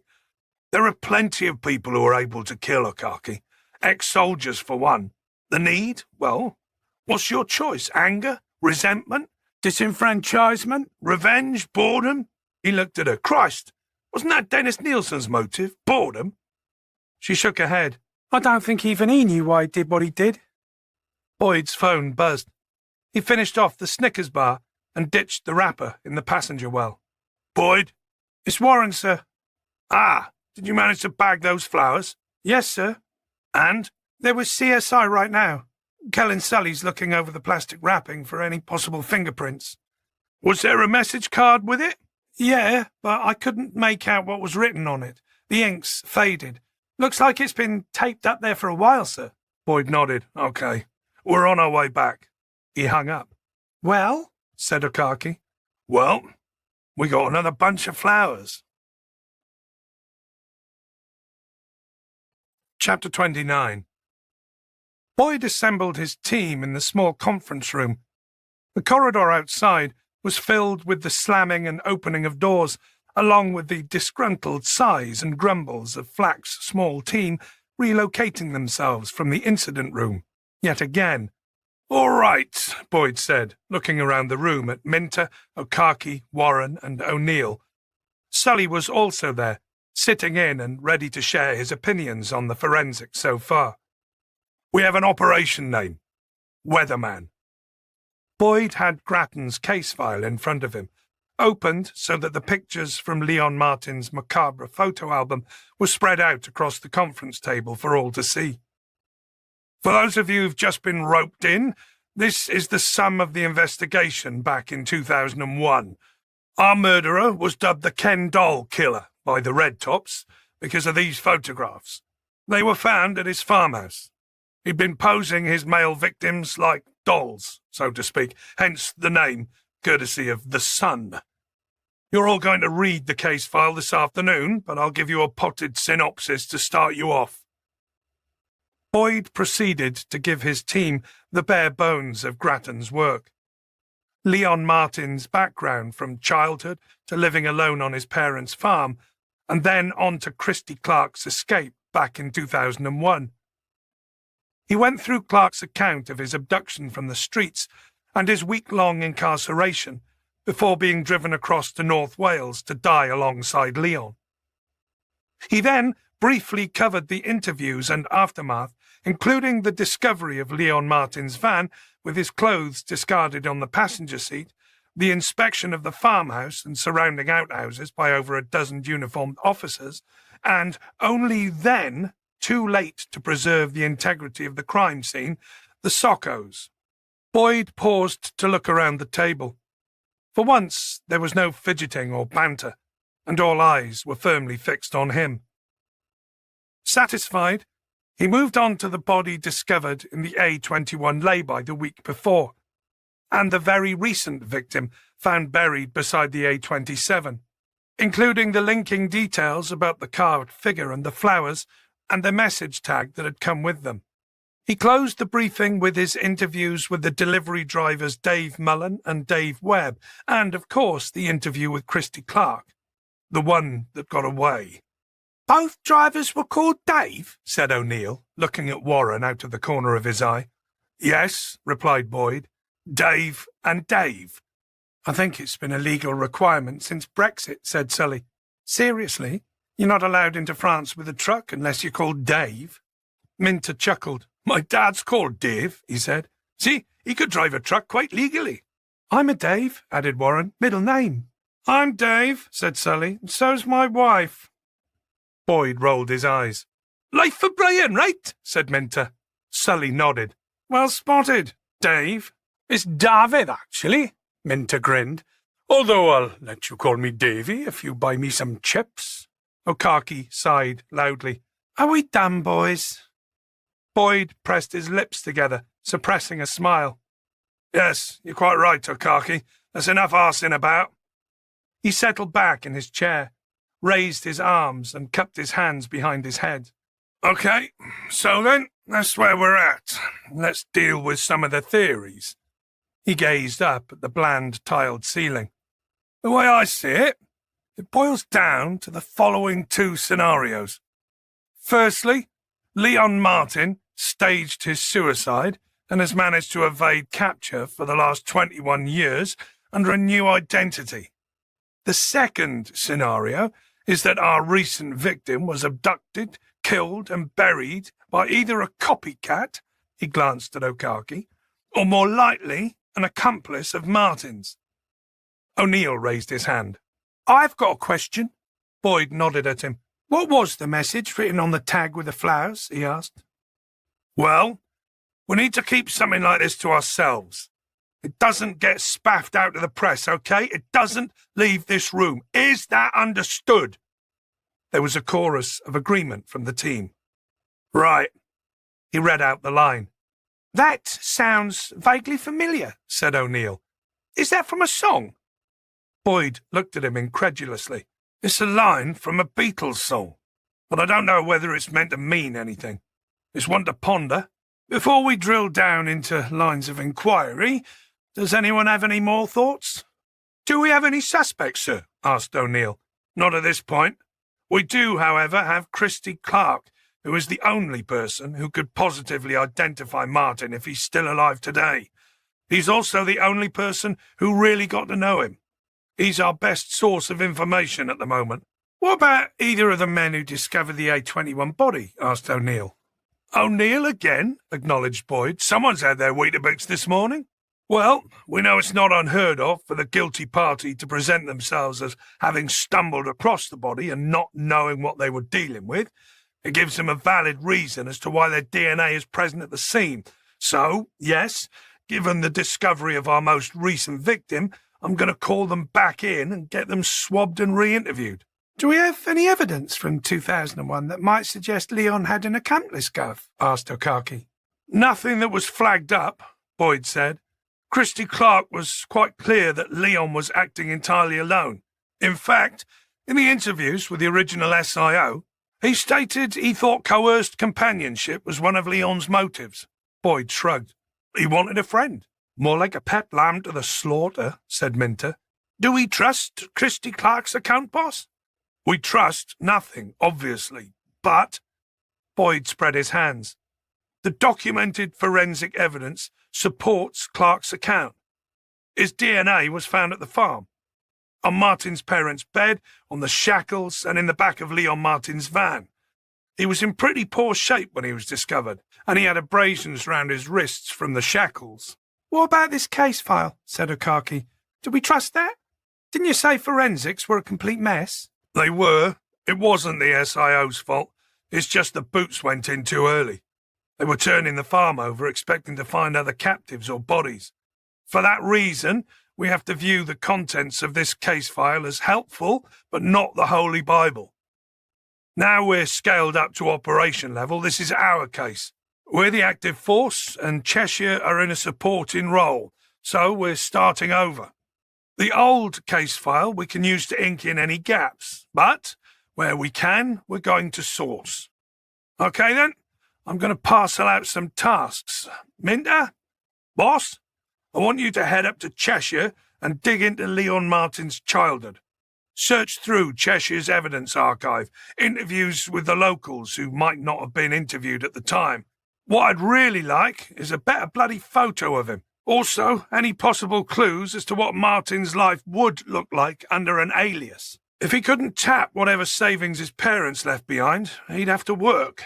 What was he qualified to do other than drive? Gotcha! There's no good photo of him anywhere? Asked Warren. We have one school end-of-term photo, and that's it. He's 11 in that, and in the back row. It's no bloody good. The original Socko free-for-all at Martin's farm recovered no family photos. It seemed Leon made a pretty good job of burning almost everything there was about his parents and himself. Boyd turned to Okaki. You can go with him. We need whatever forensic samples Cheshire Constabulary have in their evidence archives back here so we can examine them again.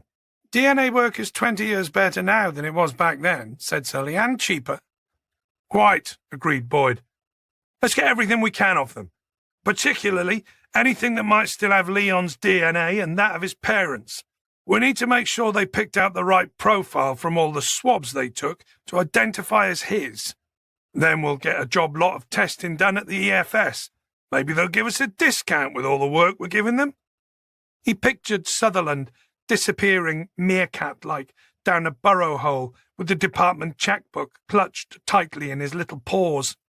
Warren, I want you to continue work on IDing our A21 victim. I know you've done pretty well at whittling down the Miss Per candidates. I reckon it's time to start doing some home visits. Yes, sir. Take Leon Martin's photos that show identifying marks and tattoos, Boyd added. And a picture of the trainer, too. The trainers were new when the victim died. Parents would remember things like that. If we can get an ID, we may get a clue as to where he was picked up by the killer. But for God's sake, do it sensitively and take a family liaison officer with you. He's definitely a Martin victim in my book, so let's get his name. As Warren collected photos, Boyd turned to O'Neill. O'Neill, you're working on new body. We'll need to ID that as soon as possible. You've got a lot more to play with there. If there's a Miss Purr report, then it'll be recent. You got DNA. Our lad might just be on the NDNAD, or his fingerprints on the PNC for something. You never know. O'Neill nodded. Yes, sir. There were the official roles to hand out too. Minter's my second and action log manager. O'Neill, your exhibits officer. O'Carkey, forensics liaison with Sully and EFS. He paused to look out through the glass wall at DCI Flack carrying out his Nespresso machine and gave him a cheeky wave. Flack's hands were full, but Boyd suspected he'd have loved to reply with a middle finger. Chapter 30. Sausage and chips, please. Boyd decided to take his lunch off the pier and down onto the shingle beach. It was a nice day today, and he wanted to get his food as far away as possible from the circling gulls before they picked him out as a clueless tourist and descended on him like the pack of thugs they were. Plus, he wanted some headspace. He was well aware that half his team was scattered along the queue leading into the cafeteria. He picked the point down the beach, where high tide tended to shove the stones up into a steep ridge, and plonked himself down. He pressed his coffee cup into the shingle so that it wouldn't tip over, and started to pick at his chips, keeping one wary eye on the lookout for any feathered scroats hovering nearby. He set the carton of chips down between his feet, sheltered from prying eyes. Stepping up to Operation Weatherman was going to attract press attention. Again, there were no two ways about it. The A27 body, so far, hadn't triggered much in the way of interest up to this point, simply because nobody had leaked yet that it was linked to the A21 bones, and thus to the Ken doll killer. But that was sure to happen, and sooner rather than later. Hatcher seemed happy to deal with the press this time round, and she was welcome to them. The trick was keeping the toy soldier and the flowers out of the story. More importantly, the short message that had been left with the most recent flowers. As for DNA, was there any chance at all that there'd be something still usable on the flowers O'Neill had been sent to grab from the A21 lay-by? It was far more likely that there'd be something on the A27 flowers and message tag that Minter had spotted, bagged and logged yesterday. The question that Boyd kept asking himself was why the killer, for argument's sake Leon Martin, had left them there. They were potentially a forensic gift, and if there were more bodies out there marked by the same thing, wasn't he in danger of flagging up where all his victims might be buried? It occurred to him that he only had to put out a press release asking everyone to check the next roadside shrine they saw for a card with that little message on it, and presumably within weeks they'd have located all his buried bodies. And inspire hundreds of idiots to copy it as a prank, or post those words on Facebook as some macabre meme? Maybe not, then. As with the first flowers, any card found would have had its message washed off long ago, and they couldn't very well promote the idea of taking flowers from what would probably be very real tributes to loved ones. So, anyway, he dragged his thoughts back to the question, why leave the flowers? Was it an act of contrition? Was Martin saying sorry to his victims? Or was it an act of bravado? Leon Martin sticking two fingers up at them. Ah, I thought it was you. Boyd jumped at the sound of the voice just behind him and looked round to see the woman he'd got into the habit of looking out for whenever he was walking Aussie. The one with the dog. Only her dog wasn't with her right now. He started to get up, but the shingle clattered and shifted beneath his feet and he lost his balance. He dropped back down, rather inelegantly, onto one knee.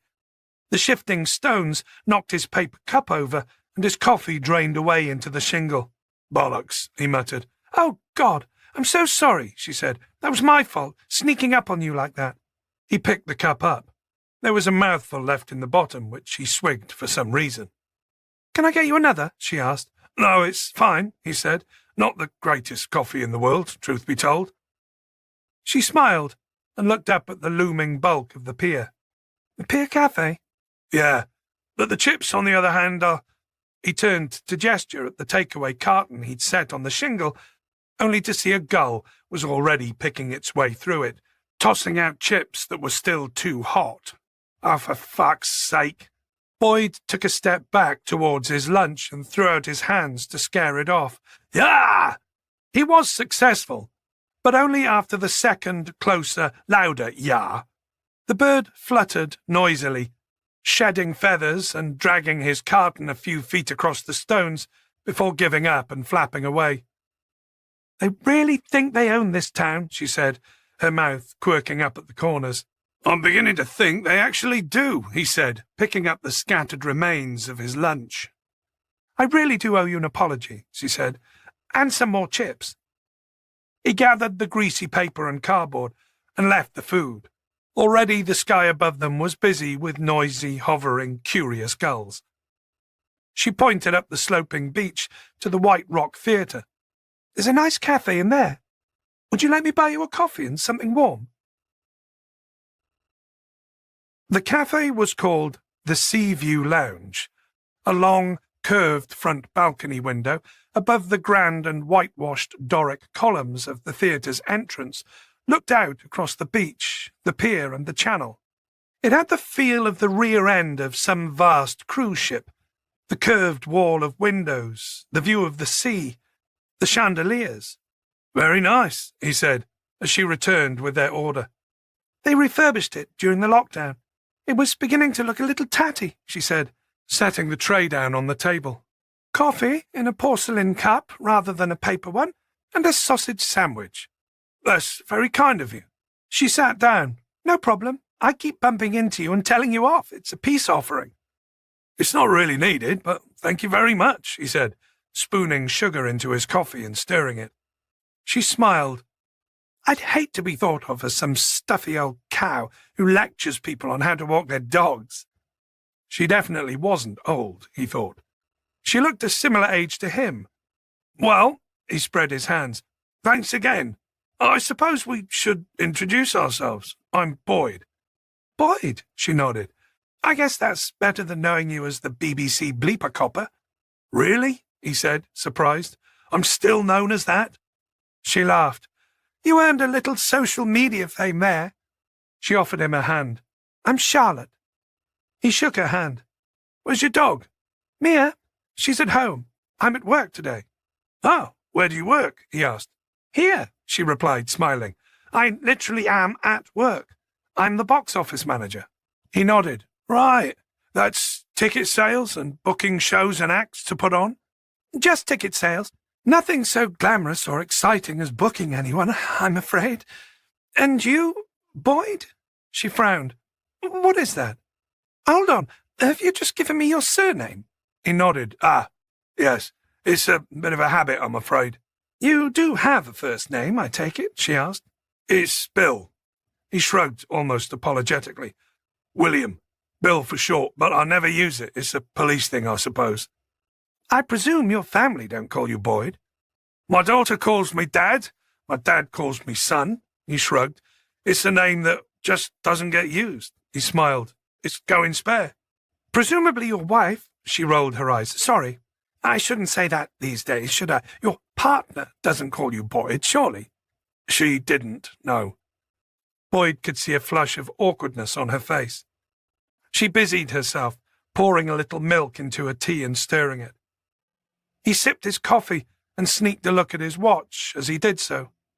It was just gone 20 to 2. Another 5 minutes and he was going to have to make an exit. He took a bite out of his sausage sandwich. You moved down to Hastings? She half stated, half asked. I'm not getting a trace of a Sussex accent. Is there one? He asked, mouthful. Not really, not any more. Some of the old boys up at the fishing end still hang on to a bit. Some of the people who've lived here for generations still say £5 instead of £5. I came down from London at the beginning of the year. What about you? Are you a Hastinian? One of his team had used the term. He was damned if he could remember it, though. Well, that's right, isn't it? Haystonian, she corrected. She shook her head. I'm from Brighton originally. I'm a West Sussex girl, don't you know? The conversation lapsed for a moment, and she reached for her tea. Boyd noticed she sipped from the teacup in that pleasingly old-fashioned way, pinky sticking out from the handle. It matched the genteel environment of the cafe, as if Charlotte was a part of it, a historical reenactor brought in to add some authenticity to the place. Even the way she spoke was charmingly out of time, as if she'd stepped from the pages of some cosy Arthur Ransom novel. I'll have to try this place instead of the pub on the pier sometime. It's like sitting aboard the Titanic, said Boyd. Oh, I hope not. That wasn't a great success, was it? She glanced at her watch. Oh, crumbs. I'm really sorry, but I'm due back at work in 5 minutes. I'm going to have to take my tea with me and run. Boyd drained his coffee cup and stood up. Well, thanks again for this. You didn't need to, he said, as she followed suit and stood up too. I did, she said, and it was my pleasure. I've enjoyed your company. Me too, Boyd found himself saying, a little surprised at himself. I guess I'll see you on the beach sometime? Yes, she said. See you on the beach. He left the cafe and was halfway back to the station before he realized he could have asked her for her number. Chapter 31. Home visits reminded D.C. Warren just how difficult it was to be a uniformed officer. He realized he didn't miss it at all. Being a uniform involved way too much general public, way too much shouting, way too much reasoning with stoned or drunken morons, and way too many difficult and sometimes emotionally draining conversations with complete strangers. The previous home visit had been really tough. A boy had gone missing in the early 90s and left behind a mother who had been sucked dry of any will to live. 30 years of unresolved grief and grinding hope had turned her into a prematurely old woman. Watching the hope flash on her face as they announced themselves on the doorstep, then slowly ebb away as they talked in her front room, had been like watching a slow death. Mrs. Dunn was the second on his list this morning. She was a woman in her late 50s, short, slim, and fidgety, the kind who seemed to have an endless reserve of nervous energy. Mrs. Dunn, said the uniformed sergeant beside him. Yes? I'm Police Sergeant Gail Brown, and this is D.C. Warren. We would come in and have a little chat with you. Is this about my Toby? She nodded. I'm afraid it is. Warren watched Mrs. Dunn clench her eyes shut and guessed this was the scenario she'd been preparing herself for the last 2 decades. Can we come in, love? Gail asked. Mrs. Dunn backed up into the hallway and led them both into a front room. Take a seat, Mrs. Dunn, said Sergeant Brown. Right, yes, okay, said Mrs. Dunn, sitting down. You can call me Gail, said the sergeant, sitting down next to her. I'm a trained family liaison officer, and D.C. Warren is with the CID.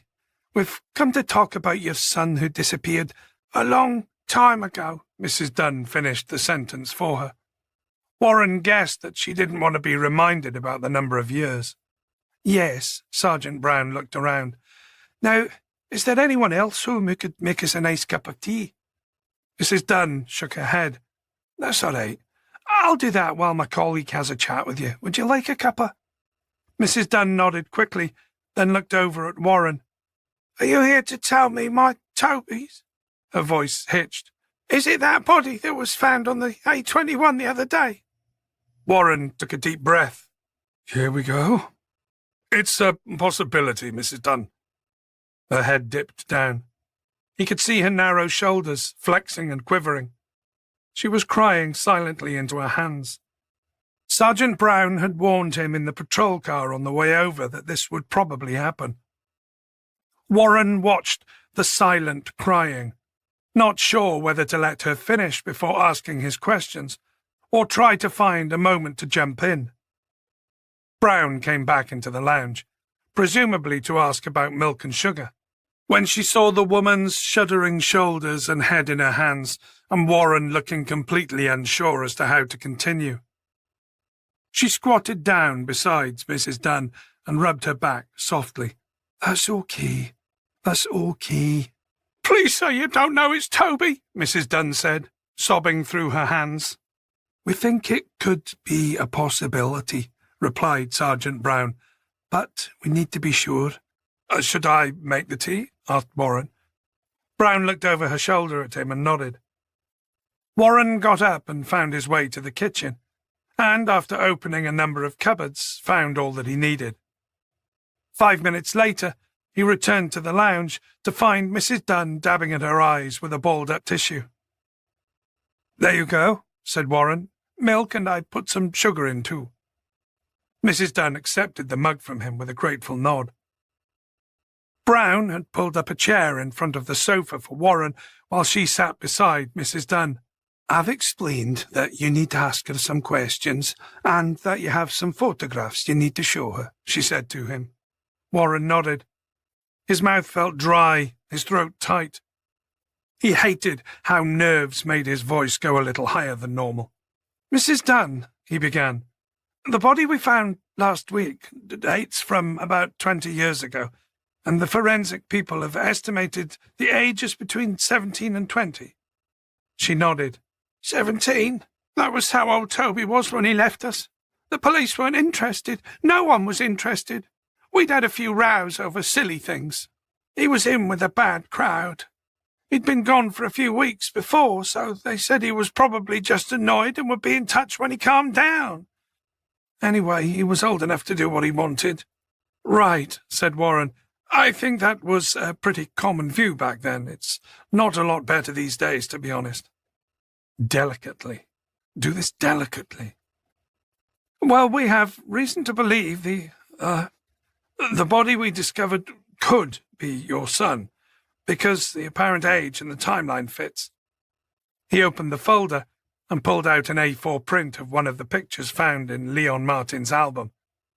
The image had been cropped to show just the bit he needed her to see. It was a photograph of a Nike trainer that matched the one unearthed from the A21 lay-by. It was pictured from the side, a foot perched casually on top of the other knee, the lad's way of sitting cross-legged. Warren turned it around so the image of the trainer was standing up. "I know this is hard, and a long time ago, but did Toby have new trainers before he went missing?" She leant forward and studied the image carefully. "He had trainers," she replied. "That's all he wore on his feet, love." "Nikes?" She pulled a face. "We could never afford those. I bought his things from Woolworths." Her expression of grief-tinted hope began to fade. "All right, let's just try one more." He pulled out another photo, a cropped close-up of a hand holding a Twix-branded Easter egg mug. "The mark next to the knuckle of the index finger," began Warren, "we believe is a tattoo." Her face changed. Her eyes widened. "It is." "You recognize that?" She nodded. "Silly boy. Did that at school. A DIY tattoo with a compass and some pen ink. He got sent home for doing it." She shook her head and managed a little barked laugh. "And it got infected. He was such a handful. Is it him? It's him, isn't it?" She dissolved into tears again. "Okay, Mrs. Dunn, thank you." Warren gently took the photo from her lap and let Brown comfort her. Almost done. A nod for the tattoo was a win, but Warren wanted this over with. What the fuck? This is unfucking pleasant. He felt like a fraud, like a kid in grown-up police clothes, and at any moment the adults around him were all going to tell him to go back to playing GTA on his PlayStation. Brown nodded at him that he should probably get on with it. "It doesn't look as though the body we found was your Toby, Mrs. Dunn. But from the tattoo you've identified today, I'm so sorry to tell you that we do believe that he is dead. We believed he was killed by Leon Martin."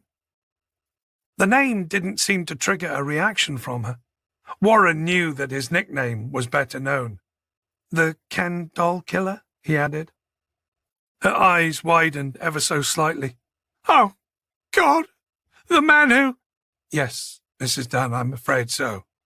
Her eyes darted down to the blank backs of the printouts he held in his hand.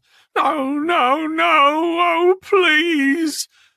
Warren shoved them back into his folder. "Okay, Mrs. Dunn, it's okay." "I want to see," she said, her voice steely. Warren looked at her. She had tears streaming down her face, but her eyes were certain. "Do you have a picture of his face? I need to see as him. You owe me that," she added. "Shit. I can't do this." Warren leant forward and took her hand. "I want to assure you, Mrs. Dunn, these images are... they're not... what the fuck word do I use? Gory? Bloody? They're not upsetting. To be honest, they just look like they're sleeping. Are you certain you want to do this?" She nodded and whispered, "But they are dead?" "I'm afraid they are." She chewed her lips, swallowed several times, and took a deep breath. She finally held out one shaking hand. "Okay." Warren pulled a sheet of paper out and turned it over. As he handed it to her, he saw the last traces of hope drain from her face. She had picked out her son instantly. Her face had gone ashen. He'd heard that expression 1,000,000,000 bloody times before, but today he'd actually seen it for the first time. The blood had visibly drained from her face as she pointed at picture 6, then backed away from it as though it was toxic. "It's him," she whispered. "That's him. That's Toby." They left the house 45 minutes later, after a friend had been called round to sit with Mrs. Dunn. By the time they had both politely excused themselves, she had regained her composure enough to thank them for bringing her the closure she'd been waiting so long for. "I'll be back in touch tomorrow," said Sergeant Brown, as they stepped out onto the front doorstep, "to see if there's anything I can do for you." The door closed behind them, and they walked down the path to their patrol car. As they reached the gate, Warren glanced back and caught one last glimpse of Mrs. Dunn through the front bay window as she sat down in the lounge with her friend and began the long and lonely process of grieving. "First time you had tears like that?" Gail asked as she closed the gate behind them. Warren nodded. "You handled it well, love," she said. He felt emotionally drained. The relief washed over him as he climbed back into the car and plugged in his seatbelt. Chapter 32. Gaining access to Cheshire Constabulary's evidence archive had required a carefully handled courtesy call from her Madge to their chief super, and a lot of pleases and thank yous from Minter and Okaki as he ushered them resentfully down into the bowels of the HQ building in Winsford. "Because we've actually kept this investigation listed as inactive rather than closed," he said pointedly, "it's not gone across to the evidence warehouse." He looked at Minter. "We've kept it close to hand." Minter nodded. "Good to hear, sir. Word is that you've got a new one?" Minter nodded again. "Leon Martin." Boyd had given Minter a briefing before they'd set off, which basically amounted to tell the buggers as little as possible. If he was concerned about leaks in his own team, he was doubly concerned about leaks from a force that were being asked to surrender control of an unresolved case. The chief super lingered as the evidence officer signed them in. "Try and be mindful," he said. "We had our hands full with post-9/11 wild goose chases back then. It was every pair of hands on deck. So it's not like Mike Grattan and his team just casually wrapped things up, you know. It looked as though Martin was dead, and we had bigger fish to fry, catch, whatever the damned expression is." "I understand, sir," said Minter. "Right, well, I'll leave you in Carl's very capable hands. Anything else you need?" He left that hanging in such a way that it could have been followed with either a "give me a shout" or "you can go fuck yourselves." Minter and Akaki nodded and chorused, "Thank you, sir." Carl led them down an aisle of wire-framed cages. He unlocked one and handed them each a pair of forensic gloves. "I've not received a compliance request form to allow you to take anything away with you," he said gruffly. "Yet," said Akaki. "That'll come." Carl stared down at her defiantly. "Until I do get one, you can look, but it all stays right here, sweetheart." He turned and walked off, presumably back to his desk. She watched him leave and tutted, "Sweetheart? What bloody decade did he just emerge from? Twat." Minter chuckled. "Been watching too much Life on Mars, eh?" She shook her head and sighed. "Come on, we better get started. This is going to take a while." Akaki and Minter were here with a very specific wish list from Boyd. A better photograph of Leon Martin, preferably one taken when he was older than 11, and any personal items of his or his parents that had been bagged and tagged at the farmhouse and not messed around with since. The box contents were all marked "Miscellaneous from Martin Property, 23rd of the 8th, 2001. "Okay." Minter checked his watch, then looked with dismay at the piles of boxes in front of them. "Well, it's 4 o'clock. It's going to be a late one." Akaki let out a long sigh. He swiped his hands together. "We'll treat this like a secret Santa, okay? You open one, and I'll open one, and we'll see what we see. How's that?" Minter picked the nearest, scored the tape with his car keys, and peeled it off. He pulled back the cardboard flaps and peered inside, while Akaki opened another box beside him. He found himself looking at a row of box files. The labels on the side of the boxes all read "Basement Contents, Miscellaneous Photos." He checked inside one of the files and caught a glimpse of the endless images Leon Martin had taken and printed. Some of them appeared to have been snipped from larger images. It looked as though Leon had been removing any bits of the image that weren't picture-perfect, the parts of his victim models that were too discoloured with dried subdermal blood to make the albums. Minter checked the other box files. They contained more of the same. He moved the whole lot to one side. "The boss'll want these bringing back," he said. "I'll let you explain that to Mr. Happy," replied Akaki. "What have you got?" "Parents' clothes, by the look of it."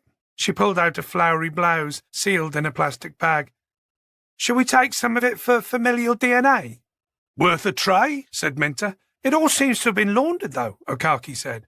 "And they died 10 years or so before. I'm sure there'll be richer pickings elsewhere." "Toiletries are good for touch DNA samples," said Minter. "Hairbrushes, toothbrushes, that kind of stuff." She stood up straight and looked at him, her head slightly tilted to one side. "Really? I never thought of that." "What?" he asked, opening up another box and lifting the flaps. She rolled her eyes. "Nothing." Inside the box, he found a pile of junk mail. He checked the box's contents description. Miscellaneous, papers, junk mail, hallway kitchen. Minter found himself looking at envelopes with plastic windows addressed to J. Martin, Mrs. A. Martin, Mr. and Mrs. J. Martin, the owner even, but nothing specifically for Leon. It was entirely possible that Leon Martin just hadn't come to the attention of the junk mail beast yet. He wasn't that old. He'd never lived on his own at this point. If his parents were of a mind to homeschool him, then arguably they'd be the kind to give him little independence, no credit card, no phone. Mr. and Mrs. Martin had created a ghost out of their son. "Ah, for God's sake!" Akaki pulled out a large forensics bag that contained the contents of a bathroom cabinet. She studied them through the plastic. "There's medicine bottles, toothbrushes, flannels." "All thrown in together?" "Uh-huh," Minter tutted. "Got a proper little cross-contamination party going on in there. That's really shitty bagging." I know, she said before she could stop herself. If it's one bag, that means it's all been logged under one evidence number. She stared wide-eyed at him. I know. We'll take it anyway, said Minter. EFS should be able to unpack the separate genetic profiles. She shot him another look. You all right? Asked Minter. I would be, if you'd stop mansplaining basic forensics to me, she muttered. I'm just pointing out where they were sloppy, Okaki. I know they were sloppy. It doesn't need pointing out. Oh, whatever. I'll just keep my forensics degree to myself. Don't mind me. Minter grinned and winked. You make it too easy, Okaki, he said, before delving into the box once again.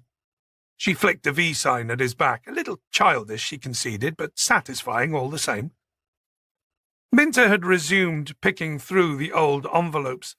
There was so much of this stuff.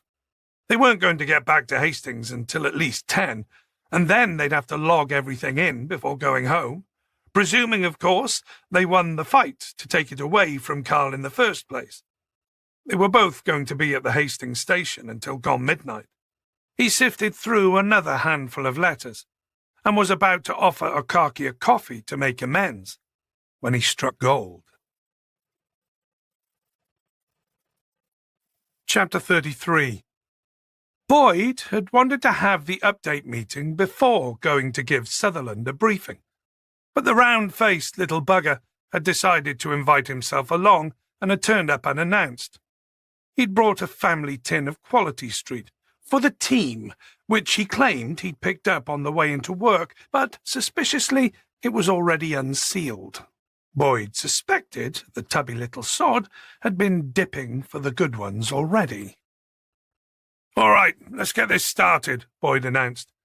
The long table in the incident room now had 8 people sat round it and was starting to look crowded. Let's discuss progress from the last couple of days. Boyd looked down at his notes. Minter, how did it go up north? Useful. Minter had a slim cardboard folder in his hands.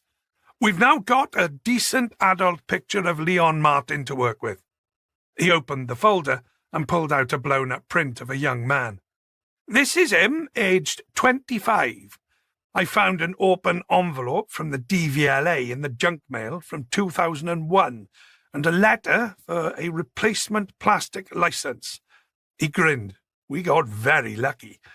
The correspondence indicated he'd lost his paper license in June and was after a replacement. The plastic photo ID cards had come in by then. Minter rounded the table, approached the whiteboard, and tacked the photograph onto it. His plastic license had gone, but the reference number was there. I got DVLA to dig out the original application and scan the passport photo he sent. He returned to his seat and sat down. Good job, Minter. Boyd studied the young face on the whiteboard. So he'd be 46 now, if he's alive. We need to have that picture aged up. Sutherland finished chomping on a chocolate and said, We should get one of our digital forensics boys to play around with it.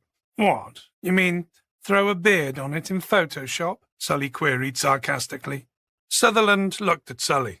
I meant edit the photo to look a bit older, he clarified. Sully rolled his eyes. So, yes, then?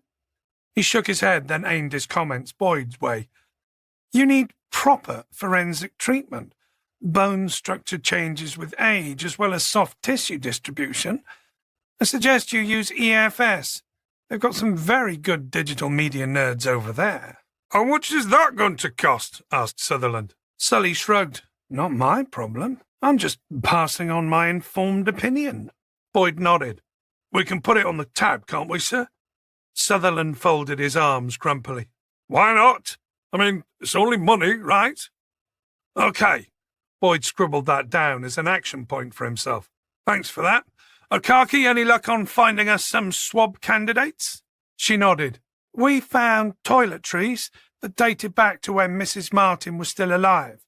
There was a roll-on deodorant for women. I'm hoping the rollerball may have traces of Arlene Martin on it still. There's an old-fashioned shaving set that I presume John Martin used, so we may get some touch DNA from that. The problem is... She produced a photo she'd taken of the evidence bag. This is how I found it, all in one bag. Boyd's jaw dropped. Seriously? Afraid so, Gov.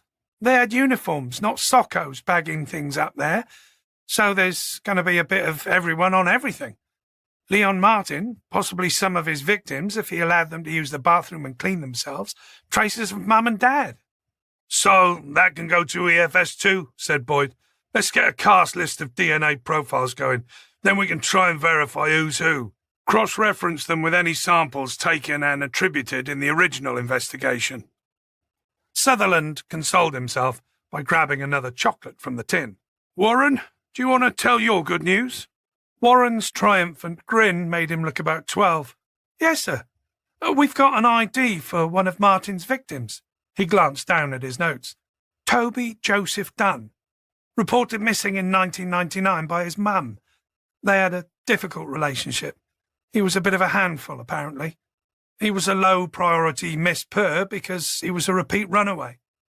His mum said she thought he might have gone to London because he was always going on about it being the place to be.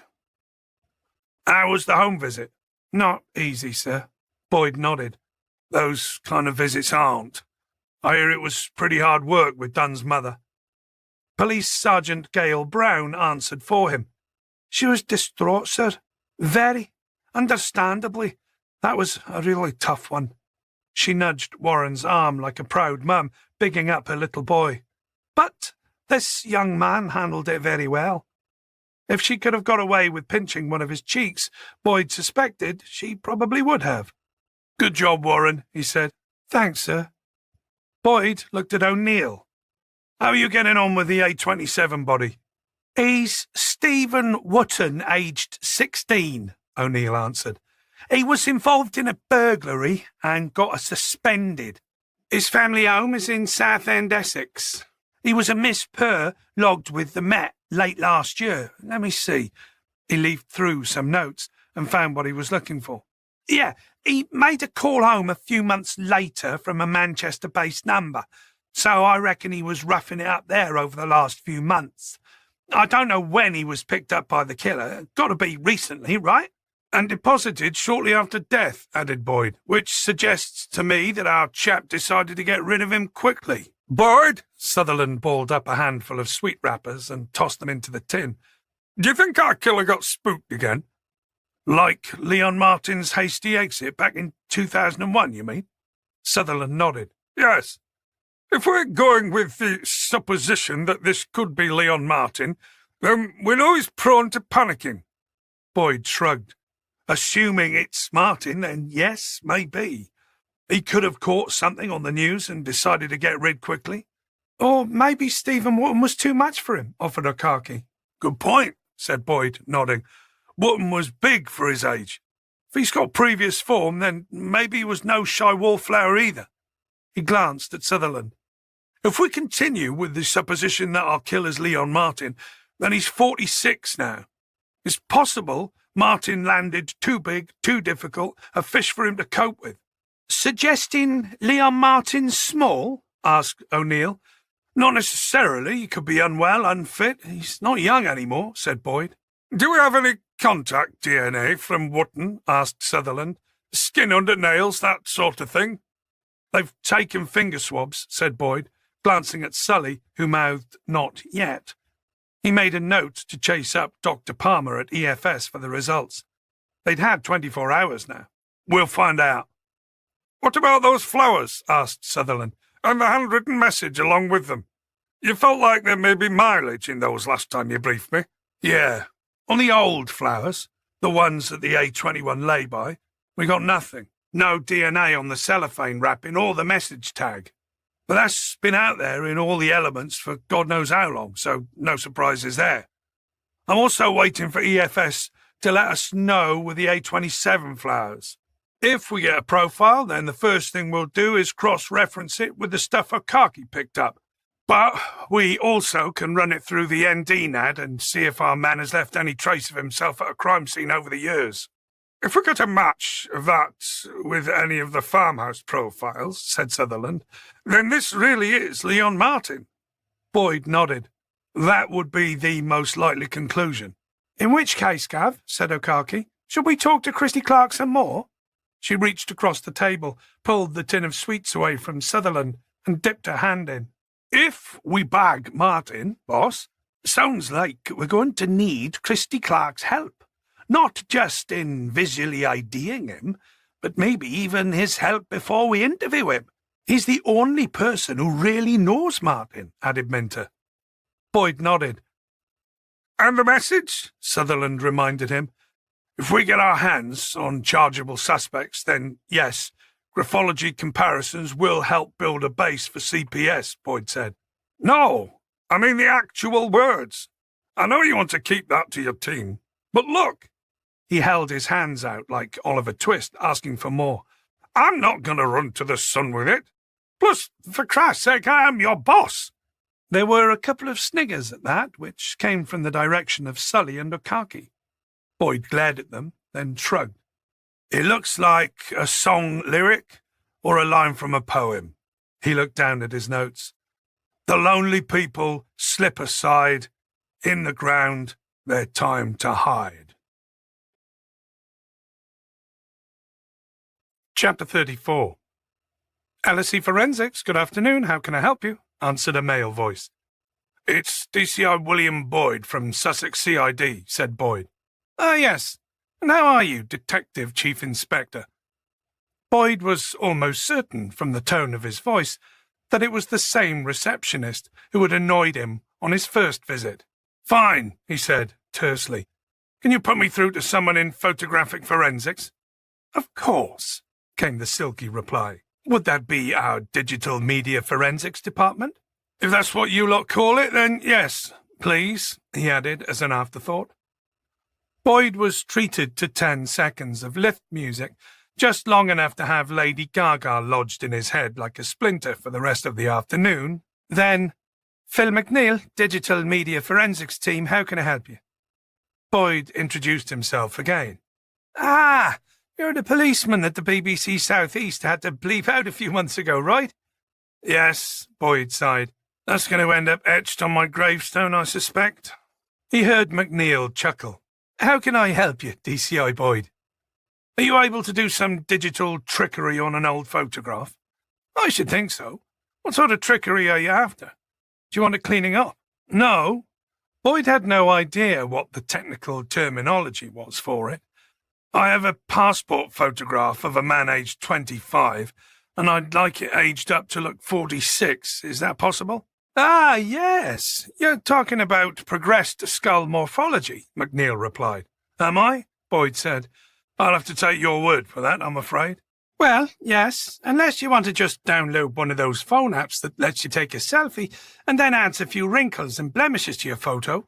No, we're a bit more savvy than that over here, Boyd lied. It had actually crossed his mind. Good to hear it. You see, the shape of a face changes dramatically from your mid-20s into old age, explained McNeil, even though Boyd hadn't invited him to.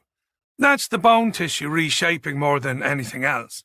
Plus, there's also the downward drift of fatty tissues and facial muscle atrophy. Boyd absently picked up his unused iPhone and gazed at his own reflection in the dark screen as McNeil continued. Gravity and age gradually pull everything downwards, like wax melting very slowly, which, of course, is where plastic surgery can help out and move the soft tissues back upwards. But really, the battle you're fighting is against the bone tissue. For example, the orbital sockets widen vertically, which makes the eyes look more sunken. It gives the brow ridge a raised, sort of permanently surprised look to it. Boyd examined his brow ridge.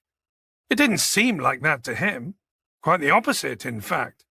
It was lowered, grumpy-looking, and not at all surprised by anything these days. McNeil was still delivering an unsolicited TED talk. The lower jawbone also begins to get narrower, making the teeth, by contrast, look larger, and the chin point more pronounced. We call this the witch effect, and— Right, Boyd said loudly. Phil, I'm sorry to interrupt. As I said, I have a passport photo, so it's small. Can you work with just that? Probably, McNeil replied, if it's not too blurred or degraded. We can use software to increase the image size and work at the age rendering from there. Scan the picture and send it over to me via email. You'll get to me with pmcneil@lseforensics.com. I can take a look and see if it's good enough to work with. Okay, great. How long will it take? A few hours, hopefully no longer. To age it up, or to let me know my photo's too shit to use? Asked Boyd. McNeil took a moment to respond. The first one. I'll let you know immediately whether it's no good. Boyd checked the time. It was just after 2, and it was Friday. If I send them over now, do you think you'll get something back for me before the end of play today? I'll give it me best shot. Otherwise it's the weekend, and, crime doesn't take weekends off. Boyd realised he was pushing his luck. It would be great if you could. I'll do what I can, said McNeil. No promises, though. Could you give me aged-up images with and without facial hair too? Different types of hair, that sort of thing? Indeed. I can give you a clown nose if you like. Boyd decided he'd ignore that last comment. McNeil continued smoothly. I presume this is going on Sussex Police's currently open contract. Contract DSI Sutherland? No, it's a gift for a young friend of mine, Boyd said, unable to resist. What? McNeil sounded confused and flustered. We don't do... I'm joking, cut in Boyd. Yes, please. Sutherland's the one you want to shake down for money. There was a pause. Send me the images, Boyd. I'll see what I can do, McNeil said in a slightly clipped tone. Boyd hung up. Grumpy arse. Boyd spent the remainder of the day reviewing the investigation's action log from the very beginning. His review of the A21 grave alongside Sully, interviewing the 2 truckers who'd found the first body, the post-mortem on the bones, interviewing DCI Grattan. That made him stop for a moment. It had been over a week since he'd visited Grattan. He wondered how the poor bastard was doing. He'd said he didn't have much longer to go, weeks if he recalled correctly. Boyd wondered if he was still in a fit state to take a phone call. Not that Grattan needed anything from him, but he could call to update him out of courtesy. Boyd took out his phone and thumbed the screen to access his recent calls list. He found the number for the hospice in Boston where Grattan was at. But then, thumb hovering over the number, he changed his mind. The truth was, they had a new body, and more than a chance it was one of Leon Martin's. So far they'd managed to keep Martin out of the news, but he wouldn't put it past Grattan to have joined up the dots. It was probably the last thing that Grattan would want confirming, that he let Martin slip away to carry on his work years later and in another part of the country. That wasn't really news you wanted to go out on, was it? For something like that to be your legacy? Hello, Gov? Anyone in there? He stirred from his thoughts. Minter and Okaki were standing a few feet from his desk, pulling their coats on and getting ready to leave. Sorry, what was that? Were you talking to me? He asked. Yes. I asked whether you're joining us for a pint down the pier. Okaki pointed at the wall clock. It was 5:30 already. It's Friday, and it's finally thank fuck o'clock, added Minter. Boyd closed down the action log and signed himself out of his Leads account. Monday would roll around all too quickly, and by then, hopefully, Phil McNeil would have played around with whatever funky software he had and sent an aged-up image of Martin for them to look at. A quick after-work pint sounded good. Anyway, Emma was going to be out again with Daniel tonight, at another gig. All right, he said, just the one, or I'll be walking home again. He got up and sent Emma a text to let her know he was having a drink with the troops, grabbed his jacket, then reached for the mouse to log himself out of his computer. There was an email in his inbox. From McNeil. You coming, sir? He looked up to see Warren and O'Neill passing by his desk. Both young men were heading out for a pint too. Okaki and Minter were just leaving the incident room, keen to start their weekend.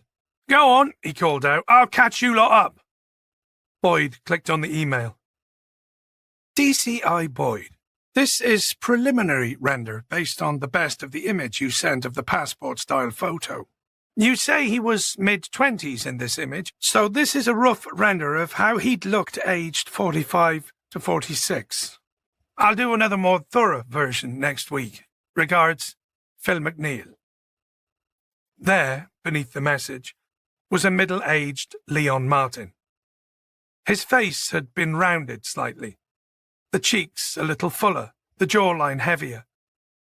The pale skin ever so slightly mottled with a suggestion of age-related blemishes and florid blood vessels. The neck had been made slightly thicker, and the mop of wavy hair from the original photo had been trimmed back to a generic short haircut. McNeil had gone with no facial hair for this first draft render. Boyd stared at the image for a solid minute. Leon Martin at 46 looked entirely forgettable. That could be the face of an estate agent, a plumber, an accountant, a driving instructor, or a serial killer. A monster with an everyday face and a chirpy good morning for his neighbours and work colleagues. Boyd felt vaguely disappointed with the result. He wondered whether McNeil really had used his fancy-pants software or just a cheap and cheerful Snapchat filter that he was passing off as something more technical and forensic. The rendered face looked so generic that Boyd honestly would have believed the latter. "Sod it," he said, closing the image file and logging off. He hoped that on Monday he'd get a better quality rendering, and then they could experiment with hairstyles and facial hair. Chapter 35. Boyd didn't race to catch up with them. He had a text from Emma reminding him that she was off out with Dan, that there was a meal sitting in the fridge for him, and that Ozzy had been fed, walked and pooped, and would be good for a couple of hours. She ended her message with, "Have fun with your mates," and a kiss. Boyd finally met up with his team inside the beer garden. He saw Jay, Okaki's other half, was there at the bar, getting the drinks in. The rest, Okaki, Minter, Warren, O'Neill, and a few other CID staff from the main floor, had commandeered a couple of tables and were chatting away. He just hoped that none of his team was going to spill the words of that poem or any other information from the case. He wandered over to join them. "Evening all." He was greeted by a chorus of govs and sirs, and over the noise he heard Okaki shouting that Jay was getting him a pint of lager. Boyd nodded, then decided, since he was still standing, to give Jay a hand. He approached him from behind and slapped his hand on Jay's back between two muscular shoulder blades. "Been a while, Jay?" Jay turned around, beaming at the sight of Boyd. "Boss!" "I'm not your boss, remember," he replied, though he couldn't help grinning. "Just Boyd is good. How's things with you, big man?" Since the Nix case, where Okaki's boyfriend had quite literally saved his life, Boyd hadn't actually seen him. He'd heard about Jay pretty much every day, however. Okaki talked about him as though he was a large, doting Saint Bernard, one who needed constant walkies and the odd bit of house training. "Good, yeah. Still throwing drunk gits out of nightclubs. Pays the bills more regularly than upcycling does." Jay had his own little business, buying job lots of old furniture from house clearances, sanding them down and polishing them up for resale. "Hey, Boyd," he said, "Sam tells me you're chasing down a serial killer." Boyd raised a finger to his lips. The pub was pretty noisy. With an old Kylie Minogue track and the noise coming from their group, it wasn't as if Jay had bellowed it out in a quiet library, but all the same. "Yeah," he replied softly, "although she really shouldn't have told you." He made a mental note to have a quiet word with Okaki about work talk at some point. Undoubtedly, most of the force shared the worst parts of their working day with their partners, but they weren't supposed to. After their last big case, when both Jay and Emma had been not just informed but involved, he supposed it was going to be a little trickier to enforce. "Apparently he poses them like dolls. Is that true?" "Sorry, Jay," Boyd replied. "Can't comment, and definitely don't repeat that for God's sake." "Oh, right. Fair enough," Jay said, unperturbed. The drinks started arriving on the bar. "Oh, and some nuts, please, mate," he said, fishing in his pocket for his wallet. "I'll give you a hand," said Boyd, carefully grabbing 3 pint glasses. He plonked them into the middle of the table for his colleague to figure out whose drinks they were and returned to the bar. Jay was in the process of tapping his card. "So, Boyd," he said, finishing up and tucking his wallet away. "did you ever hear any more from those—" He raised his eyebrows and did a comedy left and right peek before mouthing, "Russians?" At least he hadn't blurted the word out, Boyd thought. As far as he was concerned, it wasn't his job to whistleblow on dirty money entering the country. To be honest, it seemed to be coming in from all directions now, and he wouldn't be surprised if the vast majority of career-focused MPs in Westminster weren't turning a blind eye and waving it in themselves. Anyway, as that parcel had made abundantly clear, the Russians knew where he lived. Boyd kept his face neutral. "Nope," he lied. "They left you all alone, huh? That's good, mate, that's good." Boyd nodded. "It's all in the past, Jay. Case closed, as we coppers like to say." Between them, they managed to deliver the remaining drinks and nuts to the table and slot themselves into an ongoing, frank and noisy exchange of views about the latest Love Island goings-on. At the bottom of his pint, Boyd's resolve held firm, and he politely excused himself from the increasingly noisy pub. The after-work drinkers were gradually being replaced by the younger and louder pre-club drinkers, and Boyd didn't fancy walking up the East Hill tonight. He returned to the police station, picked up his car and drove home. His headlights shone into the tall bay window of his lounge, picking out Ozzy on sentry duty. By the time Boyd had locked the car and come in through the front door, Ozzy was sitting tidily in the hallway, thwacking his tail noisily on the floorboards, with a face that was almost certainly saying, "Standing on the back of the sofa? Nope. No, sir, not me." Chapter 36. On Saturday morning, Boyd woke up to the sight of a dark, wet nose twitching inches away from his face. A nose dimpled, dark and shiny, like a quivering licorice allsort. Boyd focused on the rest of Ozzy's muzzle, then his face. 2 determined eyes stared back at him, willing him impatiently to get out of bed. "All right, Ozzy, I get the message." He got up and ran a hand through his hair. It was months since he last had a haircut, and it was starting to look as though he was trying to grow it long.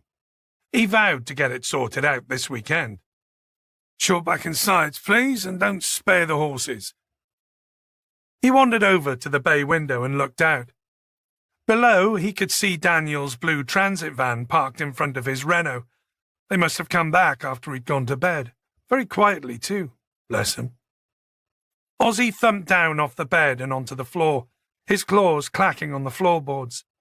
He nosed the door open and disappeared out into the hallway, intent on showing Boyd the way downstairs to the kitchen where his breakfast needed serving. Boyd took the less than subtle hint and got dressed. Downstairs he made a quick black coffee for himself and fed the dog, then put on Ozzy's car harness for a drive down to the seafront and a walk along the beach. At 9 on a Saturday morning, along Pelham Place, the car park was still half empty, but filling up. By 11 it would be full. Boyd parked his car facing out to sea. He unstrapped Ozzy, hooked him up to the extender lead, and let him scramble out. All right, he muttered, hanging onto the lead, checking he had the car's keycard and patting his back pocket for poo bags at the same time. He made sure the car had locked, then took several steps across the tarmac, across the cycle path, and on to the shingle. All the time, he realized, scanning up and down the beach, looking for the woman previously known to him as Mia's mum. He glanced at the White Rock Theatre. He had a name for her now, Charlotte. The sky was full of broken clouds today, a nice change from the relentless Tupperware grey that hadn't really changed since January. Top-heavy clouds raced overhead like tall ships. He savoured the flickering warmth on his face as the sun came and went, to the slap and hiss of the lazy morning tide. He let Ozzy lead him down towards the wet shingle, then onto the wet sand. The waves weren't threatening enough this morning to provoke a heroic defence of the beach. Instead, Ozzy snuffled around, looking for something interesting to either piss on or eat. Boyd's mind inevitably found its way back to work, specifically to the image he'd looked at just before packing up for the day and joining the others down at the pub. The aged-up face had looked a tad artificial. But then, if Sully was to be believed, there were algorithms behind the image, not just some Burke with a copy of Photoshop and a tablet. It may have seemed disappointingly generic to him at the time, but the more he thought about it, the more certain he'd become that it reminded him of someone, a little. Damn it. Someone on TV? Someone he'd met? Someone at work? It was too vague a resemblance to come to him, no matter how hard he racked his brains. Maybe on Monday, when he'd had McNeil's variations, a name would pop into his head. Bollocks. It was frustrating. Chapter 37. It was Monday afternoon before Boyd finally received the additional images from McNeil. Despite his departing surliness on the phone, McNeil had gone the extra yard and given him a generous range of hair and facial hair alternatives. He stared at the images, 10 in total. There were fatter and thinner variants, longer and shorter hair, different facial hair from goatee to full-on ZZ Top beard. But the first image, the one with the standard short back and sides and a slightly more rounded face, kept calling him back for another look. Damn it, I know that face. Didn't you interview him last week, sir? Came a voice from behind him. He turned to see D.C. Warren peering at his monitor. He'd just come in from his post-lunch fag and still had his coat on. Boyd glanced back at the screen. Yes. That was who it bloody well was. Christ! The mental itch had been driving him insane all weekend. Mullen! He nearly shouted. David Mullen! Shit, yes! Bloody hell, sir. Is he actually Leon Martin, then? Asked Warren. Boyd looked again at the image. It wasn't Mullen's face exactly, but... Shit! It was a strong likeness, yes. Maybe, Warren. He may well be. Apart from looking very similar to the computer-generated image, Dave Mullen also ticked some other boxes too. He was a delivery driver. He was the right age. He was the one who found the body, and... Didn't the other, Dave, say something odd about him, about his reaction to seeing the body? Do you think we should call him in for questioning, sir? Warren asked. Boyd shook his head. Not yet. If Dave Mullen was Leon Martin, then he was good at disappearing and at hiding his identity. Let's not give him a warning. Okaki drifted in and looked from Warren to Boyd. What's new? She asked. You look like you're onto something. We may have him, said Warren. What? She turned to Boyd. Really? No, he replied. Let's not pop the champagne corks just yet. We may have something here, that's all. Okaki walked around the end of the desk so that she too could see what was on his computer screen. That's the man you had in for a statement last week, isn't it? She said. Mullen, said Warren. It looks a bit like him, yes, Boyd replied, a bit. He really wanted to keep a lid on the excitement. Bad decisions were made when you congratulated yourselves too quickly. Warren, I want you to see what you can find on him on our systems. Places of work, previous addresses, relatives, medical records, criminal records, if any. Warren was already moving. On it. Okaki, Gav? Social media. See if you can find a Facebook, Twitter or Instagram profile. Then check his contacts, his posts, interests, interactions. See if there's any geolocation data on any posts he's made in the last week. We'll need to make a robust pitch to get access to his private online footprint. We'll need more than that computer render for the likes of Facebook to let us snoop around, Gov. Boyd nodded. One piece of speculative evidence wasn't enough. They were going to need a lot more. Hold on, he said suddenly. Okaki remained rooted to the spot beside his desk. Not you, he said. You go and get going. His voice trailed off as he clicked through the action log to the index. Okaki nodded, pulled off her coat and scarf, and made her way over to her desk. Boyd's eyes remained on the screen. Where is it? Where is it? He finally found what he was looking for. The link to Sully's image folder for the A27 lay-by.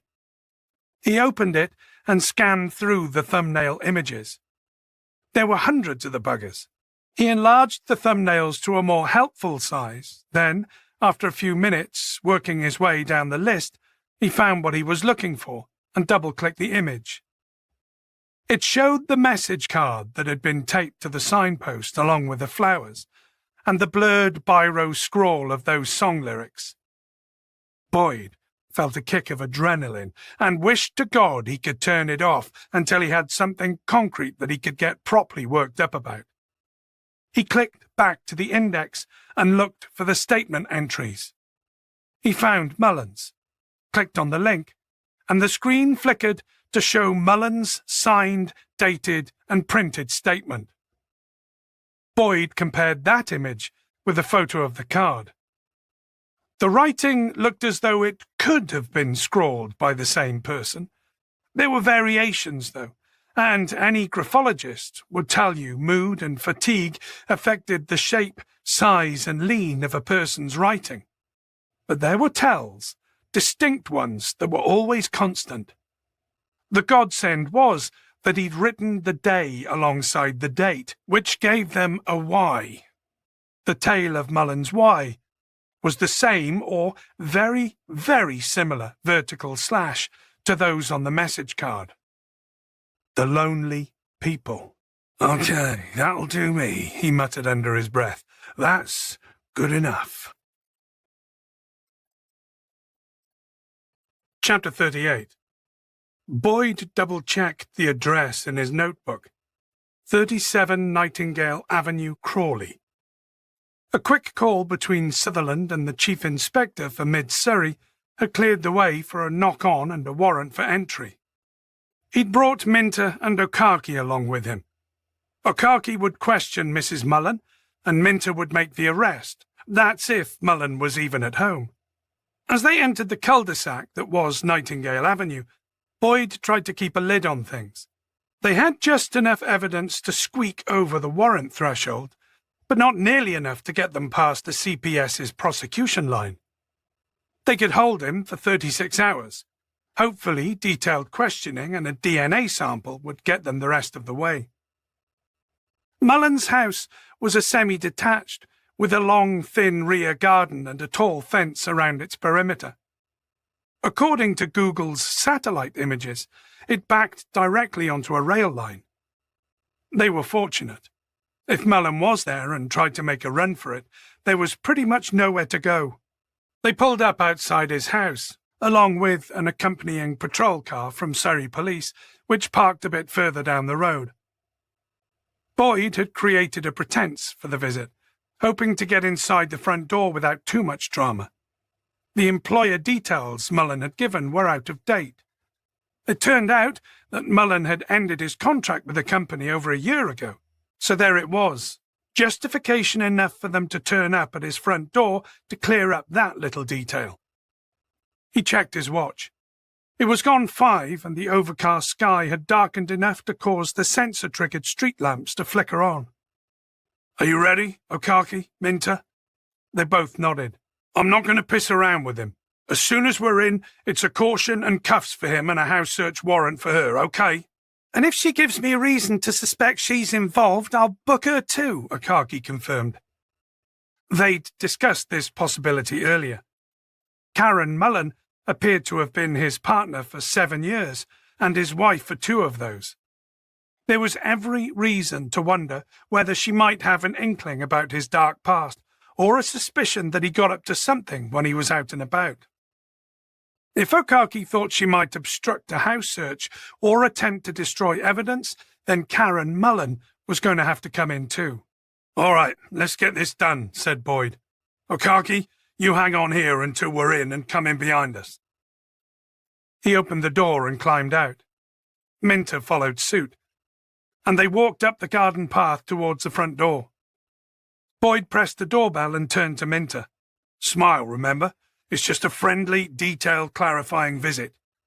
Minter flashed him a cheesy grin before dialing it back to something more professional. Boyd heard the slap of approaching slippers on linoleum, and through the frosted glass he could see someone emerging from the gloom within. A hall light snicked on, and he could see it was a woman. The door opened. "Yes?" "Mrs. Mullen?" asked Boyd. She was in her mid to late 30s, 5 or 10 years younger than Dave Mullen. Her hair was scraped back into a blonde ponytail, and her face looked blotchy and pink. She had the red-eyed look of someone who could do with a good night's sleep. Her eyes rounded the instant Boyd raised his warrant card. "I'm DCI Boyd, and this is DS Minter. Is Dave in? I'd just like a quick word with him, if that's okay." "Is he in trouble?" she asked. "No, just there are a few details in a statement he gave to us the other week that I wanted to follow up on."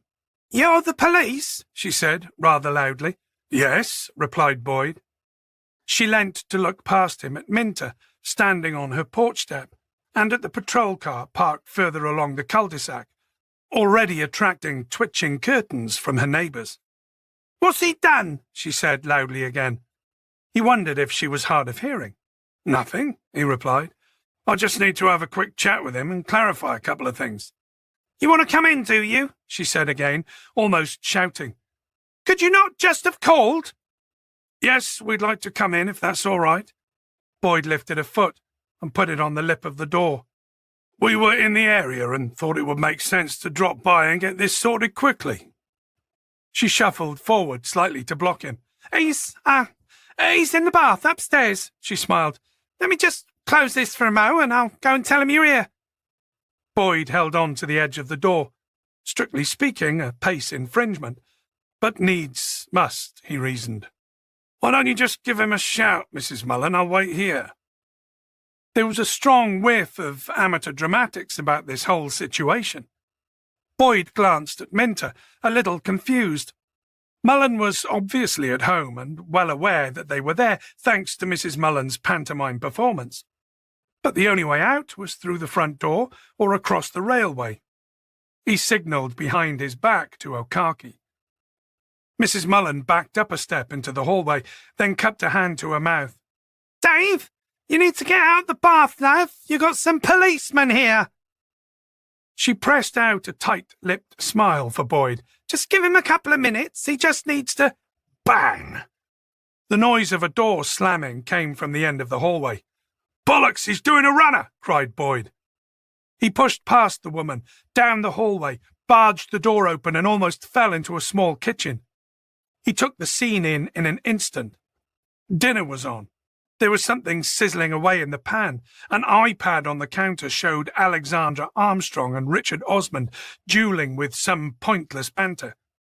It was a very normal tea-time kitchen, except the back door was still swinging on its hinges, having been thrown violently open.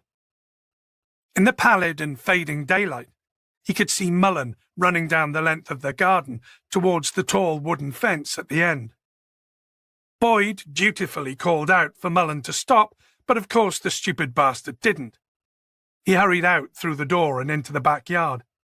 "I mean, what's the fucking point?" he muttered to himself. Okaki would have sent the uniforms around the back by now, and there was quite literally nowhere for him to go. Chapter 39. Mullen reached the end of the garden and scrambled up and over the fence with an agility that belied his bulk. Boyd reached the fence just behind him and realised he wasn't going to scale it quite so effortlessly. Seconds later, Minter joined him, and Boyd wasted no time in saying, "Come on, you're the bodybuilder, give me a leg up." Minter ducked down and laced his fingers together so that his hands formed a crable. "Step in, Gov!" Boyd did so, and with a grunt of exertion, more his than Minter's, he was lifted high enough to swing a leg over the fence. It wasn't a standard garden fence, it was something altogether more substantial, and, as he could see now, most probably built by British Rail to acoustically shield the rear gardens and houses that backed onto the line. Boyd could see the fence was right up against a sooty brick wall that dropped down further into the weed-tufted gravel bed and sleepers. "Watch out, it's a big drop this side," he called down to Minter, just as the big Welshman decided to leap gazelle-like up and over. He hit the ground awkwardly, mercifully missing the wall, yelped and clutched his leg. Boyd swung his other leg over the fence and lowered himself down to the top of the brick wall. He could see Mullen running along the tracks, stepping from sleeper to sleeper. "Mullen, stop!" he called out after him. Where were the damned uniforms? Of course, Mullen took no notice and carried on. "Call in some backup," he shouted at Minter. "Looks like it's me going after him then." Boyd carefully dropped down onto the gravel and then sprinted after Mullen. He was only 100 yards or so ahead, and either slowing down because he was running out of steam, or because, maybe, like the big Welsh idiot behind him, he'd hurt himself dropping down. Mullen veered suddenly towards the bank on the far side of the tracks, a steep incline covered with a carpet of nettles that led up to a line of stunted, soot-covered trees that looked as though they'd long ago lost their will to live. What the hell? Mullen staggered uphill, waist-deep in nettles. "Are you really doing this again, Bill?" "No choice, love," he hissed, as he crossed the railway line to the far side and ran along the bottom of the bank until he drew up to the partially flattened path made by Mullen through the mean-spirited bastard nettles. Boyd was no longer eyes on. Shit! He began to climb uphill, realizing halfway up that if he did manage to catch up with the man, he'd have precious little left in the tank to do anything with him. As he scaled the top of the hill, he dipped under the skeletal low boughs of the trees and picked his way into a narrow apron of scrappy woodland. With the meagre daylight, filtered out further by the branches and glimmers of sullen amber streetlights blinking on beyond the trees, there was an eerie blood-orange tinge to this scrap of lifeless wilderness. It was the kind of hinterland that surrounded motorway service stations and out-of-town retail parks and ended up littered with needles, condoms, and used nappies. "Mullen!" he called out. "Stop fucking around and give yourself up!" His words rattled off the trunks and gnarled branches and startled a bird out of the leaves above him, making him jump. "Mullen!" Boyd felt a shove from behind and lost his balance. A moment later, as he tried to stop himself tumbling back out of the woodland and down the bank, he found himself pinned up against a tree trunk. One hairy forearm pressed against his throat and the glinting tip of a penknife blade uncomfortably close to his right eyeball. Mullen leant forward, and for one ghastly moment Boyd thought he was either going to nut him or kiss him. "You sad little people," he whispered hoarsely, as out of breath as Boyd. "Can't you leave well alone?" It's over," gasped Boyd. Do you really want to add killing a copper to your tariff?" The dark form leaning over him paused for a moment, the tip of the blade trembling so close to Boyd he couldn't even focus on it. "DCI Boyd, are you okay in there?" The shout didn't sound too far away. "Best you take your Kit Kats and fuck off then," Mullen hissed, pulling Boyd forward and sticking out a leg, tripping him over. Boyd fell, tumbling down the steep incline, rolling through the bastard nettles and flattening them in a 6-foot-wide path, before clattering heavily onto the bed of old gravel stones at the bottom. He got to his feet slowly, not registering at first the myriad stings and scrapes on his skin, but instead thanking his lucky stars that the bloody waste of space uniforms had finally made it in the nick of time, and that Mullen had decided a police scalp wasn't on his bucket list. "Fuck," he said to himself. He was still wheezing from the exertion and shaking with the adrenaline, both from his rapid descent and from wondering whether or not his right eyeball was about to be plucked out like a cherry tomato. He heard the crunch of stones to his left and saw Minter hurrying towards him. "Boss! You okay, boss?" Boyd doubled over, resting his palms against his shins as he drew in a deep breath to stop himself from keeling over. Minter was beside him a moment later. "Boss!" "He got away," huffed Boyd. "The bastard's got away again." Chapter 40. "You were stalling us for him," said Okaki.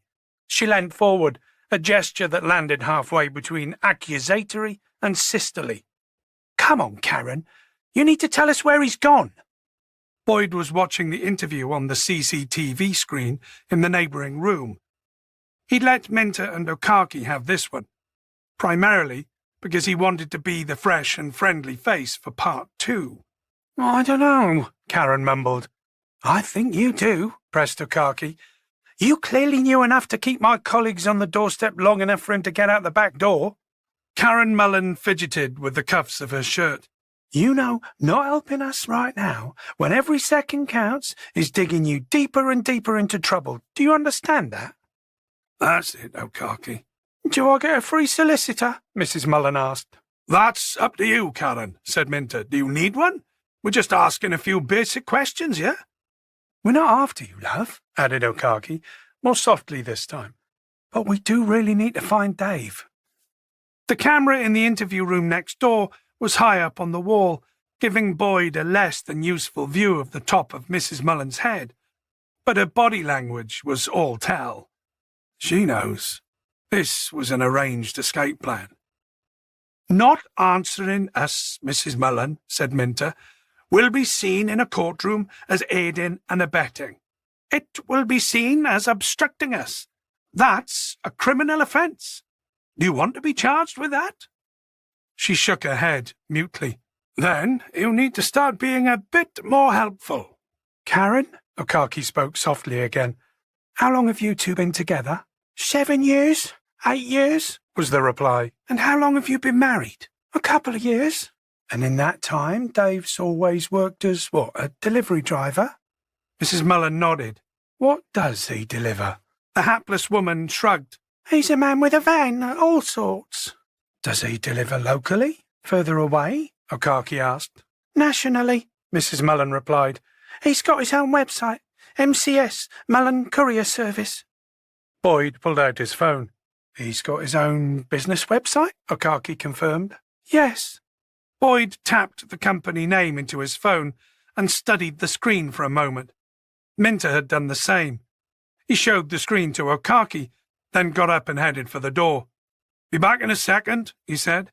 "For the recording, DS Minter has left the room," said Okaki. Minter entered the observation room next door and held the screen up for Boyd to see. "He's got business premises, boss. Did you get that?" Boyd held up his phone, showing an identical address and map that indicated a business unit in Crawley. "The business park is just through those woods by the railway," Minter informed him. Boyd scrolled back up the page.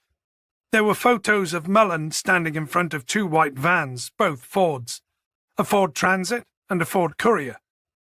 Both vehicles had their rear doors wide open, revealing the space he had in the back, and, presumably for customers' peace of mind, rolls of bubble wrap and foam for protection in transit.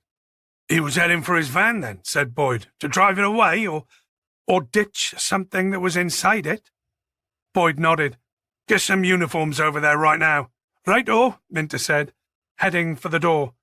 "And make sure you tell them he's carrying a knife," Boyd called after him. Minter hurried off to CID with his phone still clutched in one hand. Boyd looked back at his own phone, at the photo of Mullen, standing proudly between his 2 vans, with a wide smile that resonated with the tagline below, "Any object, anywhere, anytime, safely, quickly and discreetly." Boyd tapped the screen and spread his fingers, zooming in on the picture. "Gotcha," he whispered. The number plates were legible. Back in the interview room, Okaki broke the long, protracted silence. "So, come on, Karen. Where's he gone and why did he run?" What's he been up to? No answer. If he's innocent, if he's not got anything to hide, then I'm sure we can clear this up really quickly, but we need your help, Karen. He's a good man. He's been good to me, she said. Okaki nodded, offering the woman an understanding smile. But? He's had trouble with you lot in the past, replied Mrs. Mullen. He told me what you lot are like, for picking on lightly sorts all of the time. He doesn't trust any of you. Lightly sorts? She shrugged. He's been done for some burglaries in the past. I'm not saying Dave's 110% innocent, but he's done his time and he's clean now. But every time something happens in the area, he gets questioned. Mrs. Mullen nodded. He said one day you lot were going to find something to stick on him and put him back inside. Okaki nodded sympathetically. If the face fits, huh? She nodded. They're just after him. They won't ever leave him alone. She'd said they, not you. Boyd noted that Mrs. Mullen no longer seemed to be including Okaki in her distrust of the police. My brother gets the same crap every day, said Okaki softly. Black male, living in London. I get what you're saying, I really do. Boyd watched the exchange on the monitor. She's good at this. Look, Karen, what I don't want to happen is for Dave to break any laws simply by panicking and running from us, okay? So tell me, where's he gone? Mrs. Mullen shrugged. Honestly, I don't know. Somewhere in his van, I expect. Hopefully somewhere far away, and I don't blame him either.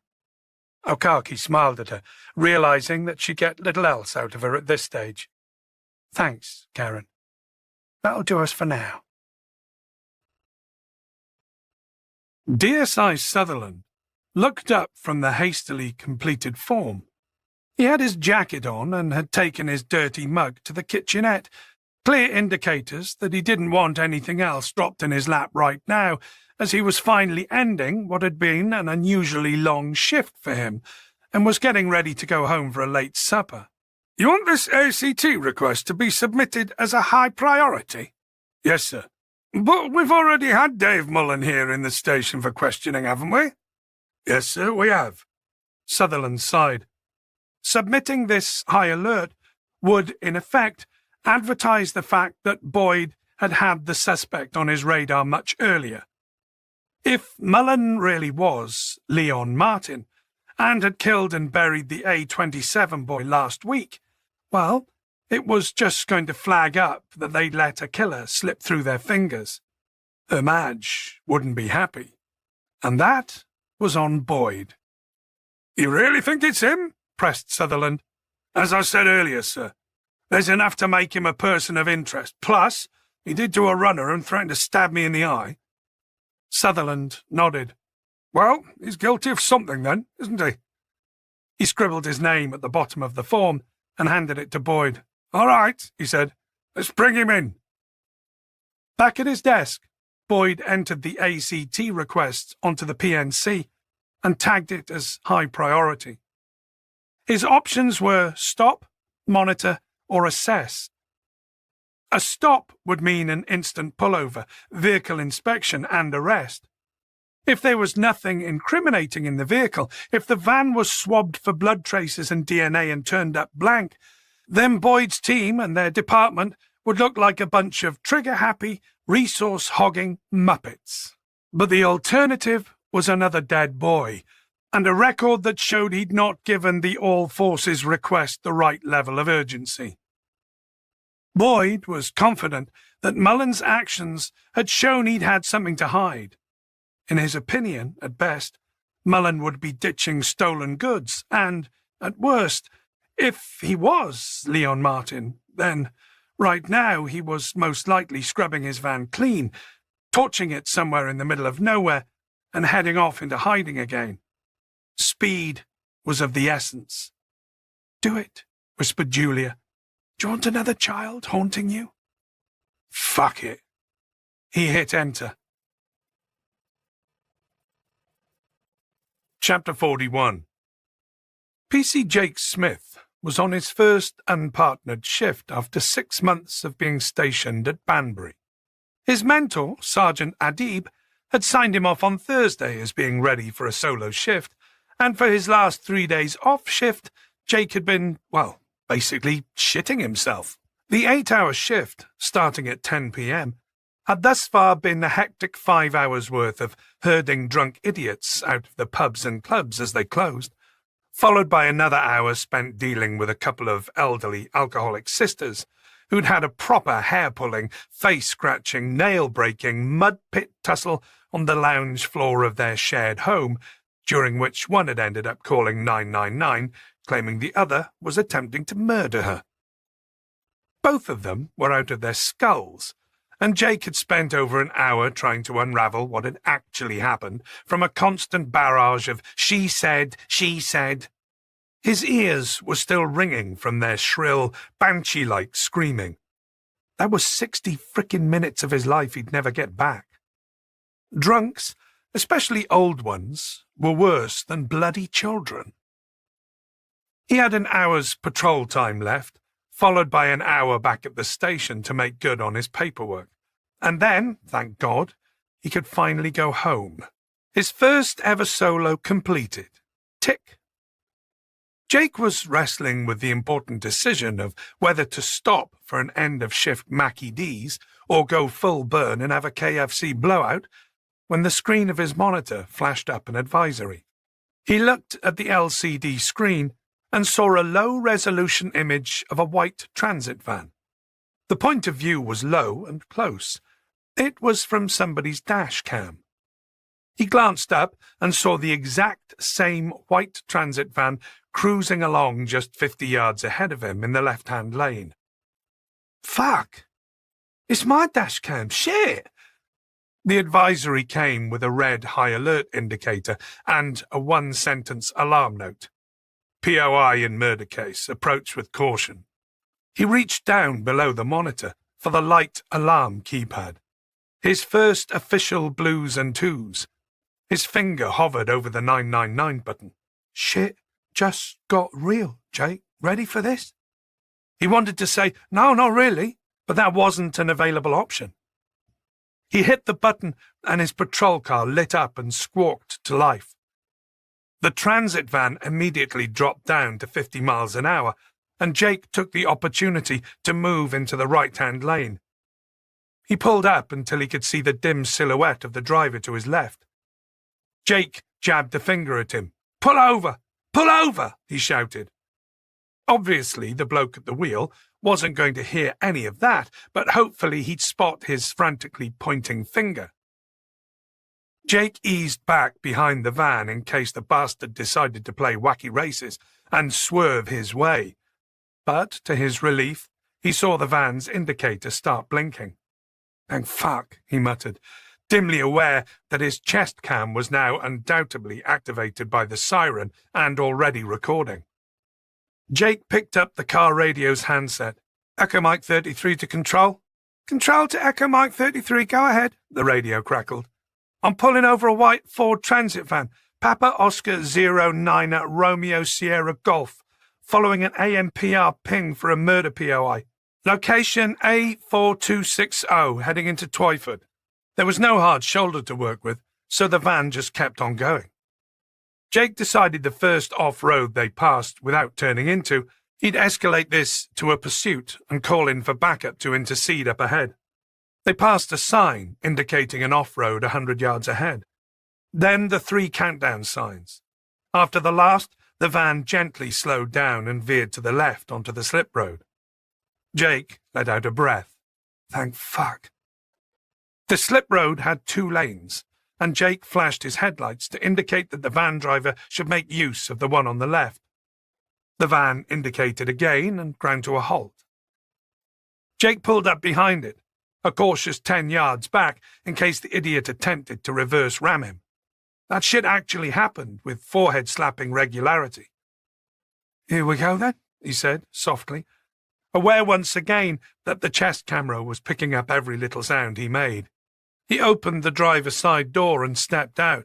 In his head, running through all those US cop dashcam videos where a crazy-ass hillbilly decides to poke a gun out of the window. He could see the faint oval of the driver's face in the right-hand wing mirror, which meant the driver could see him. Jake raised his hand and beckoned the driver to step out. "Out of the van, please," he called. The driver remained perfectly still, and for a moment Jake suspected the van was going to set off again with a scream of tyres on tarmac. But then the door opened slowly, and a figure finally emerged. Chapter 42. Boyd was having a dream about Lego, of all things. Specifically the Star Wars Death Star Lego set that he'd always wanted to buy Noah one day. Once he'd seen a few of the movies, of course. It wasn't a cheap set, £400 or thereabouts, last time he'd had a look. Not the sort of present you'd buy a little lad, unless he was definitely going to become Star Wars fan number one, and you could justify the extravagance to the other half as a chance for a bit of father-son play bonding. In his dream, though, Julia had okayed it, and he and Noah had commandeered the dining table for several days to build the bloody thing. There had been nothing weird or wacky about the dream. It was just a blissful day spent with bricks, a hefty assembly guide, and the son he was never going to get to know beyond the age of 4. The dream ended with his phone vibrating on the bedside table. Boyd reached out and grabbed his iPhone, grunting as he brought it within range of his bleary eyes. That wasn't the culprit. It was his work phone. He cursed and scrabbled around for that instead. "DCI Boyd," he answered, trying to sound vaguely awake. "Morning, are you the SIO who put out the ACT last night on a white transit van owned by one David Mullen?" He was foggy-minded and still half immersed in his Lego build. He blinked rapidly a few times and sat up. "Yeah, you got him?" "We got him here," the voice said. "Where's here?" "Banbury Police Station. Got him tucked up with a cup of tea in one of our interview rooms." "What's the deal? You coming up to interview him, or are we transporting him down to you?" "What time is it?" Boyd asked. "Same time as it is where you are, I expect." "Oh, very funny." He leaned over and tapped the screen of his iPhone. It was just after 6 in the morning. "Send him down to Hastings," he said. "His transit van's impounded up here. Do you want that transporting down too?" "Oh, for fuck's sake." "Right, fine, I'll come to you. Who do I ask for?" "Dear Thomas. See you later then, sir." The line went dead. Boyd sighed and dropped the phone on the bedside table and looked out of the window. The sky had transitioned to its regular grey of dawn, making no promises about turning blue at any point later today. He got out of bed, leaving Ozzy snoring, his head on the pillow that, in another life, another time, would have belonged to Julia. He dressed quickly, grabbed his 2 phones and his car's keycard, and shambled down the stairs, still trying to wriggle his feet completely into his work shoes without the hassle of having to fuck around with untying and retying his laces. Boyd arrived at Banbury Police Station just before 10. He parked in the last remaining visitor space and hurried inside the building. He flashed his warrant card at the desk sergeant and asked for D.I. Thomas.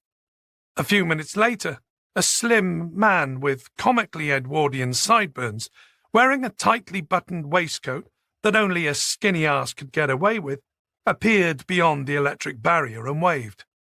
"You DCI Boyd?" "Yeah, D.I. Thomas?" "Yep, come on in." He pressed a button on his side, and the barrier clacked open.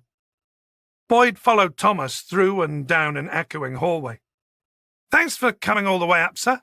"Gotta be done," Boyd said. "I've been whiling away my shift waiting for you to arrive, getting up to speed." He looked at Boyd.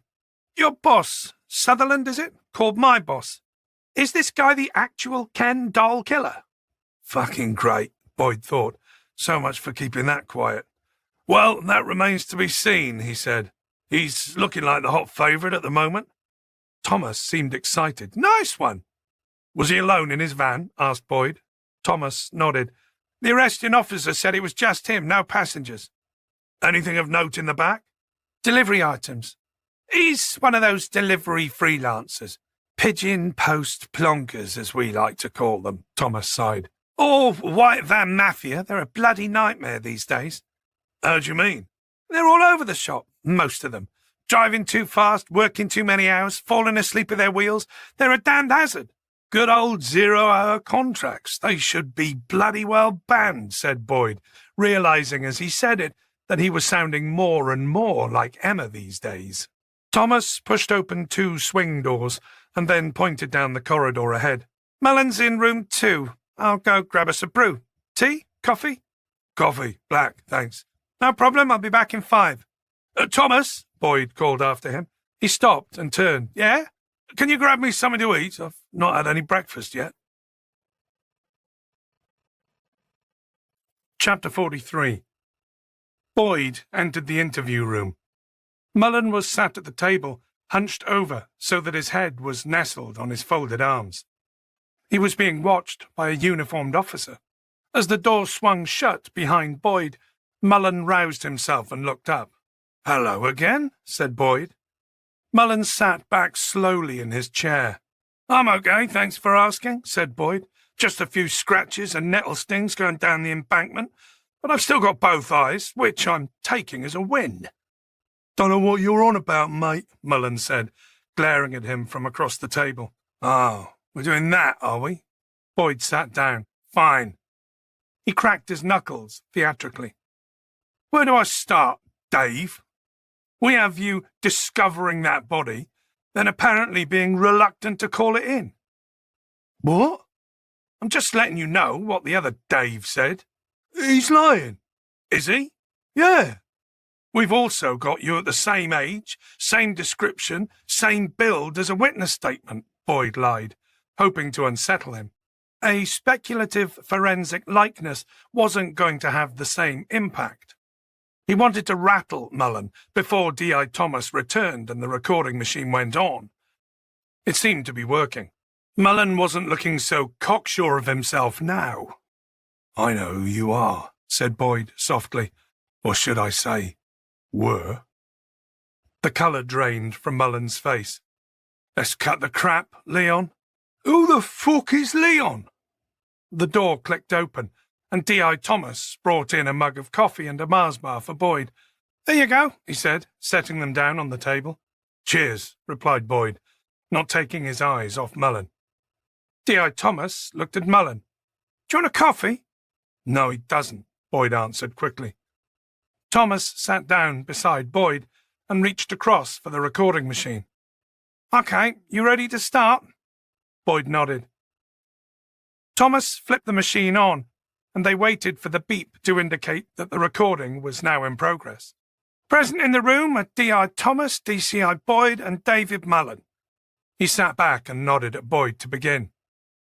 I'm DCI Boyd, Senior Investigating Officer on Operation Weatherman. We're investigating a recent and an old body, both of which are victims of the same murderer. I'm not going to disclose the evidence that links the two, but the person we're after is a Leon David Martin, otherwise known as the Ken Doll Killer. Dave Mullen, we have reason to believe you're him. What? Mullen blurted out. We had a chat with your wife, continued Boyd. What? What the fuck? Are you arresting her now, too? We had a little chat about your past with her, Boyd said. How she met you, what she knows, and more importantly, what she doesn't know about you. This is fucking ridiculous. I don't know who your Ken boy is, and I'm not a fucking murderer. Your wife told us she met you in 2014. She says you've a history of petty crime, that you served some time before she knew you. She says you get picked on by the police all the time just because they don't like you. Fuck you! Boyd sighed. I can see why. He picked up his tepid coffee. See, the thing about you, Dave, is there's no record of you having served time, either before or after 2014. You don't seem to have much of a backstory prior to 2014, in fact. No family, no friends, no social media footprint. It's like Dave Mullen winked into existence in 2014. Why don't we start from there? Why don't you explain to me why there's nothing of you before that? I was lying low, wasn't I? Trying not to get fitted up again by you complete wankers. Lying low?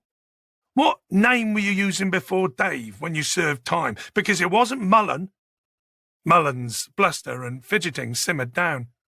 His expression was no longer outraged and fucked off with the inconvenience of it all. It went flat, shut down, like an ECG machine flatlining, Boyd thought. He knows we know. No comment, came the eventual reply. Boyd picked up his coffee. Really? No comment. Boyd took a sip. It was bloody awful vending machine coffee that tasted of coffee, chocolate, tea and soup at the same time. Dave, you're not in a great situation here. This is your opportunity to show me I'm wrong. No comment really isn't going to help you do that. Mullen settled back in his seat slowly and crossed his arms. No comment. Where were you living between 1987 and 2001? No comment. You have a trace of a Cheshire accent, Dave. I can just about hear it. He turned to Thomas. Can you? D.I. Thomas nodded. A bit. See, Dave, earlier you said fuck. Now when I say it, and I do that quite often, it rhymes with duck. But when you said it, it rhymed with book. So, I'm pretty sure you didn't grow up down in Sussex. So how about we cut the no comment crap and you tell me who you are? Because one thing I'm certain of is that you weren't born Dave Mullen. Mullen leant forward, arms still crossed. No fucking comment. Boyd and D.I. Thomas stepped outside the interview room some 30 minutes and several more no comments later. I'm wondering whether to have him transferred down to Hastings. The van as well, Boyd said. He had the case material down there, and he'd like Okaki to have a crack at him. She'd been talking to his wife, and may well have better luck with Mullen too. He's been in custody since 6 a.m. It's now 11, Thomas pointed out. I know, time's ticking down. You'll lose another few hours transporting him, then there's the mandatory travel rest before you can interview him again. Boyd sighed. I know. They had Mullen for 24 hours. Then it was time to either piss or get off the potty. Transferring him to Hastings was going to eat up too many of those precious hours. Have your CSI been through his van yet? Asked Boyd. Thomas shook his head. Not yet. But your arresting officer said there were parcels in the back, right? Delivery items, he said. There are some small items of furniture, a large mirror, an antique clock, fragile stuff. Mullen bolted like a bat out of hell when we turned up at his house, and the first place he went to was his van. There's either something of interest in there now, or there was, not so long ago. You want me to get some of our soccos in there? Offered Thomas. Boyd nodded. It would be incredibly helpful if they found something I could waggle around in front of him. Try and nip this no-comment crap in the bud. You want to resume with Mullen? Asked Thomas. Nah. Take him back to custody for now. I got some calls to make, Boyd said. Yes, sir. With that, Thomas headed back into the interview room to collect Mullen. Boyd pulled out his work phone and dialed Minter. He answered immediately. Boss? All right. How's it going? No comment. I bloody hate those. We're going to comb through his van for any forensic traces of Stephen Wotton, Boyd said. If this is the van he used to transport the body, there's got to be something in there. It's going to be a few hours of waiting around, though. Clock's ticking down, boss. No shit. Look, he's given me some crap about having a history with the police as a result of petty crime, being a victim and all that. His wife said he did some time inside. See if you can dig anything up. Right-o! And send Okaki up. To Banbury? Yes. Boyd thought he could hear a note of resentment in his voice. You're busy, Minter, and she's had a bit more luck with Mrs. Mullen. Is she there? Yes, she is, boss. I'll put her on. He heard the line rustle. Then, Gav? Okaki, I want you to come on up. We've got Mullen for 18 more hours before we charge or release. I've called a stop to the interview while Banbury's forensics pick their way through the van, so nothing's happening for a while. You've got time to drive up. I need you in the room, talking with him about what his wife's been saying. You may have better luck than me. No problem, she said. I'm on my way. And bring the case file on my desk. Save me printing out again up here. Will do. I'll have a brew waiting for you. Ask for D.I. Thomas at the desk. Boyd hung up then dialed Dr. Palmer at the LSE Forensic Services to check on their progress. Janet Bowler speaking. DCI Boyd, Hastings CID, he said, momentarily thrown. Can I speak to Dr. Palmer? I'm afraid not. She's been taken poorly. Can I help you? Fucking great, Boyd thought. Of course she is. Right, she did an autopsy for us 5 days ago, he said. Ah, yes. Was that the no ID one from the A27? He was ID'd, Boyd said. He's Stephen Wotton. Anyway, she said she'd have DNA swabs from his hands and some other likely swab locations back by the end of last week. It's now Tuesday. Oh, that's not very good, is it? Janet said, sounding flustered. No, not really. I'll have a look to see where we're up to with those. Well, hopefully they're done, right? Asked Boyd. And I'm just waiting for the emailed report. Yes, I'm sure they are, Janet Bowler said, a note of panic creeping into her voice. Can I call you back when I've tracked this job down? Please do. He gave his number. As soon as you can. I'm interviewing a suspect, and I'm a little pressed for time here. Chapter 44. It was gone 3 o'clock in the afternoon by the time Okaki finally turned up at Banbury Police Station. Sorry, Gav. The traffic around the M25 was bloody off. Boyd rubbed the sleep from his eyes with the heel of his hand, jolted awake by her arrival. Napping, sir? Thinking, with my eyes closed, he answered. Helps me concentrate. Well, lying flat out on their couch, apparently, she said, smiling. D.I. Thomas had given Boyd use of the soft interview room to spread out. Most stations had one of these now. They were designed to resemble a Premier Inn lounge as opposed to a Stasi interrogation room. They were there for sensitive conversations with more vulnerable types. This one had a sofa and 2 armchairs, a box of toys in the corner, and a low coffee table, with a vase full of plastic flowers and a box of tissues on it. Boyd swung his legs over the edge of the sofa, sat up and straightened his tie. I was running through the case, he said sheepishly. Sure you were, Gav. Okaki pulled the case file out of her shoulder bag. D.I. Thomas is getting Mullen up from the custody floor. We're going to be in interview room 2. Boyd reached for the mug of coffee that Thomas had bought him a couple of hours ago. It was half empty and had formed a milk skin. I'm still waiting on LSE to send me a report on those Wotton swabs, he said. It's been 5 days. I know. Shit, right? She dropped the case file on the coffee table. What's Mullen been like so far? One no comment after another, he said, pushing the skin on his coffee to one side and taking a cautious sip. Great. She rolled her eyes. One of those. Not from the beginning. He was bolshy as hell then. He went quiet after I mentioned Dave Mullen didn't seem to exist before 2014. Minter's been digging on that, said Okaki. And? No idea. I didn't hear from him on the drive up, so I'm guessing there's nothing yet. Have the Sockos here found anything in his van? Not yet. They're pulling it to pieces, reducing it to kit form, hopefully. Okaki pulled out the page of aged-up Martin photos from the folder. Right. And this is all happening based on one computer render? Boyd nodded. She looked at it silently for a moment. I mean, to be fair, this does look a lot like him, doesn't it? Plus he ran. Well, you are a big bloke, Gov, with a scary face. He ran, and when I caught up with him, he threatened me with a knife. You've got to be desperate to do that to a copper. He's got a van and he's changed his name. There's something going on. The door to the room opened, and D.I. Thomas stuck his head in. Any news? Asked Boyd.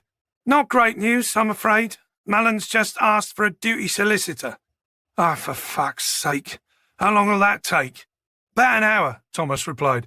To be honest, you might as well go and grab a coffee or something. There's a Greg's up the road. Boyd perked up. A Greg's sausage roll and a coffee were exactly what he needed right now. I can call you when the solicitor's clocked in and we're ready to resume the interviews, added Thomas. Yeah, that actually sounds like a half-decent plan, Boyd said, smiling for the first time that day. This is so bloody good, muttered Boyd, spilling flakes of pastry from his mouth. Okaki raised a brow. It's a baked bean and sausage pasty. Yeah, well, all I've had all day is a Mars bar and a stale vending machine sandwich. After that, this gunk is bloody Michelin-star gorgeous. They should have that as a franchise tagline. The last 4 words, anyway. She looked around at the Greg's eat-in area. They were the only ones there. Okaki bit into a salad wrap. If we don't get any forensics out of this van, we could always try the other smaller one back in Crawley. No point, he mumbled through a mouthful of pasty. Well, there is a point, to be thorough and all that. But he took his van, which I presume is because it had something in it that he didn't want us to find.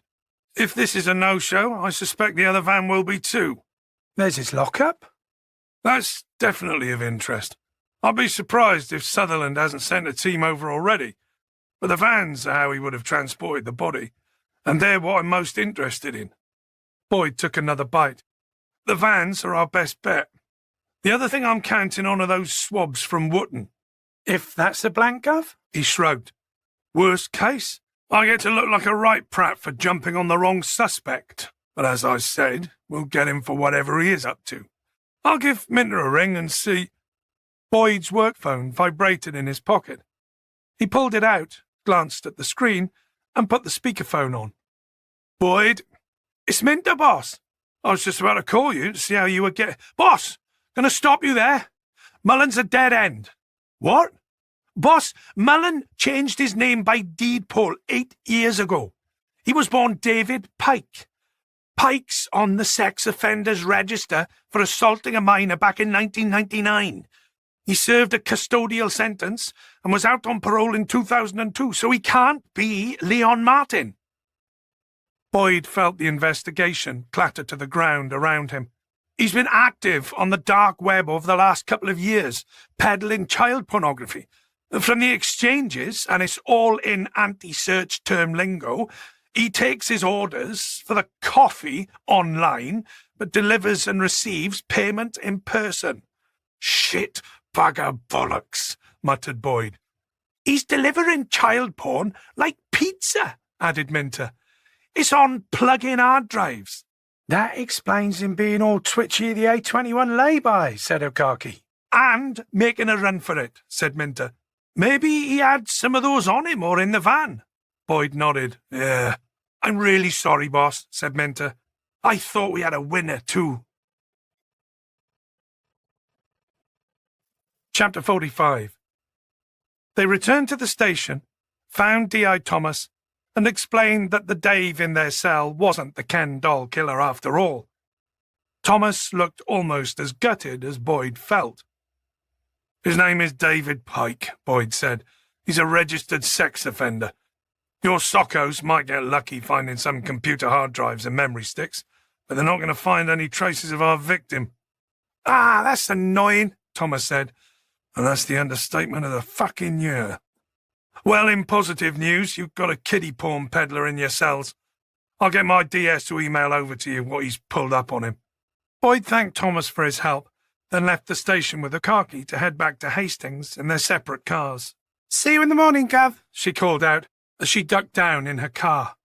Boyd managed a half-hearted wave as he got into his. Yeah, see you tomorrow. He closed the door, pulled his seatbelt around his waist, and smacked the steering wheel with his fist. Boyd got back home at just after 10 to find Emma lounging on the sofa with Ozzy sprawled out next to her. Where's your young man? He asked, as he slung his jacket over the back of a chair. Bar shift, she said. There was a costume drama on TV and a half-finished bottle of J2O beside a subdued and glowing fire in the grate. How was work today? She asked. You saw my note on the dining table? Yeah, what time did you leave? Silly o'clock, he said, kicking his shoes off. Was it helpful? Did you get your man? Boyd loosened his tie and undid the collar button of his shirt.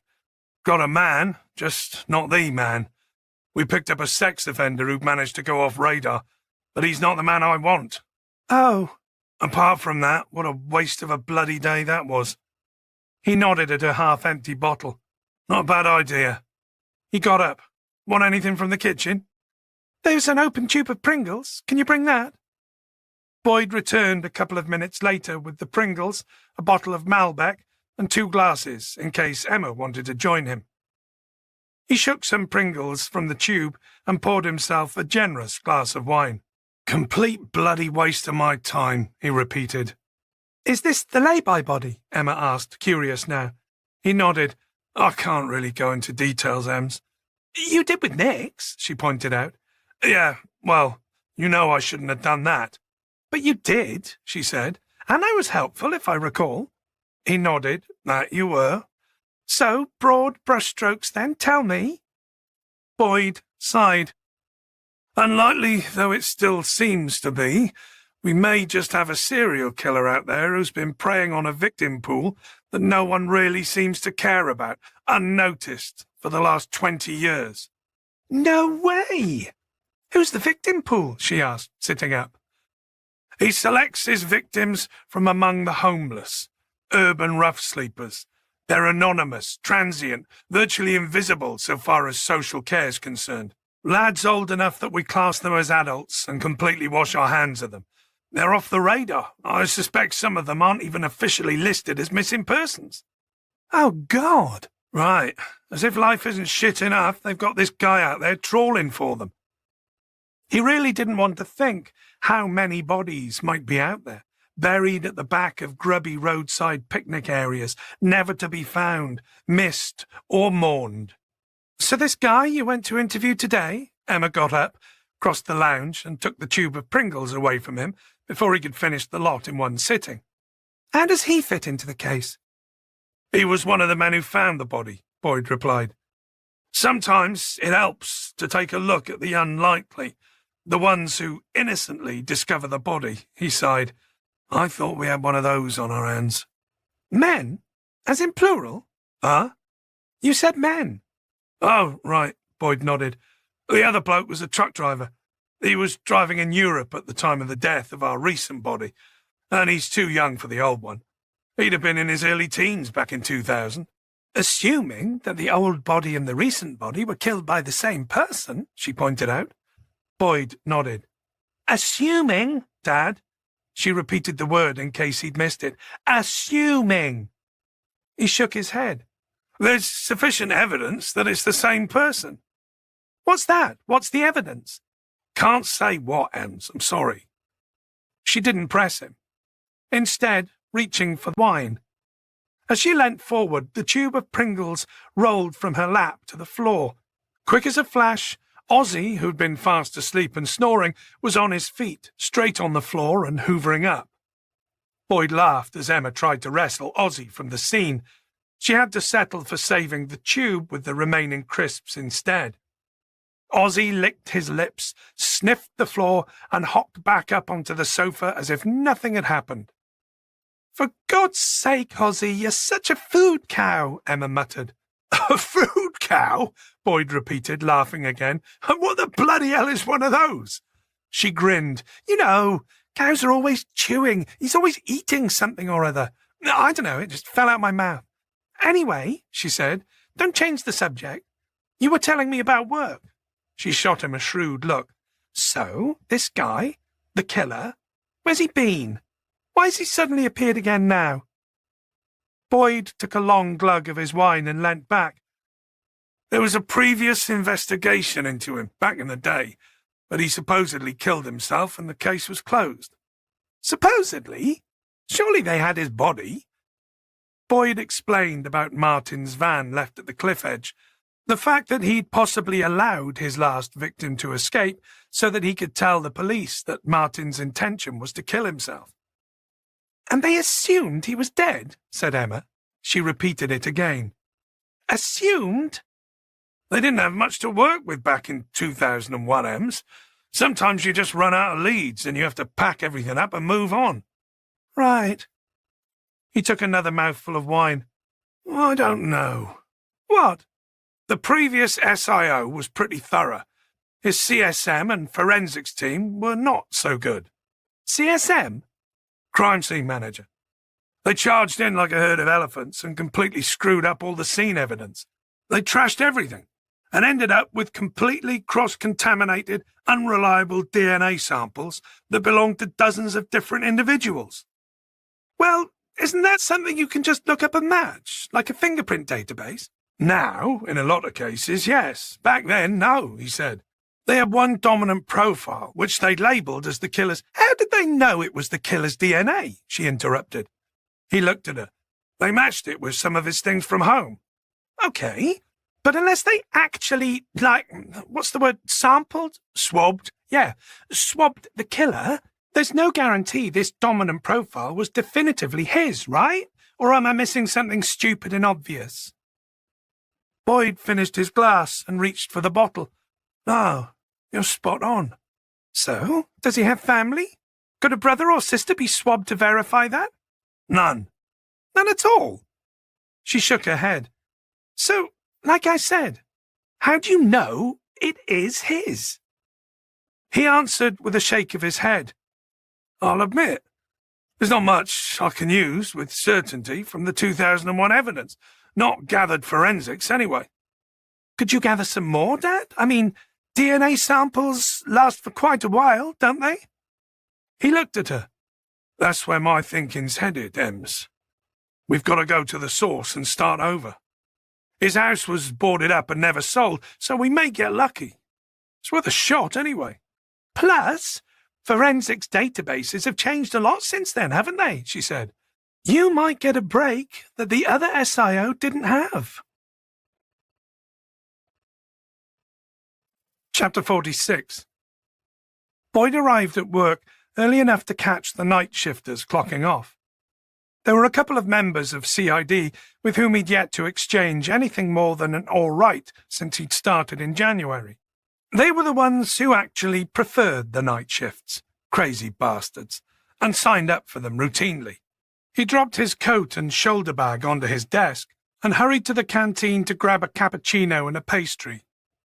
Emma's breakfast fruit bowls with a spoonful of yogurt just weren't keeping him going until 11. He felt guilty that she was making them for him the night before, and he was scoffing them, followed by a sticky cinnamon whirl. The scales had shown a modest drop of only 2 pounds over the last month, and Emma was scratching her head as to why the results weren't any better. He took the steps up to the canteen 2 at a time in the hope of burning off a few extra calories. If he wasn't careful, there was going to come a point very soon when she would begin to question whether he was secret eating at work. He came back, set his contraband down on his desk, and pulled open Grattan's case file. This is going to be rendered redundant by Operation Weatherman, he thought. Mike Grattan's legacy was going to be a case that was never solved, and if Boyd had anything to do with it, superseded by an investigation that was going to make good on all their mistakes. As Emma had said last night, they had the benefit of 20 years' worth of better science, better data technology, and better practices and methods. Boyd spent the morning picking through the details in the file, looking at it with fresh eyes, and a post-making of a murderer sensitivity to investigative blunders from the recent past. The daylight, piercing through the worn threads of Grattan's work, was blinding. The farmhouse where Martin had been living had not been treated with the same forensic caution as a crime scene where the murderer was as yet unknown. As far as everyone had been concerned, they'd had Leon Martin's name from the first moment they entered the farm, and a certainty that this was the right place. Standard-issue boots and ungloved hands had completely compromised the scene and rendered any prosecution-ready evidence useless. The van that Martin had driven to Wales to supposedly take his life had been searched, then low-loaded back to the police station before a forensic specialist had had chance to look it over in situ. The evidence pipeline was made more of a mess, with 2 different exhibits officers from 2 different police forces handling the registration, tracking and storage of the evidence.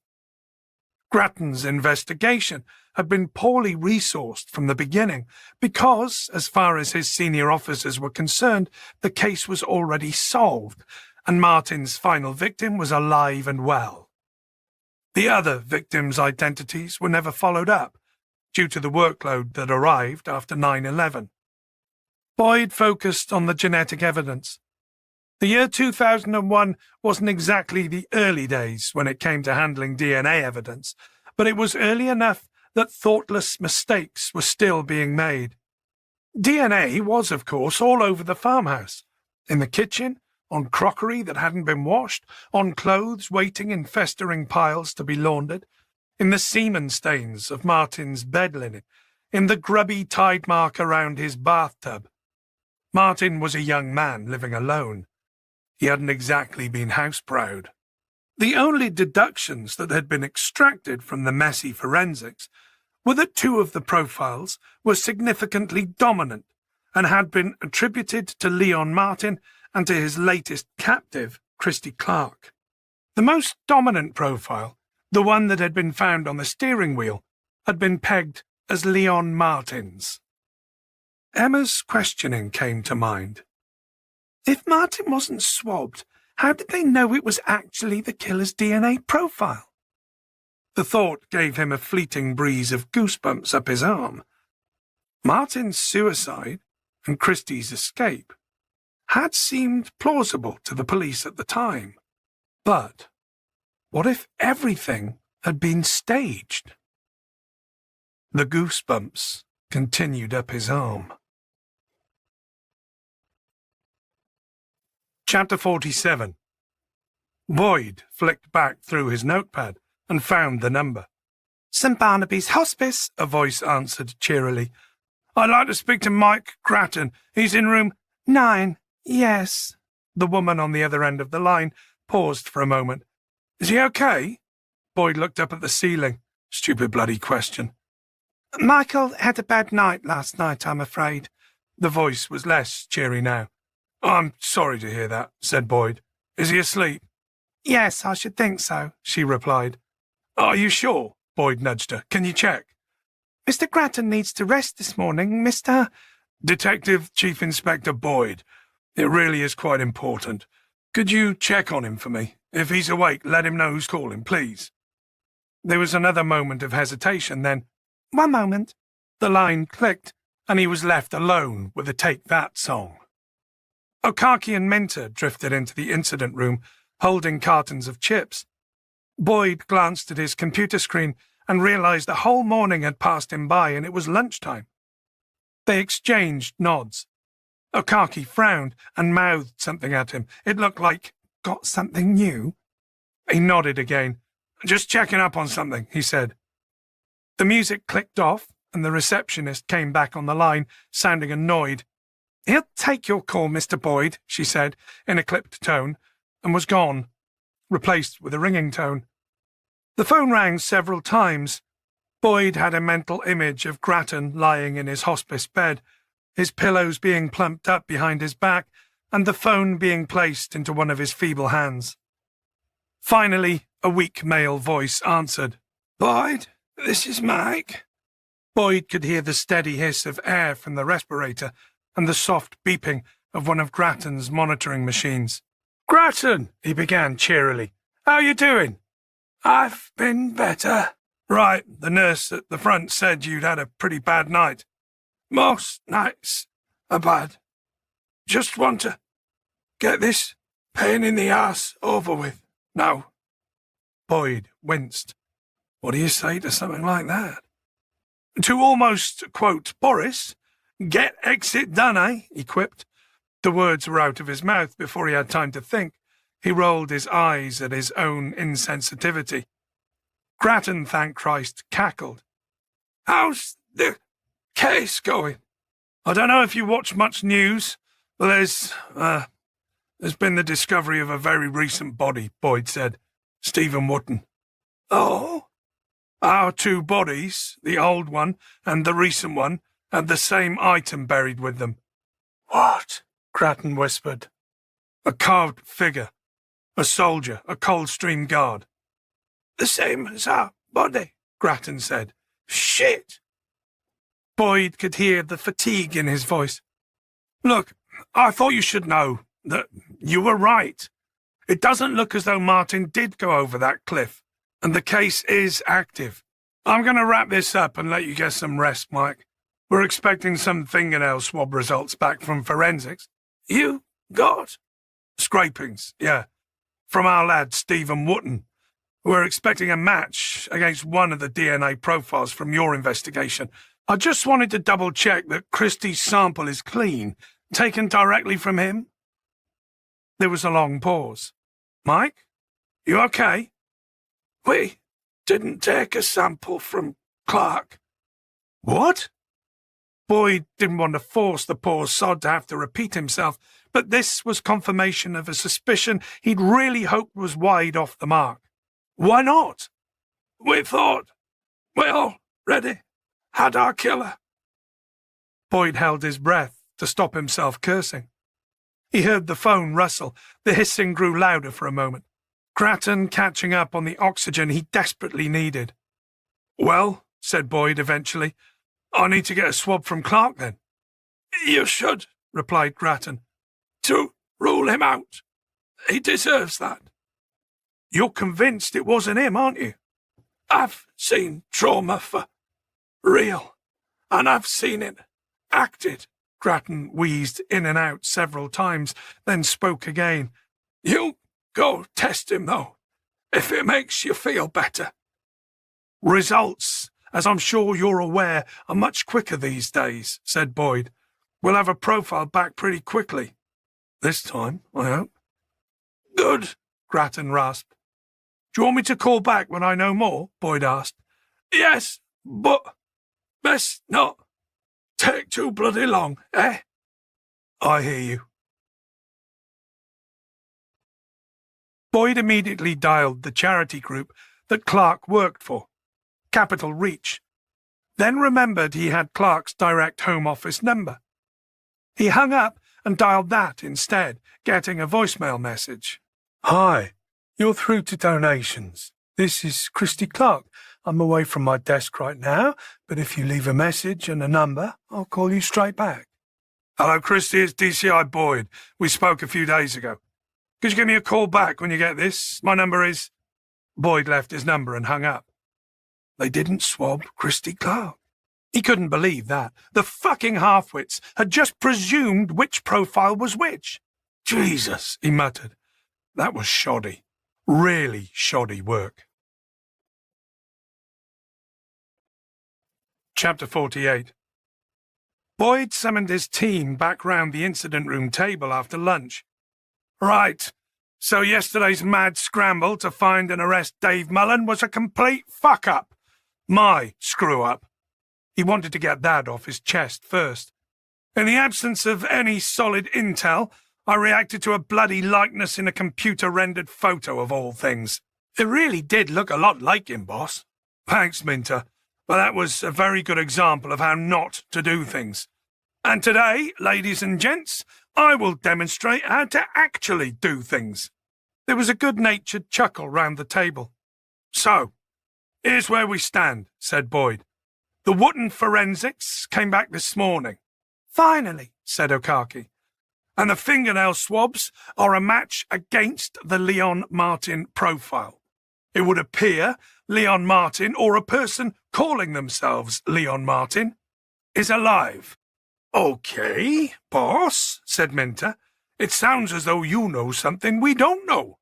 Right, well, this may sound like a bit of a reach, but I think we need to consider the possibility that our escaped victim, Christy Clark, might have been working with Leon Martin. Boyd paused to let this piece of information sink in. He looked at his team. All eyes were on him. The room was silent. I can see that, said Okaki slowly. They only had Clark's word for what happened to him. They had DNA evidence, Minter pointed out, on the restraints in the back of the van. I spoke to Mike Grattan earlier, Boyd said. They didn't swab Clark. They made an educated guess at the two prominent profiles they found. What? Okaki exclaimed, shaking her head. What was Grattan playing at? Clark had injuries, Minter countered, which could have been self-inflicted or inflicted by Martin to suit their story, Okaki replied. He went to the police for help when he escaped, Minter said. He was picked up by the police, Okaki said, and spun his backup story to explain his presence at the farmhouse. They could have planned it between them. Look, Boyd said, I'm not saying he is involved. He could be exactly who he says he is. Grattan believes 100% that he was a genuine traumatized victim. I'm just saying it's possible. Something's been nagging me about this case, especially since Stephen Wotton's body turned up. Let's face it, Clark had a bloody lucky escape. Martin's dead or missing, and now we have Stephen buried with another Wotton soldier and the same message. I think he's involved somehow. Thankfully, there's a very easy way we can find out. He mimed, swabbing his cheek. O'Neill laughed. Looks like you're, giving someone a... O'Carkey nodded. You probably don't want to do that again, Gov. Jesus, I was miming a swabbing, Boyd sighed. Come on, we're better than this, people. Speaking of DNA, is there any possibility the Wotton scrapings could be old DNA? Asked O'Carkey. Sully pulled a face at her, but she continued. I'm just saying that it's possible our killer, if he's the person we think might be calling himself Leon Martin, she looked meaningfully at Minter, had some of Martin's stuff with him and transferred it to the victim's body to throw us further off the scent. Sully shook his head. Dead cell DNA leaves different RNA transcripts. One of the things tested for routinely now is to verify whether the DNA sample was shed peri or post-mortem. The DNA on Wotton came back from living skin cells, said Boyd, and they match Martin's DNA profile according to the 2001 investigation. So, our leading theory has to be that the person with that DNA profile is alive and killing again. He nodded at O'Carkey. We need to tread very carefully with this one. Clark is still a victim at this point. We'll get that swab so that we can rule him out quickly. And if he's innocent, let the poor sod get on with his life. We also need to chase up EFS on that bag of toiletries you recovered. Could you do that for me, please, before you set off? Will do, Gov, O'Carkey said. Wait, set off? Yes, set off. Minter? Boss? I want you and O'Carkey to go over to Clark's place to get that swab done. We don't know how this is going to go, so I've arranged backup with the Kent lot and a warrant for Clark's place. Liaise with them, please, and keep me in the picture. If he's who he says he is, and Grattan is convinced of that, by the way, then there shouldn't be any problems. Right, boss, Minter said, glancing at O'Carkey. O'Neill? Gav? I want you and P.S. Brown to continue home visits for the Miss Burr shortlist that Warren's already compiled. But collect DNA swabs from the parents where you can. They may not be able to ID any marks or tattoos in the photos, but let's get their DNA so we can check and see if there are any familial links to any unidentified samples we have, either from 2001 or that we collect ourselves. Yes, sir. If we can start putting names to those victims, said Boyd, we're building a nice prosecution platform for the CPS ready for when we catch this bastard. I'm going to arrange a recce of the Martin farm with Cheshire Constabulary. Warren, you've earned a field trip. You're coming with me. Warren grinned. Thanks, sir. We'll be back late. Boyd couldn't help himself. So let your mum know. The others round the table made "aw" noises, and Warren, blushing, replied with 2 fingers. Sully, can you come along on this one with us? Boyd asked. Oh, I earned a day trip too. Marvellous, Sully replied. I want your opinion on whether the farm's still intact enough for us to squirrel out some valid forensics. Boyd tapped his finger on Grattan's case file. The crime scenes were managed poorly. He then nodded at Minter. Minter managed to get a much better photograph of Martin just by going down to their evidence room and helping himself. It grieves me to say this, but I think we have to accept the Grattan case was a mess. Boyd looked at the faces sat around the table. This is going to be a long haul, folks. Lots of bits to tie up. So, let's get going. Chapter 49. Okay, this looks like us, said Minter. He parked the car up on a grassy hump, 20 yards down the leafy country lane. Up ahead was the sign for Corner Cottage, Clark's place. O'Carkey looked up and down the lane. So where's our backup? They're meant to be here. Lit, obviously, said Minter. Maybe they drove past a McDonald's and just had to pull in. She chuckled. You're not a big fan of Kent Police either? I've had to cooperate with them several times. They've not been great. I worked with them, she pointed out. Minter nodded. Oh, yeah, of course you did. Sorry, I didn't mean to. It's okay. Wasn't exactly happy there. Why? Minter asked. What happened? Akaki shrugged. Let's just say they have a pretty old-school culture over there, she smiled. It's the kind of place where they still have old sweats who call female colleagues love or sweetheart. That's a rubbish Kent accent, said Minter. That was definitely Essex. What the hell do you know? You're Welsh. Well, you got me there, he laughed. I'm going to give their station a call, see where those muppets have got to. Fine, I'm having a fag. Akaki got out, closed the passenger side door, pulled out his cigarettes and lit up. She looked up and down the lane. It was overgrown, the tall trees on either side forming an almost continual tunnel of branches and budding spring leaves that cast the lane beneath in a fidgeting lattice of shadows. Not gonna lie, she said quietly, puffing out a cloud of smoke. This is the perfect place for a serial killer to live. It was hushed, private, remote, and best of all, there was no CCTV or ANPR cameras, and no neighbours. Minter opened his door and climbed out. Bloody rubbish lot! What's that? They got a shout, so they're off dealing with that. They got nobody else they can send. No. Akaki looked over at the house. So, what's the plan, Minty? Are we waiting until they find a spare patrol? I don't know, mate. Maybe give them another 10 minutes? Boyd would have undoubtedly said, sod it, but Minter was more cautious. Minter's approach was right, of course, the professional thing to do, but we could check and see if he's at home, said Akaki. While we're just fannying around out here, she nodded ahead, I could go take a peek, see if his vehicle's there. Minter sighed. You really don't do patience, do you? Nope. Jesus, all right, but ditch the fag. That smell carries. Okay. She took one more defiant puff, then crushed the cigarette beneath the heel. I mean, it's only 50 pence I just wasted. He shrugged. If you have to smoke, why don't you vape instead? Akaki pulled a face. That's like asking a wine lover to drink grape juice. I'll just be a minute. You wait here.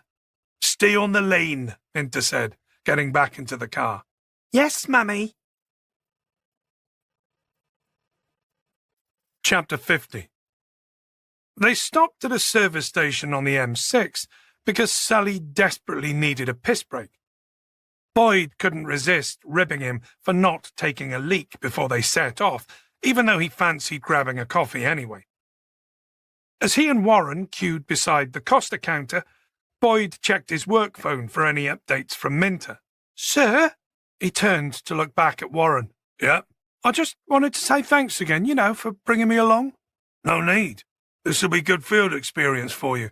You need to walk a few crime scenes, get the hang of sniffing around them before you can lead a murder investigation, Lead? Warren asked, a shocked look on his face. Don't get your hopes up, sunshine, Boyd laughed.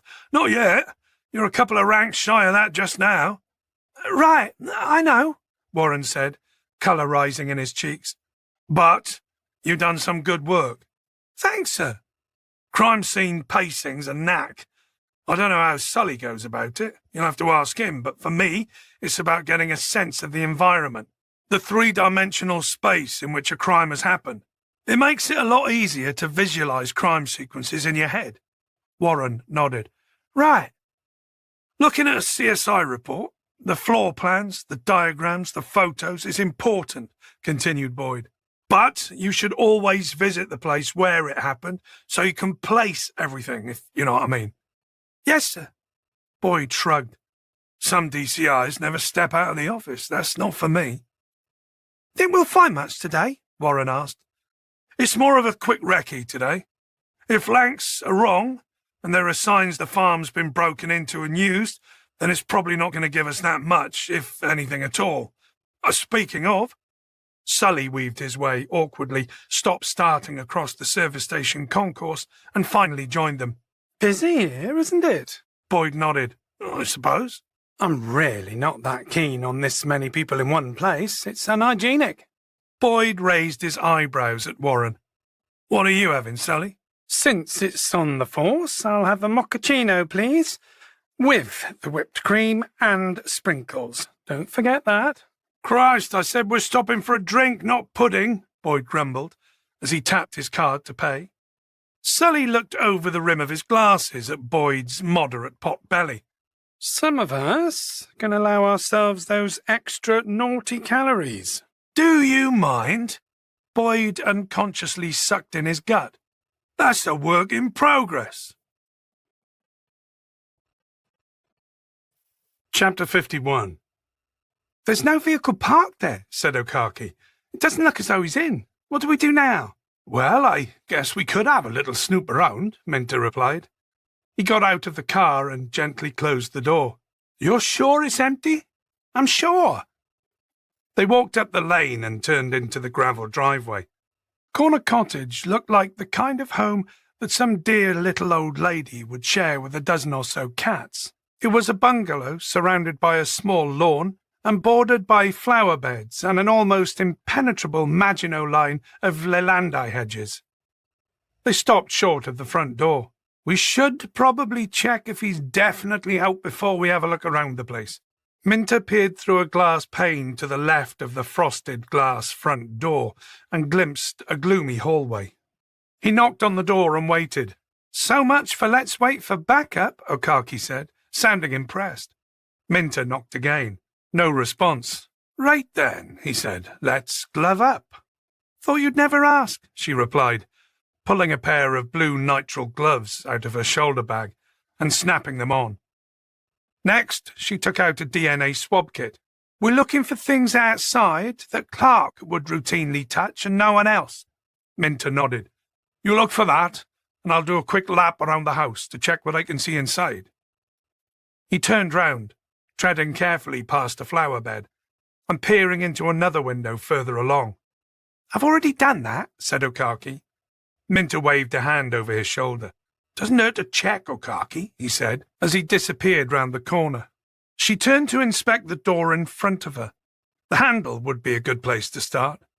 There might be other profiles present, but certainly Clark's was most likely. She unscrewed the vial of the forensic tub and gently lifted out the swab attached to the cap, making sure it didn't touch the sides as she did so. Between uncapping and capping, the only thing the tip should touch or even brush against was the subject surface. She moistened the tip with a drop of distilled water. Then, carefully, she leant towards the door handle and made a motion to grab the handle as a person would normally do, getting as close as she dared to identify which part of the handle would make the fullest contact. Then she gently stroked the tip of the swab along it several times. She capped the sample and filled in the location front door handle on the container's label. Okaki took one last look at the handle and was about to move on when she caught a glimpse of a dark fingertip ridge pattern on the brass plate, just to the right of the keyhole. She leant in closer. "Hello," she said softly. "You look like blood." She pulled out a photographic ruler and some tape and gently fixed it to the door beside the brass plate, then took a couple of pictures as close as she could get without losing focus. "Good, very good," she muttered as she checked the images she'd taken. The fingerprint ridges were as clear and defined as black ink. She pulled out another swab vial, moistened the tip, and stroked one side of the tiny bloody print several times until the moisture hydrated the print and caused it to blur. Against the white tip of the swab, the moistened black had turned dark red. Bingo! Okaki capped the swab, filled in the label, and dialed Minter. "What is it?" he answered. "We got blood on the handle, which means we've got reasonable cause." "Well, that's good, because I'm actually already inside," he replied. Through the frosted glass, she could see movement in the hallway. There was a click as the lock was turned and the door swung inwards. She saw Minter putting his phone back into his hip pocket. "Hello again." How did you— There was a cat flap in the back door. Don't tell me you squeezed— She began, momentarily confused. "Yes, Okaki, I managed to squeeze myself through the cat flap," Minter said seriously. She pulled her face. "Sorry. I did, in fact, manage to reach through the cat flap and turn the back door key." He grinned guiltily. "Which is all fine, now you found some suspicious blood." Okaki raised a brow. "Of course, you found the blood first, and then I found my way in," he said, moving aside to let her in, right? Minter checked his watch. It was 3 in the afternoon. "Do you think we should call Christie's work to make sure he is there and doesn't surprise us?" While he looked up the number, Okaki took a few more steps into Corner Cottage and peered into the kitchen. It looked pitifully old-fashioned. The units seemed as though they'd been installed in the 70s, all cream MDF, with the veneers chipped at the corners and some of their doors hanging at an angle. The floor was worn lino, a black and white chessboard pattern, with the black squares almost worn to white. She could hear Minter talking to someone as she picked her way carefully around the kitchen. It was tidy, that much she'd noticed instantly. Unusual for a man living on his own, she mused, thinking of Jay and the permanent piles of unwashed dishes at his place. Minter hung up. "Okaki, where are you?" "In the kitchen." He poked his head in. "He's not at work. They say he's on annual leave." "On holiday?" "Apparently he takes a week off at the same time every year and drives up to the Lake District to take pictures of the birds and wildlife there." "Which means he could be there or—" "Shit," Minter said. "He could be back any minute." "Well, we better get on with it quickly then," said Okaki. Chapter 52. Warren checked the Maps app on his phone. They had a postcode to get them close, then a description from the local police station of how to get to the Martin farm. Being a rural postcode, it was annoyingly vague, and, to add salt to the wound, it had started raining heavily, with big, viscous spatters of rain drumming on the windscreen. Boyd had taken a shift at the wheel after their second pit stop, courtesy of Sully's pea-sized bladder.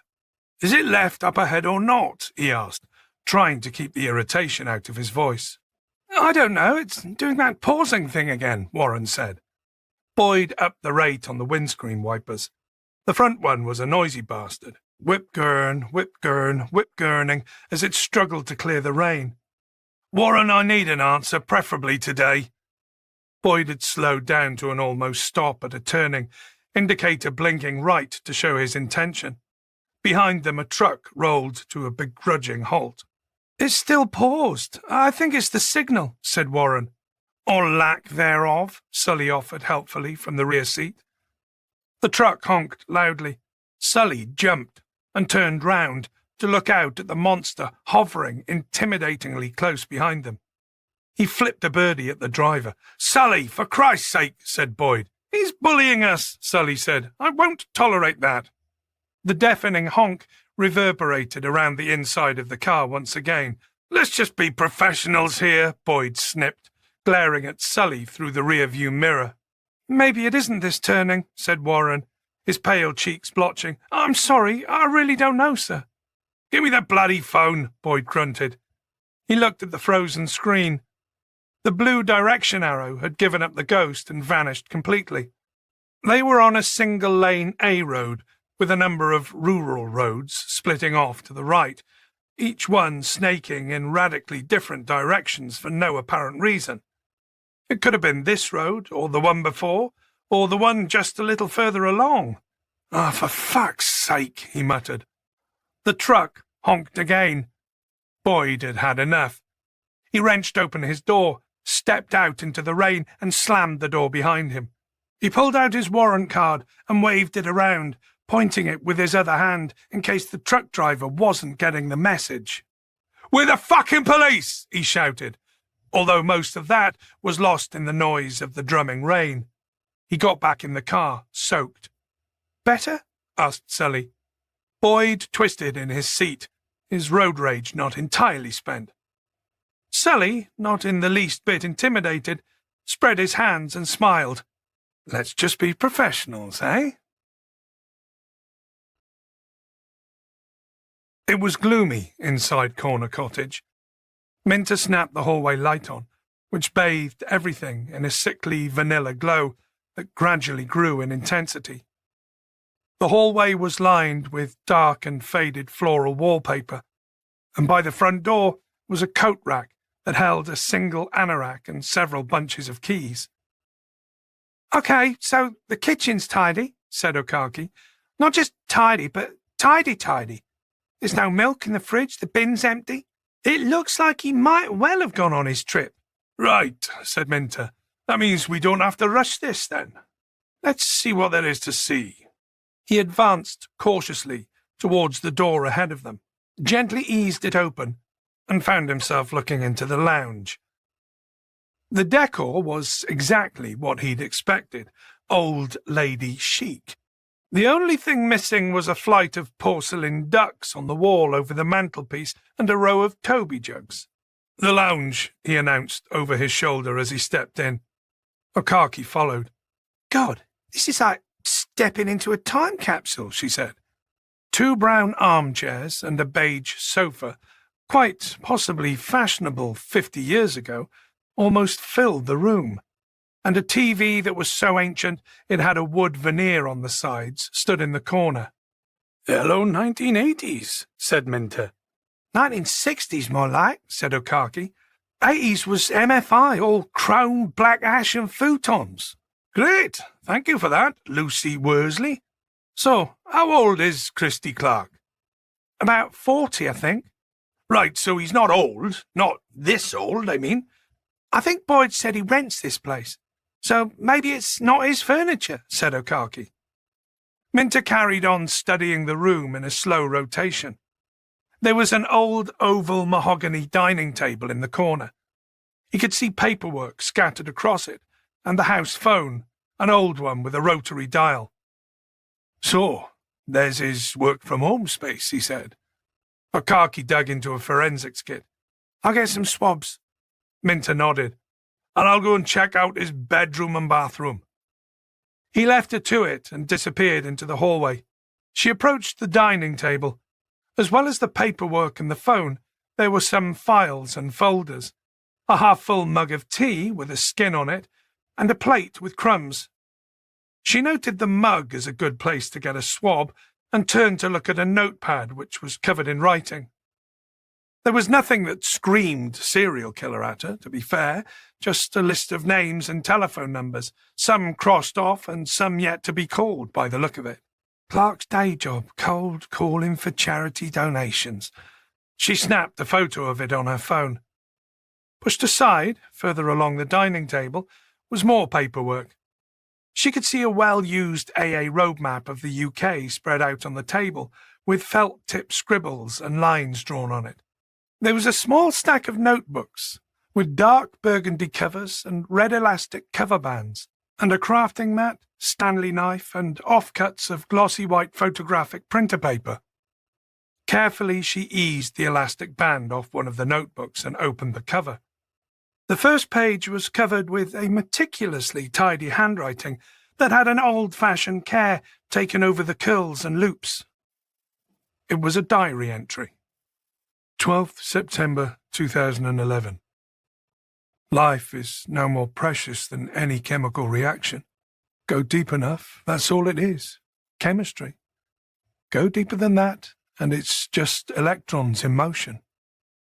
When we pull back and look at things in large scale, we like to think we see patterns in the white noise, and we call those patterns names like intelligent or God or consciousness. It's just noise. Electrons bumping around like ants in a nest. Commuters in a train station. All of them lost. Okaki flicked through the book to see more of the same and put it to one side. She picked up another and flicked through that. She was about to put it down when she caught sight of something on the inside of the back cover. She opened it and saw that something had been written in what looked like biro bang in the middle. The lonely people slip aside. in the ground. Their time to hide. "Minter!" she called out, heart thumping. "You should come and see this!" She expected to hear his approaching footsteps down the hall, but there was silence. "Minter!" Still nothing. Okaki crossed the lounge and stood in the doorway. The doors leading from the hall had been opened, Minter's way of indicating that a room had been visited. "Yo, Minty, you there?" she called. She took a step down the hallway and noticed that the front door was open. She'd been the last one through it, and was certain she'd closed it behind her. Chapter 53. "Whoa, okay, so here it is. This turning has to be ours," said Warren, who, in a bid to prevent Boyd from having a heart attack, was now behind the wheel. "Well, we've been down every other bloody one," Boyd grumbled. He looked up from his phone. He couldn't see anything that looked like a proper turning, but Warren's eagle eyes had. Warren diligently indicated right, even though the road was deserted, and pulled into a completely missable gap between two overgrown trees. They drove up a deeply rutted track that might once have been tarmac, but was definitely now honest-to-God dirt. The trees on either side had grown brazen, their limbs reaching across to each other overhead, while nettles and brambles had staked a claim along the ridge of mud between the wheel ruts. "Probably should have thought ahead and grabbed a Land Rover from the pool," offered Sully, as the car bucked and rolled along the soiled trenches, and undergrowth scraped the underside of the car noisily beneath them. "A tractor might have been better," replied Boyd. Their pick from the pool, a Ford Galaxy, was struggling, and Boyd was beginning to think they should have parked on the roadside and walked down, when the car dipped into a deep rut and they came to an abrupt halt, the front bumper wedged in the mud. "Reverse," he said. Warren eased the car backwards a few yards and tried to steer to the left to go around the rut, but the tyres refused to scale the sheer walls of the deep, muddy trench. "Bollocks," said Boyd. "Well, we now know it's not easily accessible," said Sully. "We may still have our untarnished crime scene." The track ahead curved to the left, and Boyd could see sky. Presumably where the woodland ended, the farmhouse was. "Looks like we're walking from here," he announced. Sully chuckled. "Does England have its own version of Louisiana swamp-inhabiting banjo-playing weirdos?" "Yeah, that's Norfolk. Come on," Boyd said, trying to open the passenger side door. The bottom bumped against a dirt ridge. "Arse! What about your side?" Warren's door scraped open, barely. "We're out on your side then," said Boyd. Warren was just about able to get out, but Boyd's tall body wasn't built for manoeuvring in tight spaces. Somehow, though, he managed to get himself over the handbrake and gear stick and emerge from the car. "It's up ahead, sir. Not too far," said Warren, pointing. Sully emerged from the car, pulling faces at the mess the mud was making of his smart work shoes. "Jesus, these'll be ruined. I'll be putting a claim in for new ones." "Probably should have thought ahead and grabbed wellies then," said Boyd, with a smirk on his face. Sully dead-eyed him. The Martin farmhouse was every bit the forlorn-looking carcass Boyd had been expecting to find. It had been left empty for 20 years, but sealed tight. Most of the downstairs windows were boarded up with plywood. Police tape still stuck across them. Minter had been quite right about that. The building looked intact, structurally sound, but weathered to a palette of dull olives and browns. What had once been whitewashed stipple walls were stained mint green with moss and algae. The paint on the exposed windowsills was flaking, and several roof tiles had slipped or been pushed aside by blisters of moss. The farmhouse and outbuildings formed a three-sided arena around an overgrown courtyard of gravel. To the right of the house was a rusty corrugated barn, more a large shack than a barn, to be truthful. Boyd could see a variety of retired farm equipment and tractor attachments lurking in the gloom. To their left was a long ground-floor annex, that looked as if it had served as a garage or a garden shed at some point. Halfway along was a shutter door that was almost completely pulled down. He could see cobwebs, some plant pots, jerry cans and canisters in the narrow gap at the bottom. Boyd looked up at the thick, grey, overcast sky. It had, thankfully, stopped raining, but it was certainly threatening to start again, and soon. The light was beginning to fade from the sky. If they hadn't spent so much time getting lost, they'd have caught more of the daylight hours. Not that it mattered, he supposed. He suspected it was going to be pitch black inside the farmhouse anyway. He pulled a penlight out of his pocket, one of the LED aluminium ones you could pick up at the till in any 24-hour petrol station. He checked the battery was still good. "What's the plan, sir?" asked Warren, also taking in the heavy sky. "We'll do a once around the outside, then I want to see if we can prise one of those plywood boards loose." "We're going in, Gov," he said. Boyd nodded. He could see consternation on the lad's face. "It'll be fun, like an episode of Scooby-Doo." Minter? The first open doorway on the left was the bathroom. There'd be rich forensics pickings in there, but that was for later. Right now, Akaki was feeling decidedly on edge. "Will you please bloody answer me?" she snapped angrily. The door to her right opened onto a cellar.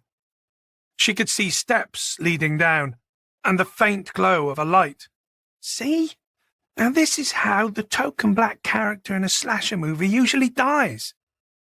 Only it wasn't the middle of the night, and she wasn't wearing a nightie. "Don't be stupid, Sam." She was allowing her imagination a little too much freedom. She took a deep breath and stepped onto the top step. "Hey, cloth ears, you down here?" she called into the gloom. "Yes," Minter replied. "Akaki, I found something. You should come down here and take a look." Extremely relieved to hear his voice, she clattered quickly down the wooden steps to find herself in a small stone-walled rectangular space with a low ceiling. There was a single mattress on the dirty floor, a pillow and a quilt. Beside that was an electric heater plugged into an orange extension cable that was coiled up at the bottom of the stairs. "Shit," Akaki said. "I don't think Clark's making money on the side with Airbnb," said Minter grimly, pointing to a rusty metal ring cemented into the wall beside the mattress. The rust was worn away around the middle, exposing a glint of iron. "There's rust flakes on the floor," he said. "It looks as though someone's tried to pull this ring out." Akaki swore again. "He's been keeping someone down here." "There's also what looks like bloodstains on the mattress and the quilt. Not a fatal amount, I don't think, but—" She squatted next to the mattress to inspect the spatter of dark droplets for herself. "I think we've found the Ken doll killer," she said. Minter nodded. "Or at least one half of him." He stood up. "Let's get out of the house. We don't want to contaminate things any more."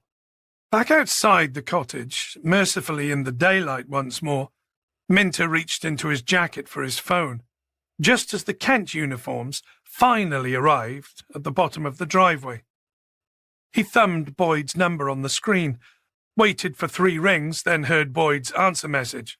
"Boss, it's Minter here. We're at Christy Clark's place. I forced entry. There's blood in a basement room. He's been holding someone prisoner down there. He's not here. Work says he takes a week's holiday up in the lakes this time of year, so—" "And there's a pad on his desk," said Akaki. "That song, the lyrics, written down in there." Minter nodded.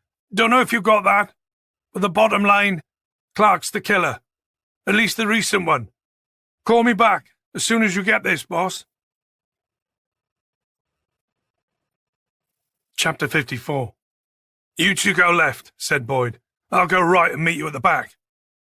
Warren and Sully set off, and Boyd made his way across the courtyard to the corner where the barn and the house almost met. There was a walkway in between. He looked back to see Warren squatting down and peering into the long shed, panning a more substantial, long-handled flashlight up into its dark interior. Boyd made his way along the side of the house, past a ply-boarded window towards the rear, feeling an unnerving sense of déjà vu. The last time he'd done something like this, he'd been jumped and nearly lost an ear. He looked up at the drab grey sky, complete with the inevitable crows circling overhead, then across at the nearby trees, their skeletons still visible from winter. Yep, the setting was virtually identical. The rear of the farmhouse looked even more scabby than the front. All the downstairs windows had been boarded up here too, though the tiny upper windows had been left alone. They were murky, almost opaque, with 2 decades worth of algae. That was encouraging. If kids had chanced across the place, then almost certainly at least a few of those boards would have been smashed. In the middle of the stone rear wall was the back door. Plywood had been screwed firmly across it, leaving the upper and lower panes of glass just visible at the top and bottom. There was even a strip of police tape still stuck to the ply, the detached end flapping and rustling, stoically hanging on the wet wood to inform all that this was indeed a crime scene and, Gandalf-like, none shall pass. A rusty padlock dangled from an equally rusty hoop secured to the doorframe. It was unlocked. Warily Boyd stepped back. An unlocked door had been his undoing last time. The criminally minded and the utterly insane tended to have the same lax attitude to household security. He looked to his right, expecting to see Warren and Sully, but there was no sign of them. They were probably still checking the outbuildings. His gaze returned to the unlocked door. This place has been or is being used. Okay, he whispered, don't be an idiot again. Boyd firmly believed that you either learned from those little life lessons or deserved what you got. He pulled his phone out to check the signal situation. Still shit. Nothing, in fact. He looked again to see if the others were approaching yet. Hopefully one of them would have a signal. Between their police phones and their own, one of them should have at least a bar. He heard footsteps. It was Warren. "Where's Sully?" Boyd whispered. "There's a transit van in one of the sheds," he replied. "He's swabbing it right now, sir." Boyd quickly raised a finger to shush him. He pointed at the unlocked padlock. "You think someone's in there?" Warren whispered. Boyd nodded. "Shit. What do we do?" "We learn from my mistakes. It could be Martin or Clark. You got a phone signal?" Warren pulled his phone out and checked it, then shook his head. "Go back and ask Sully if he's got one. If he has, call him for backup now." Warren nodded, and was about to hurry back the way he'd come, when they both heard a whimper coming from inside the farmhouse. They looked at each other. "What's that?" Warren began. "Go!" said Boyd urgently, then quickly added, "and come straight back." There was another whimper. Boyd flapped a hand at Warren. "Give me a flashlight." Warren handed it over. "You going in?" Boyd sighed. "Yes, and, Warren, hurry the fuck up, would you?" Chapter 55. Boyd gently pushed the back door inwards. Mercifully, this one didn't creak like some theme park haunted house. He switched on the torch and found himself in an old rustic kitchen. In the middle of the room was a large wooden table, corners knocked off with age. Characterful, an estate agent would call it. To his right stood an old range with a hob on the top, and beside it a cracked porcelain sink. Pots and pans dangled on hooks from the low ceiling beams. If it wasn't for the multiple spider webs in the corners, and the accumulation of years of dust, plus, of course, the fact that it had once been home to a serial killer, it would have a certain rustic charm. He panned his torch around the room. It reminded him of photos he'd seen of Captain Scott's abandoned base camp, or a diorama in a museum.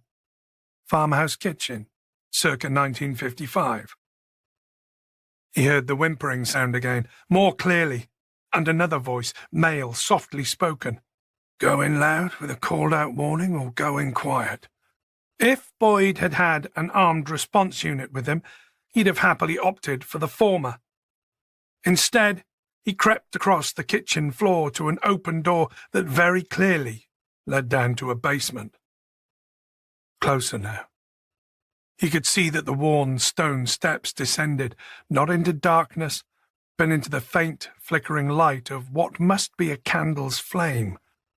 It was casting shifting, dancing shadows against the old brick wall.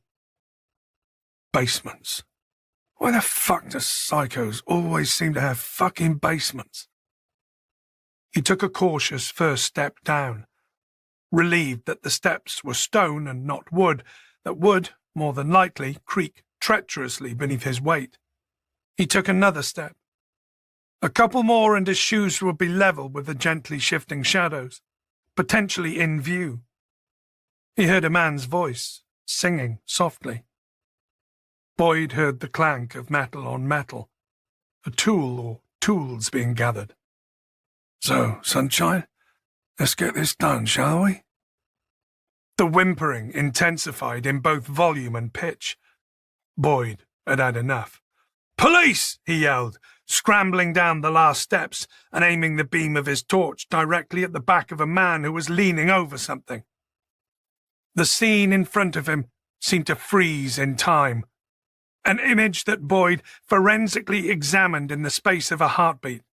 There was the flickering candle, beside it a threadbare burgundy sofa that he instantly recognized from the photos in Grattan's case file. A young man was lying on it, hands and feet tied, mouth gagged. The man on his feet, a narrow-shouldered and unassuming figure wearing a roll-neck sweater, long hair pulled into a grey-brown ponytail, was leaning over him. He slowly turned round to face the beam of light. Christy Clark? Although Boyd had been half expecting it, it was still a shock to see him. Clark blinked in the stark light, raising a hand to shade his glasses. Boyd could see various expressions flickering across his face as he wondered what to do next. "Don't do anything stupid," Boyd said. "I'm aiming a gun at you." Clark's face creased with a hint of a smile. "Oh, DCI Boyd," his smile widened. "Now, we both know that's not true." "Put your hands up where I can bloody well see them," Boyd tried again. Clark shook his head slowly. "No, it's okay. I'm good as I am." In his right hand was a long, thin-bladed knife, mercifully not covered in blood, yet. Boyd glanced at the boy on the sofa. He was deathly still, his eyes pleading with Boyd to do something. "Drop the knife." "Again? No. I think I'll keep hold of it, thanks." He smiled. "You look shocked." A little startled. "I'm guessing you weren't expecting to find me down here." "Wrong," Boyd said. "We know you were helping Leon. You helped Leon fake his suicide and then—" Poor, traumatized, sobbing Christy. Weak, dirty, barefoot, terrified.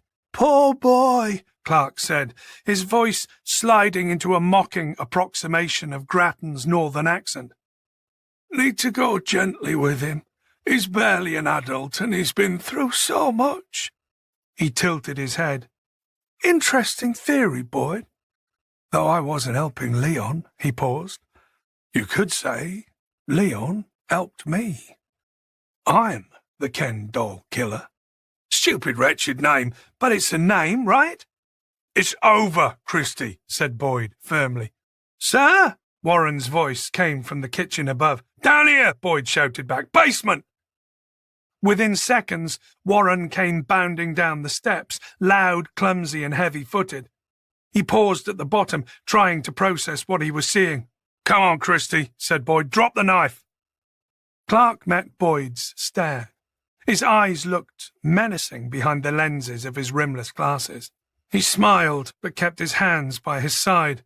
"We've got FTOs outside," said Warren shakily. "It's over, mate." "Didn't know school was out," Clark said, looking Warren up and down. You could be one of my boys. You're not too old, you know. Drop the fucking knife! Barked Boyd. Clark sighed and began to bend down as if he were going to place it on the floor. Then suddenly, he twisted and plunged the long, thin blade into the screaming boy's chest. "Fuck!" shouted Warren. Boyd lunged forward and swung the torch down at Clark's knife hand, hoping to knock it out of his grasp, but Clark ducked and sidestepped. Boyd flung his torch in a roundhouse sweep with the aim of catching Clark on the backswing to knock him off balance, but again met nothing but the swoosh of a wasted effort. In the confusion of the flickering candlelight and lurching shadows, Boyd had lost his bearings. He was vaguely aware that Warren was beside the sofa behind him. "Jesus, sir, he's bleeding out! He's bleeding out!" Boyd glimpsed movement in the corner of the room. He aimed his torch in the direction of the movement and found he was looking at the steps leading up to the kitchen. In the confusion, he'd swung around 180 degrees. He caught a glimpse of Clark's feet scrambling up the steps and out of view. "See to the lad," said Boyd. "I'll get back up to radio for an ambulance." "They're not here," Warren said, stricken. "I left Sully trying to get a signal." "Ah, for fuck's sake," said Boyd. He climbed the steps in pursuit of Clark, taking them two at a time. At the top, he heard feet on old rattling floorboards to his left and turned to follow the noise deeper into the farmhouse. Once again, scolding himself for being a stupid, reckless asshole. Chapter 56. Boyd followed the receding noise into a dark, windowless hallway. Up ahead, pallid daylight spilled across the floor from an open door to the right. Boyd slowed his pursuit as the sound of fleeing ceased. "He's still inside." Boyd eased himself up to the door and peered in. He could see two small hobbit-sized windows punched through the thick stone walls. The glass lead-lined with uneven diamond shapes and weeping with condensation. They spilled pale shades of the fading afternoon into a room that had once been used as a lounge. "Christie," he called out, "this ends worse for you if you stab a police officer. It's not worth it." There was no answer.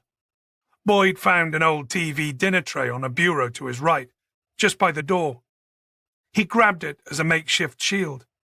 If Russell Crowe could manage with a shield this small against other gladiators, a TV tray had to be a fair match for a kitchen knife. "Christie," he said again, "there are more police on the way. They will have guns." Again, no answer. Boyd took a step further into the lounge. He was in a crowded room of silhouetted shapes, a grandfather clock, a tall bureau, a winged Chesterfield chair, and a standing lamp. To his left, he noticed a dusty glass display cabinet. Inside it were several shelves full of porcelain knickknacks. Hedgehogs in bowler hats, cats in bonnets, rabbits with waistcoats. Leon's mothers, Boyd guessed. On one of the shelves were half a dozen soldiers in red tunics and bearskins. He quickly panned his torch across them. They were the carved wooden figures, the same as the one they'd found clasped in Wootton's hand. "Why the wooden figures? Why did you bury those with the lads?" he called into the gloom. Faintly, he could hear the boy in the basement crying and moaning, and Warren's voice trying to soothe and reassure him. Then, Sully's voice, louder and closer. "Boyd?" It came from the courtyard. "Everything okay in there?" "Stay outside," Boyd shouted back. "He's in here." "Backup's coming," replied Sully. "Good. We found a boy. We need an ambulance. Now fuck off back to the car and stay there." He heard the crunch of footsteps on the gravel and saw Sully's shadow crossing one of the tiny windows, momentarily darkening the room even further, like a passing cloud. Something tumbled over and shattered on the wooden floor. Boyd heard a door latch snick, and suddenly blue-grey daylight speared into the gloomy room at the other end of the lounge. Clark was outside. Fuck! Boyd stumbled through an unseen obstacle course of shin-high obstructions, a coffee table, a coal scuttle, and finally a magazine holder. He made his way to the open door, only to see Clark sprinting through long grass for the tree line that surrounded the farm. Boyd gathered a couple of deep breaths and sprinted after him. Clark disappeared into the shadows beneath the low bough of an evergreen. As Boyd approached, he slowed to let his eyes adjust to the daylight and then to the darkness of the wood beyond. "Christie!" he called out again. Of course, there was no answer. Boyd stepped forward, ducked slightly under the bough, and readied his tray shield to block any sudden attack. He emerged into woodland, a wood that hadn't been managed by anyone for decades. There were no beaten paths, no recent felled trees, no branches waiting in scruffy piles to be cut up into logs. If those windows had been hobbit windows, then this was Mirk Wood, creaking with old trees, and every now and then the short jackhammer taps from a woodpecker nearby. 50 yards further in, he could see a large wooden storage barn. He picked his way cautiously towards it, through knee-high clusters of nettles and brambles that tugged at his trousers. Closer, he could see the shack was a dilapidated framework of wooden beams and green-stained slats, a structure held together more likely by the ivy that had engulfed it than rusty old nails and screws. He stepped slowly up to the barn-like entrance. As he entered, he heard a creak above him and looked up to see horizontal slits and squares of daylight shining through where shingles had shifted, slipped, or warped. Moving among them, a dark, formless shadow, stepping from one support beam to the next. "I'm going to say this again. This only makes matters worse for you if you attack me," Boyd warned him. The shifting form froze. "I can't think how, Boyd, but I'm happy to talk for a bit." "It's over, Christie. Why don't you come down?" Boyd took another step forward and aimed his torch up into the loft. It briefly caught a hand grasping a beam, then the hand disappeared back into darkness. He panned the torch around, but the more he moved the beam, the more moving shadows he created. "All right then, let's talk," Boyd said, fumbling in his pocket for his phone. "You can start by telling me where Leon is. Did he fake his suicide after killing those young men?" He paused. "Or was it all you?" Leon? That poor idiot. He was harmless. Clark was silent for a few moments then. I've read about people like me. I've self-diagnosed. I know what I am. "And what is that?" I'm a predator, Boyd. "I don't think you're remorseless, though," Boyd said. "Why the flowers, that message? Why the toy soldiers?" Clark laughed. Oh, that was just part of the false trail. Part of poor Leon's legacy. The boy who grew up lonely, parented by a broken man and a suffocating mother. His father's face was ruined.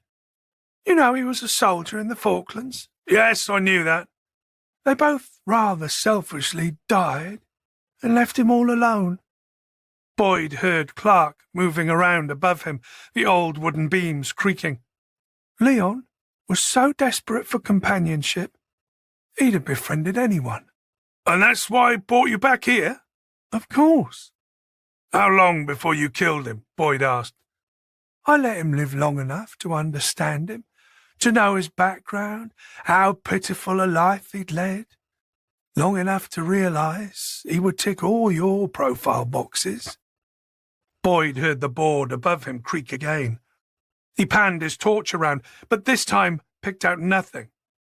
There were stacks of logs in the eaves, and the areas where floorboards had been laid down, but no sign of Clark. He's up to something. "So, that's Leon. What about you, Christie?" Clark laughed. "Oh, no. You don't get to hear my story, Boyd. That's for the history books." "History books?" "Oh, yeah. People love a mystery, don't they? You think 6 dead women in Whitechapel would still make the news today if Jack the Ripper had been named? Of course not. Not knowing something is what drives people crazy, don't you think?" "You should calm down," Boyd tried again. and you'll take me into custody, and there'll be interview after interview with another dumb copper who thinks he's worked me out." He laughed. Poor Mike Grattan. He felt so sorry for me. He was so gentle with me. "There'll be an armed response unit in here any minute now. If you bugger about with a knife in your hand, they'll be going for headshots. You do understand that, right? So the smart move," he continued, "will be to drop your bloody knife, come down here, and I'll arrest you. No need for me to fill in any unnecessary firearms paperwork that way." Clark laughed. "I like you, Boyd." "I wish I could say the same, Christie. So how about it?" "No, I don't think so. I don't plan to become some sad old lifer, trading tidbits about myself for jail privileges. Where's this body? Where's that body? Were you abused when you were young? Did you have mummy attachment issues?" Boyd could hear a rustling sound from above. "You'll just have to work out who I was, for yourselves." The wooden beam just above him creaked loudly as something suddenly leapt down at him out of the darkened loft space above. He managed to swing the torch up just in time to see Christy Clark's face, eyes perfectly round, mouth parted wide with a whoop of exhilaration, descending towards him in a blur of movement. Then the movement lurched to a sudden jarring halt, and dust, dirt, and shards of rotten wood cascaded down in a shower.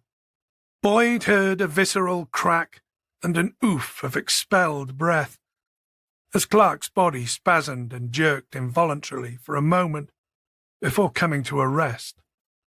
A sack of lifeless ballast that swung lazily like a builder's plumb line. Chapter 57. Boyd finished the briefing, then cleared his throat. "Okay, I'll take one or two questions now." The press room was rammed and suddenly very noisy with dozens of voices shouting out at once. Boyd pointed at a guy in the front row. "Stephen Hall, the Sun." "Bad choice." "Okay," Boyd said, nodding. The room fell silent.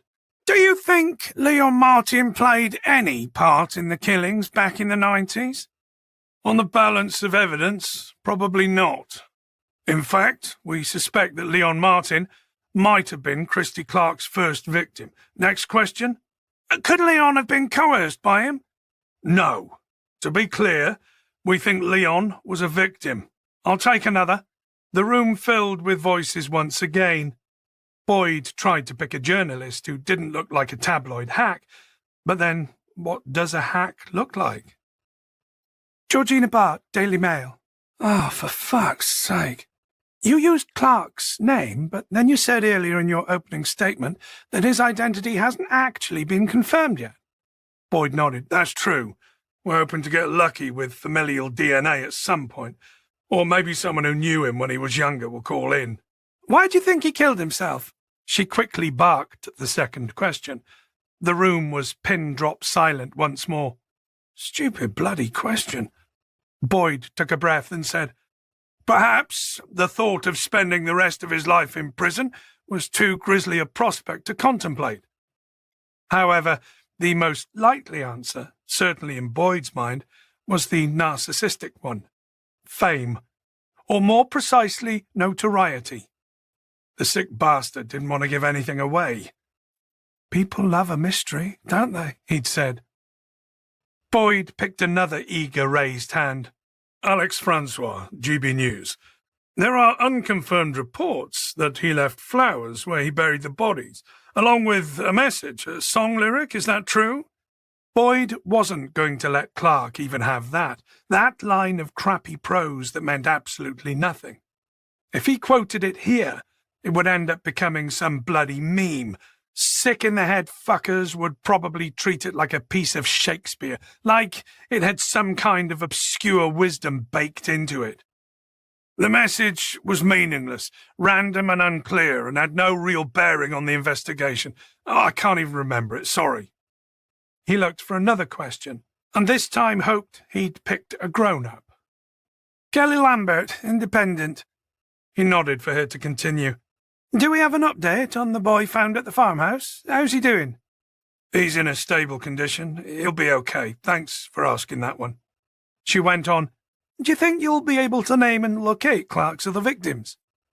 We believe so. He kept a diary with his victims' names in and an old AA road map marking the graves. We've recovered 9 bodies so far. Some of these bodies are a quarter of a century old, so we're dealing with just bones, which makes them more difficult to track down. We will find them all, though, that much I promise. They deserve a proper burial. Have the victims' families been informed? Yes, and as far as we're concerned, their identities will remain confidential. He looked briefly to the side to see Sutherland and her Madge beaming like unlikely proud parents. It's clear that he used a position of trust as a charity worker to canvass for potential victims. There'll be some more work to do to determine if he was guilty of any more abductions and murders. For that reason, mainly, actually, we won't be releasing victim names to the press. There were more hands going up, but he decided the expected form of picking 3 or 4 questions to answer was enough. Right, that'll do for now, folks. He backed away from the lectern and the nest of microphones and followed Sutherland and Hatcher out of the press briefing room. You handled that well, said Hatcher outside. Thanks, Mom. Sutherland closed the door on the noisy room, and the corridor outside was quiet again. Well done for not swearing. See you Monday morning, Boyd. Boyd nodded and watched as his 2 senior officers headed up the corridor. He could hear Sutherland bending her Madge's ear about keeping hold of some of the unspent magic money tree she'd offered him last week. No, Ian. The start of her answer was just discernible. If it's not been spent, it comes back into my discretionary pot. Chapter 58. It was late afternoon before Boyd was able to emerge from the police station. After the press conference, there had been the remainder of the case paperwork that needed completing before the very short-lived Operation Weatherman could be wound down. He got home, and to his relief, there were no press waiting outside his house. Emma, though, was in, for once. Where's Daniel? He asked. He's got a gig over in Somerset, a small music festival. It was a last-minute thing. Really? Well, what the hell are you doing here, then?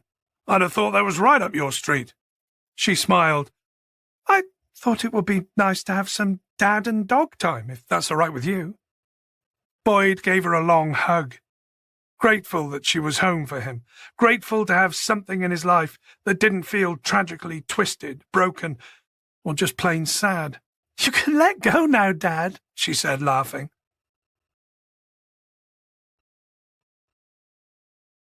The next morning, after a lazy, slow start, he took Ozzy down to the beach for a walk, or more accurately, Ozzy took him, as he wandered along the shingle towards Hastings Pier. He wrestled with the question that had been sitting in his head all weekend, whether or not to give Mike Grattan a call. Presuming he hadn't seen the news, would he want to know he'd had the killer right in front of him all those years ago, feeding him tea, biscuits, and sympathy? Clark's diaries had revealed that 4 more victims had been taken since Leon Martin's supposed suicide. Probably not. But maybe he could try to edit the truth for him, let the poor sod know that the killer was dead and that the case was now closed. He decided on balance, if he was in the same situation, he'd want to know. Boyd pulled his phone out and found the number for the hospice. He dialed it and got an answer after half a dozen rings. Can I speak to Mike Grattan? He asked. He's in room 9. May I ask who's calling? She replied. Are you family? No, just a work colleague, Boyd said. I'm afraid he passed away last night, said the receptionist. He'd been unconscious for a couple of days and he just slipped away. She was halfway through a scripted response about the contact number for the funeral company when Boyd made his excuses and hung up. It was an odd feeling. Relief tinged with regret. Relief that he didn't have to tell Grattan that he'd been duped by Christy Clark. Relief that he hadn't seen the press conference and realised how many other young men had died as a result of his blind spot. Regret that Mike Grattan had been fooled because he was a good man. Chapter 59.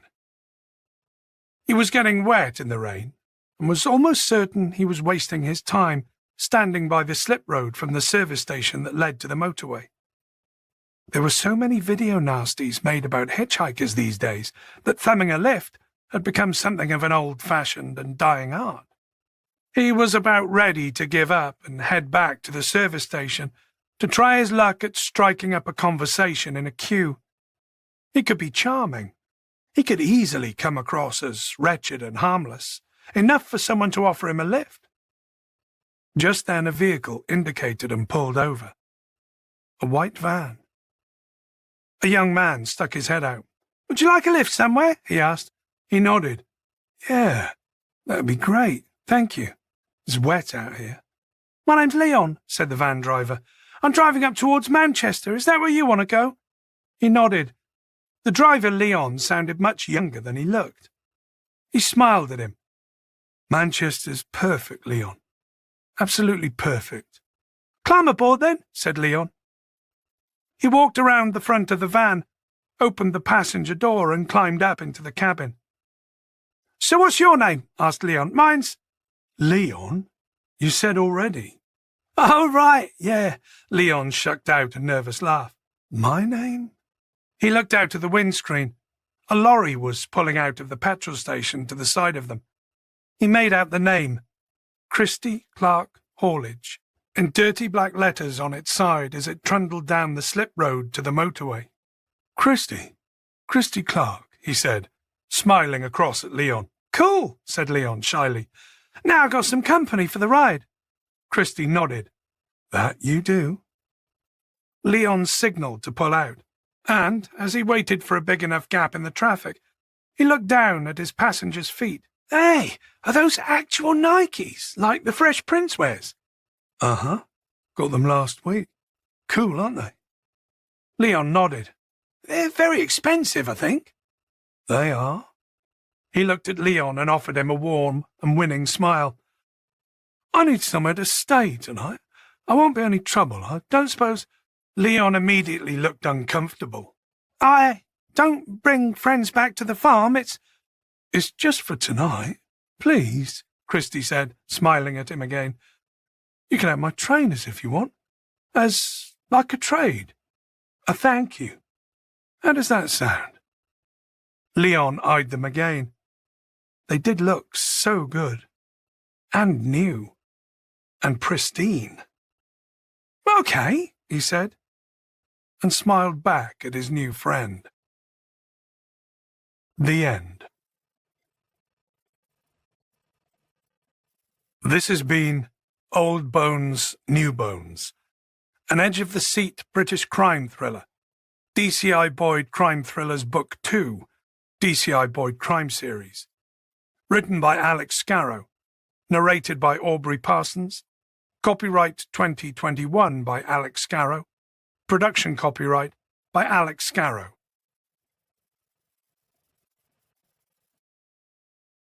Audible hopes you have enjoyed this program.